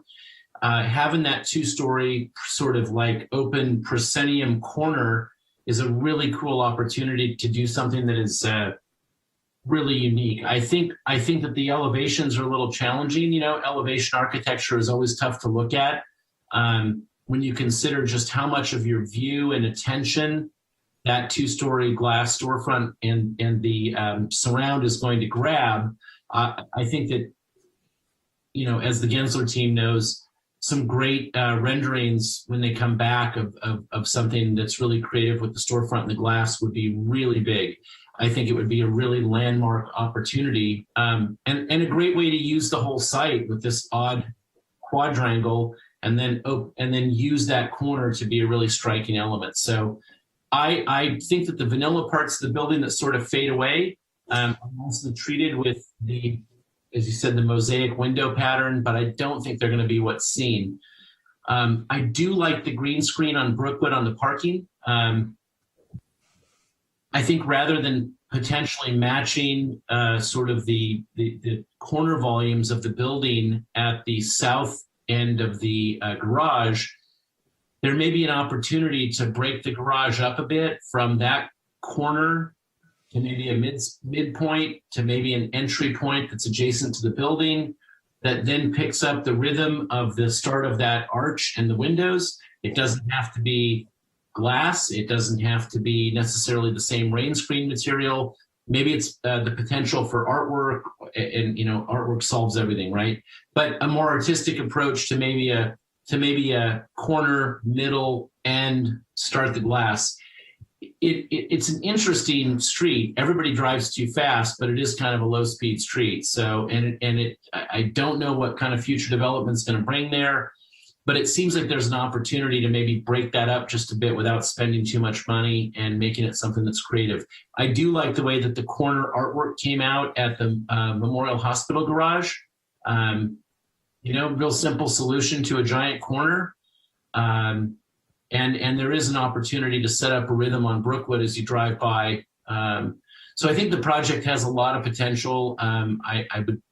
Can't wait to see the formal presentation for the action item down the road. And I think that the start on how you're using the corner, maxed out the space, and having an opportunity for a real two-story element is very cool. So.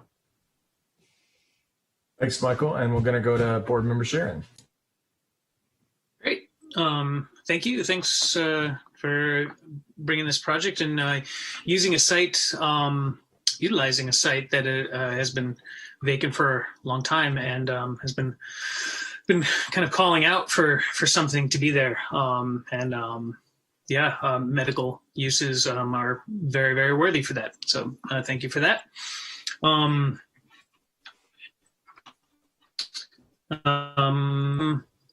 Right off the bat, the use of the multipurpose trail, or the trail with the gathering areas along the creek frontage is great. It'll be nice for people working at the office building, for people waiting for their loved ones for appointments, and who knows, maybe the police from around the corner will come and use that as a nice little amenity there. Again, bringing more people to the creek is a really great thing, and I think that's one of my main comments on the project is to really try and view the constraints really as opportunities. I think the use of that creek frontage is a great use of an opportunity there.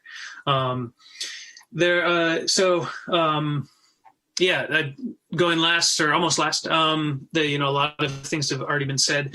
I do think that Board Member Birch and I are vibing on the same artistic theme. I think that when you're driving south on Brookwood there, you're going to be confronted with a large building on the corner and then an even larger parking garage. Not a huge fan of seeing the huge parking garage there as you're coming down there. I think your efforts to perforate that the frontage there are really great. I do of course think that Kurt and Brian are going to do a great job with the plantings and with trees and with helping out with the vines or any softening of materials that you're going to have there.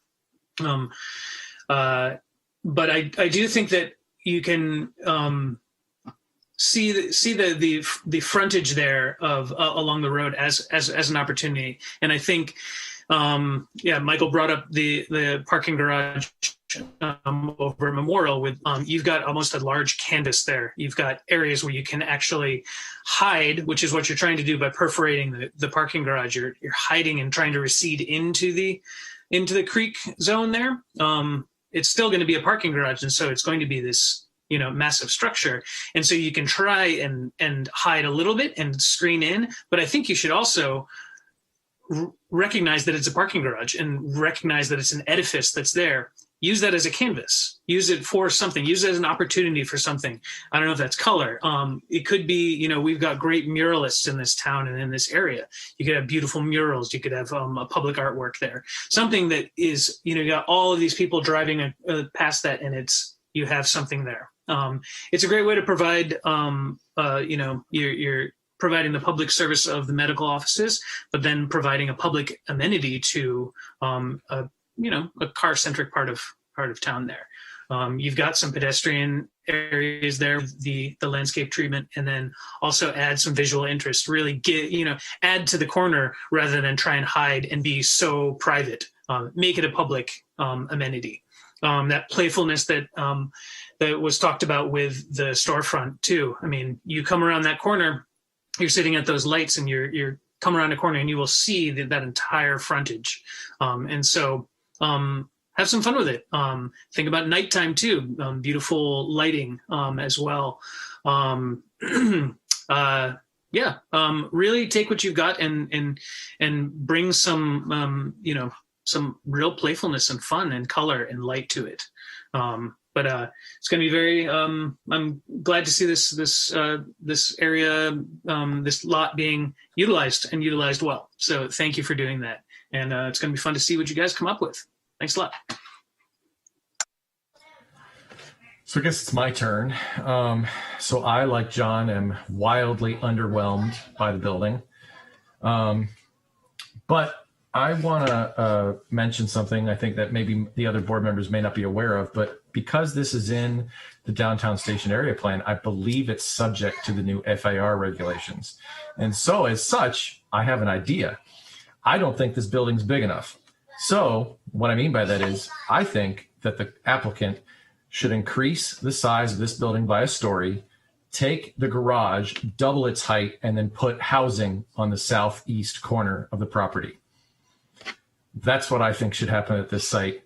I think it can handle it. I think it can do something funky and creative between using the parking garage to feed the housing and also serve the medical office building. It could be a senior housing development. It's right there next to medical. But I really feel like the building's underwhelming and the site is underutilized, and I don't think you're going to hit the FAR. So it's just an idea, but I'd like to see where you guys go and see maybe if you can do something creative and interesting and really kind of maybe overdevelop the site in a way that'll serve our community, both with maybe some housing or some, in that area. And then the housing could then have eyes on the Santa Rosa Creek Trail that you're creating and kind of prevent some of the problems that are there right now in terms of homeless people accessing it, RVs parking, all that sort of stuff. I find it strange that you can't access the medical building from either Brookwood or 2nd Street.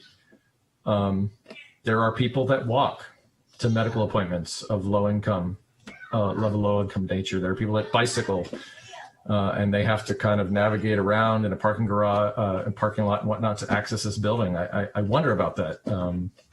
It seems like there should be access from that corner. And then I guess my other final comment would be, I would assume that this is for Providence Hospital, which would mean that it's tied in with Santa Rosa Memorial. There's a medical office building that just got built there that has a lot of creative massing and colors and materials that this board approved not too long ago.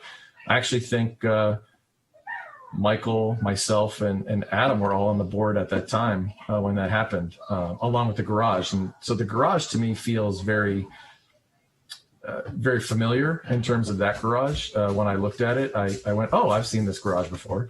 And then the medical office building, I think if it's, I don't know.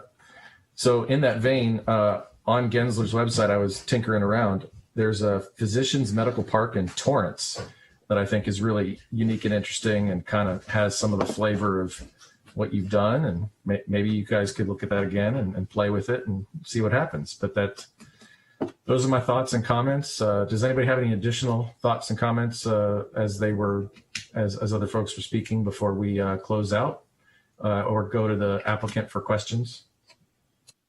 Sure, I've got one quick thing to say. First off, I admire your adventurous spirit. I really do. I think that those are the kinds of things that need to be said in public forum, not a public hearing, but public forum. I don't know if they're doable. I'm sure that there's a lot of, the FIR is interesting to try to work out, but I do think that it's admirable, and I appreciate you as the chair having an adventurous spirit about how to promote creative solutions to land use. And again, we're the design review board. We tend to dip over into land use, but I appreciate hearing it in this forum.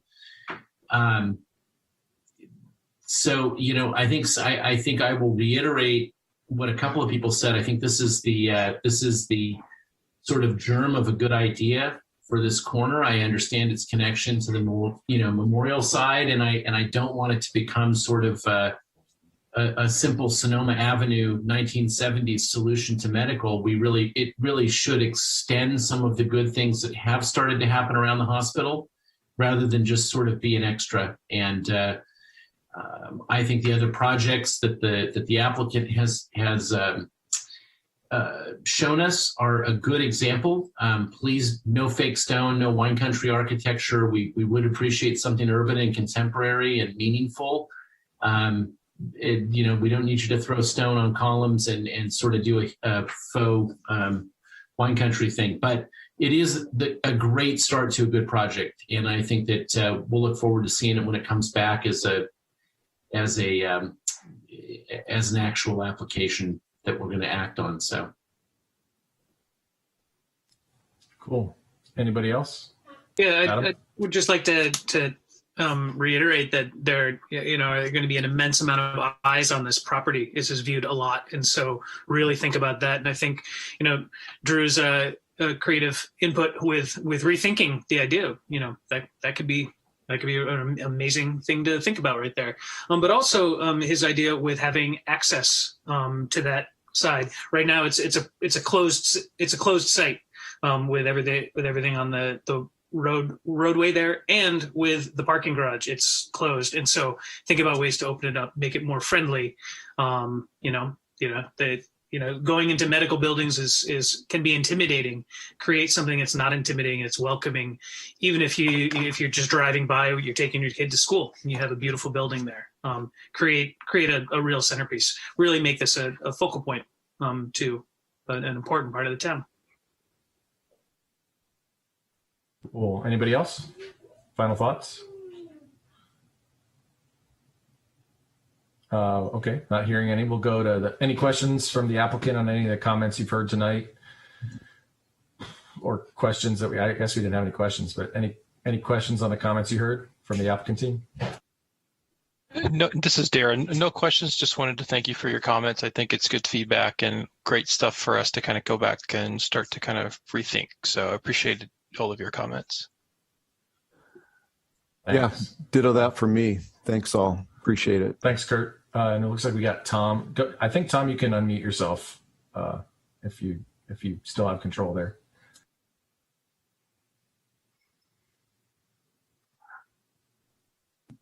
Okay, can you hear me now? We can, thanks. Oh, listen, I know it's late, but I wanted to I do very much appreciate your time. And I appreciate your willingness to look at the language of the site. It is a very, very difficult site. Setback is immense from the creek. There are alluvial and colluvial soil conditions because of the creek overflows, which prevent loading of any significance. We can't put caissons down. So the site, there's a reason why it's the way it is. And I did want to kind of just highlight a couple things with regard to medical. And as I mentioned, it is my career to build medical buildings. And each building is different, but medical isn't retail. It's hospitality, and it has a medical vein. So I just wanted you guys to kind of take a look at the way I kind of view things when you look at this project. And that is that for a medical project to be successful, it has to be very clean and clear. People don't feel well when they go to medical buildings generally. There are separate entries for physicians and for doctors. They enter and exit away from where patients are, which creates ingress and egress issues around the structure. The two roads, Second and Brookwood, are from a medical perspective, very busy streets. We don't want people coming in to the building from those streets because it's frankly, they don't feel well. The signage, it doesn't work very well for healthcare.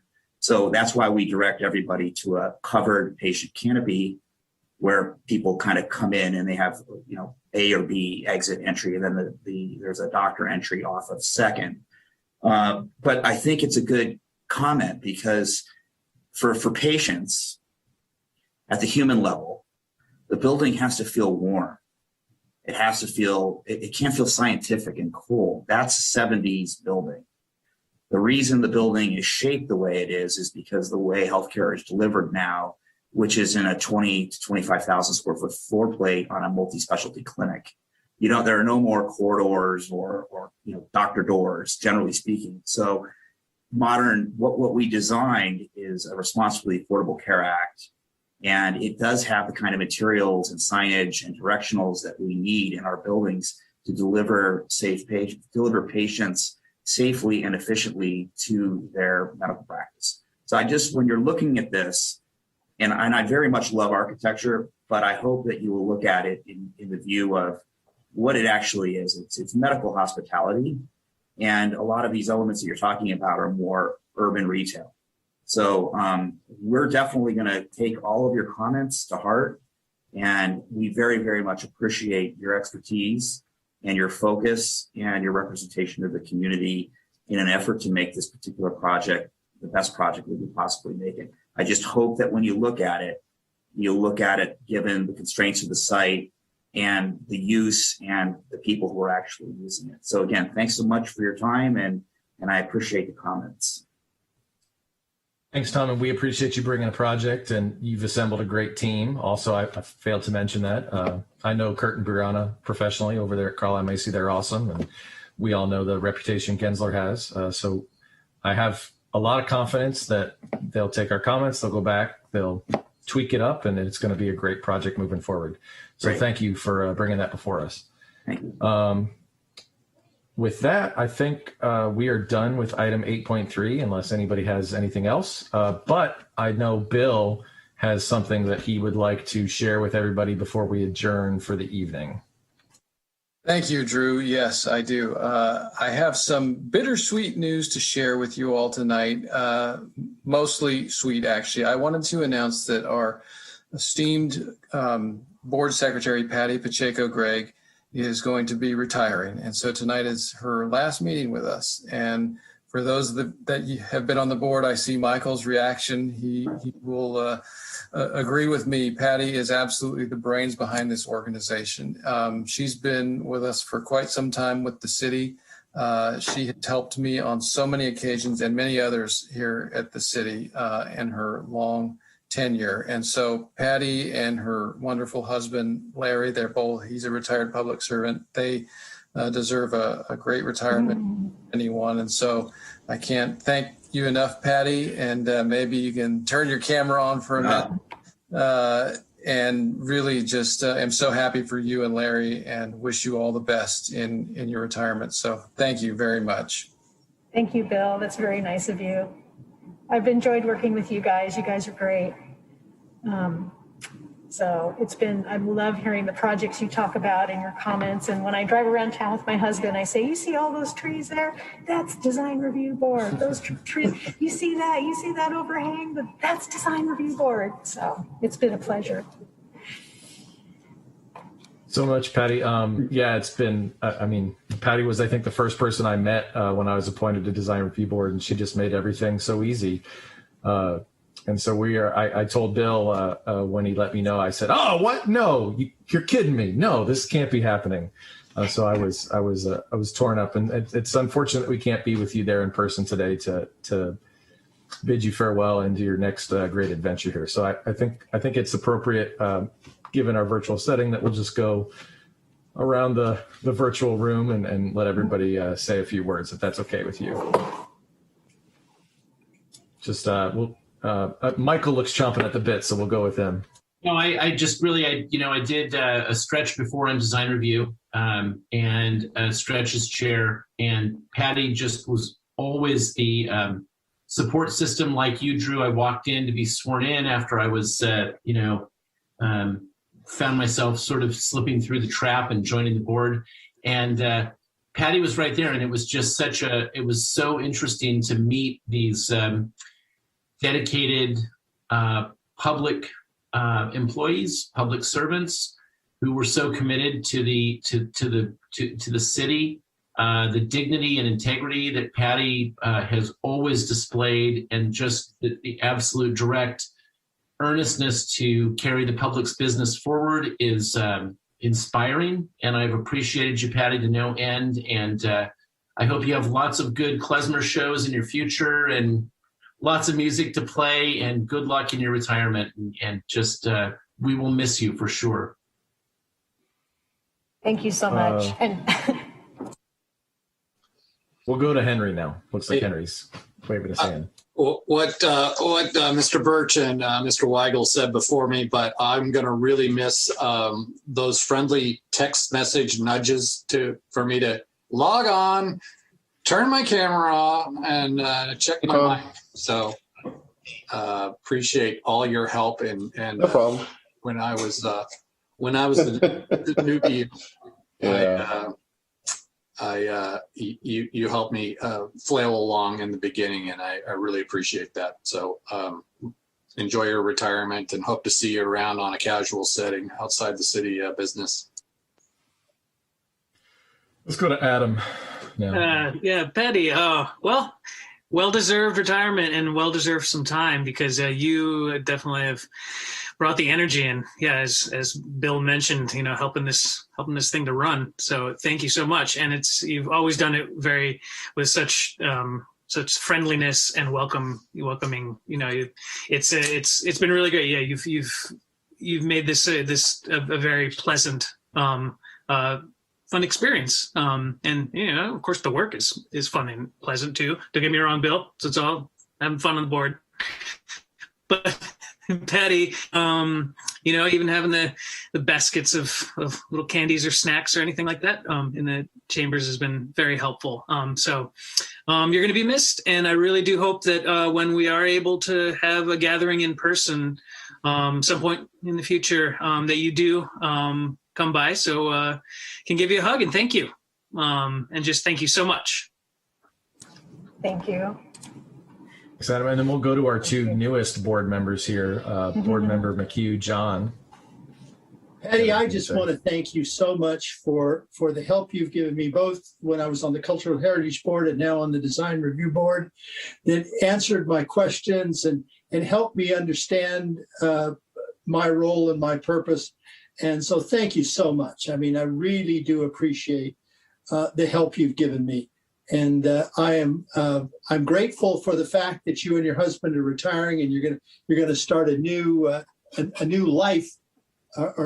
I'm happy for you for that, but I'm also sad because I'm going to miss you. And thank you again so much for your help. Thank you. And then we'll go to our brand new board member here, Sheila. Yeah, why Jen with me? Patty, you and I have only met once because we're doing everything virtually, but you were fantastic and got me going lickety split with attending a meeting in the next couple of days, I think it was. And as a public servant, I know it can be hard sometimes, but it is rewarding. And I want to thank you for your public service and wish you all the best in retirement. Thank you. There was a method to my madness because you're also a public servent. See? Can I say one last thing? Sure, go ahead, Adam. Patty, now that you'll have some extra time, keep an eye on board vacancies. Put in an application for, maybe we'll get a colleague on here. You know the drill. So I've considered. I've been thinking about CAV a little bit. Yep. Perfect. That would be awesome. It would be, yeah. Expert awesome. at following the agenda and chiming in on projects in her neighborhood as well. So, Bill, what's the ETA for us having a gathering? When's protocol going to allow us to meet and welcome our new board members and maybe say goodbye to Patty properly? Yeah, as we've done in the past, as I've mentioned, outgoing board members, we will also include Patty in that as well. New board members, we always like to have a social gathering to send off the departing members, welcome our new members. At this point, everything will be predicated on guidance from the city, and we're still working through that in terms of getting back to normal. We're doing the hybrid meetings with the city council where there's some members in the chambers, some still virtually. So I think once we get that settled out, hopefully soon, we'll be able to schedule something and do that social gathering. It's long overdue. Yeah. Thanks again, Patty. Again, you've been awesome, and Bill's right. You make all this go for sure. So you will be missed, and unfortunately, probably your replacement won't be able to fill your shoes, right? So thank you. Thank you. I have a feeling you're going to get a really good replacement, but thank you so Hopefully. much. We're hoping. So with that, I think Bill, I did. Andrew talk just while we're on that topic, just real quick. We did talk about either hybrid or returning to council chambers. I know I talked to Mayor Rogers a couple weeks ago. He was asking me when our board was going to return to council chambers. Do we have any? Are we still just waiting for direction from the city on that, pretty much, or? Yeah, I think a lot of moving pieces right now. So I think we do have some guidance based on what the council's doing. So with Patty's departure, we'll be bringing on a new staff person to help us out. So I think we'll coordinate with that person.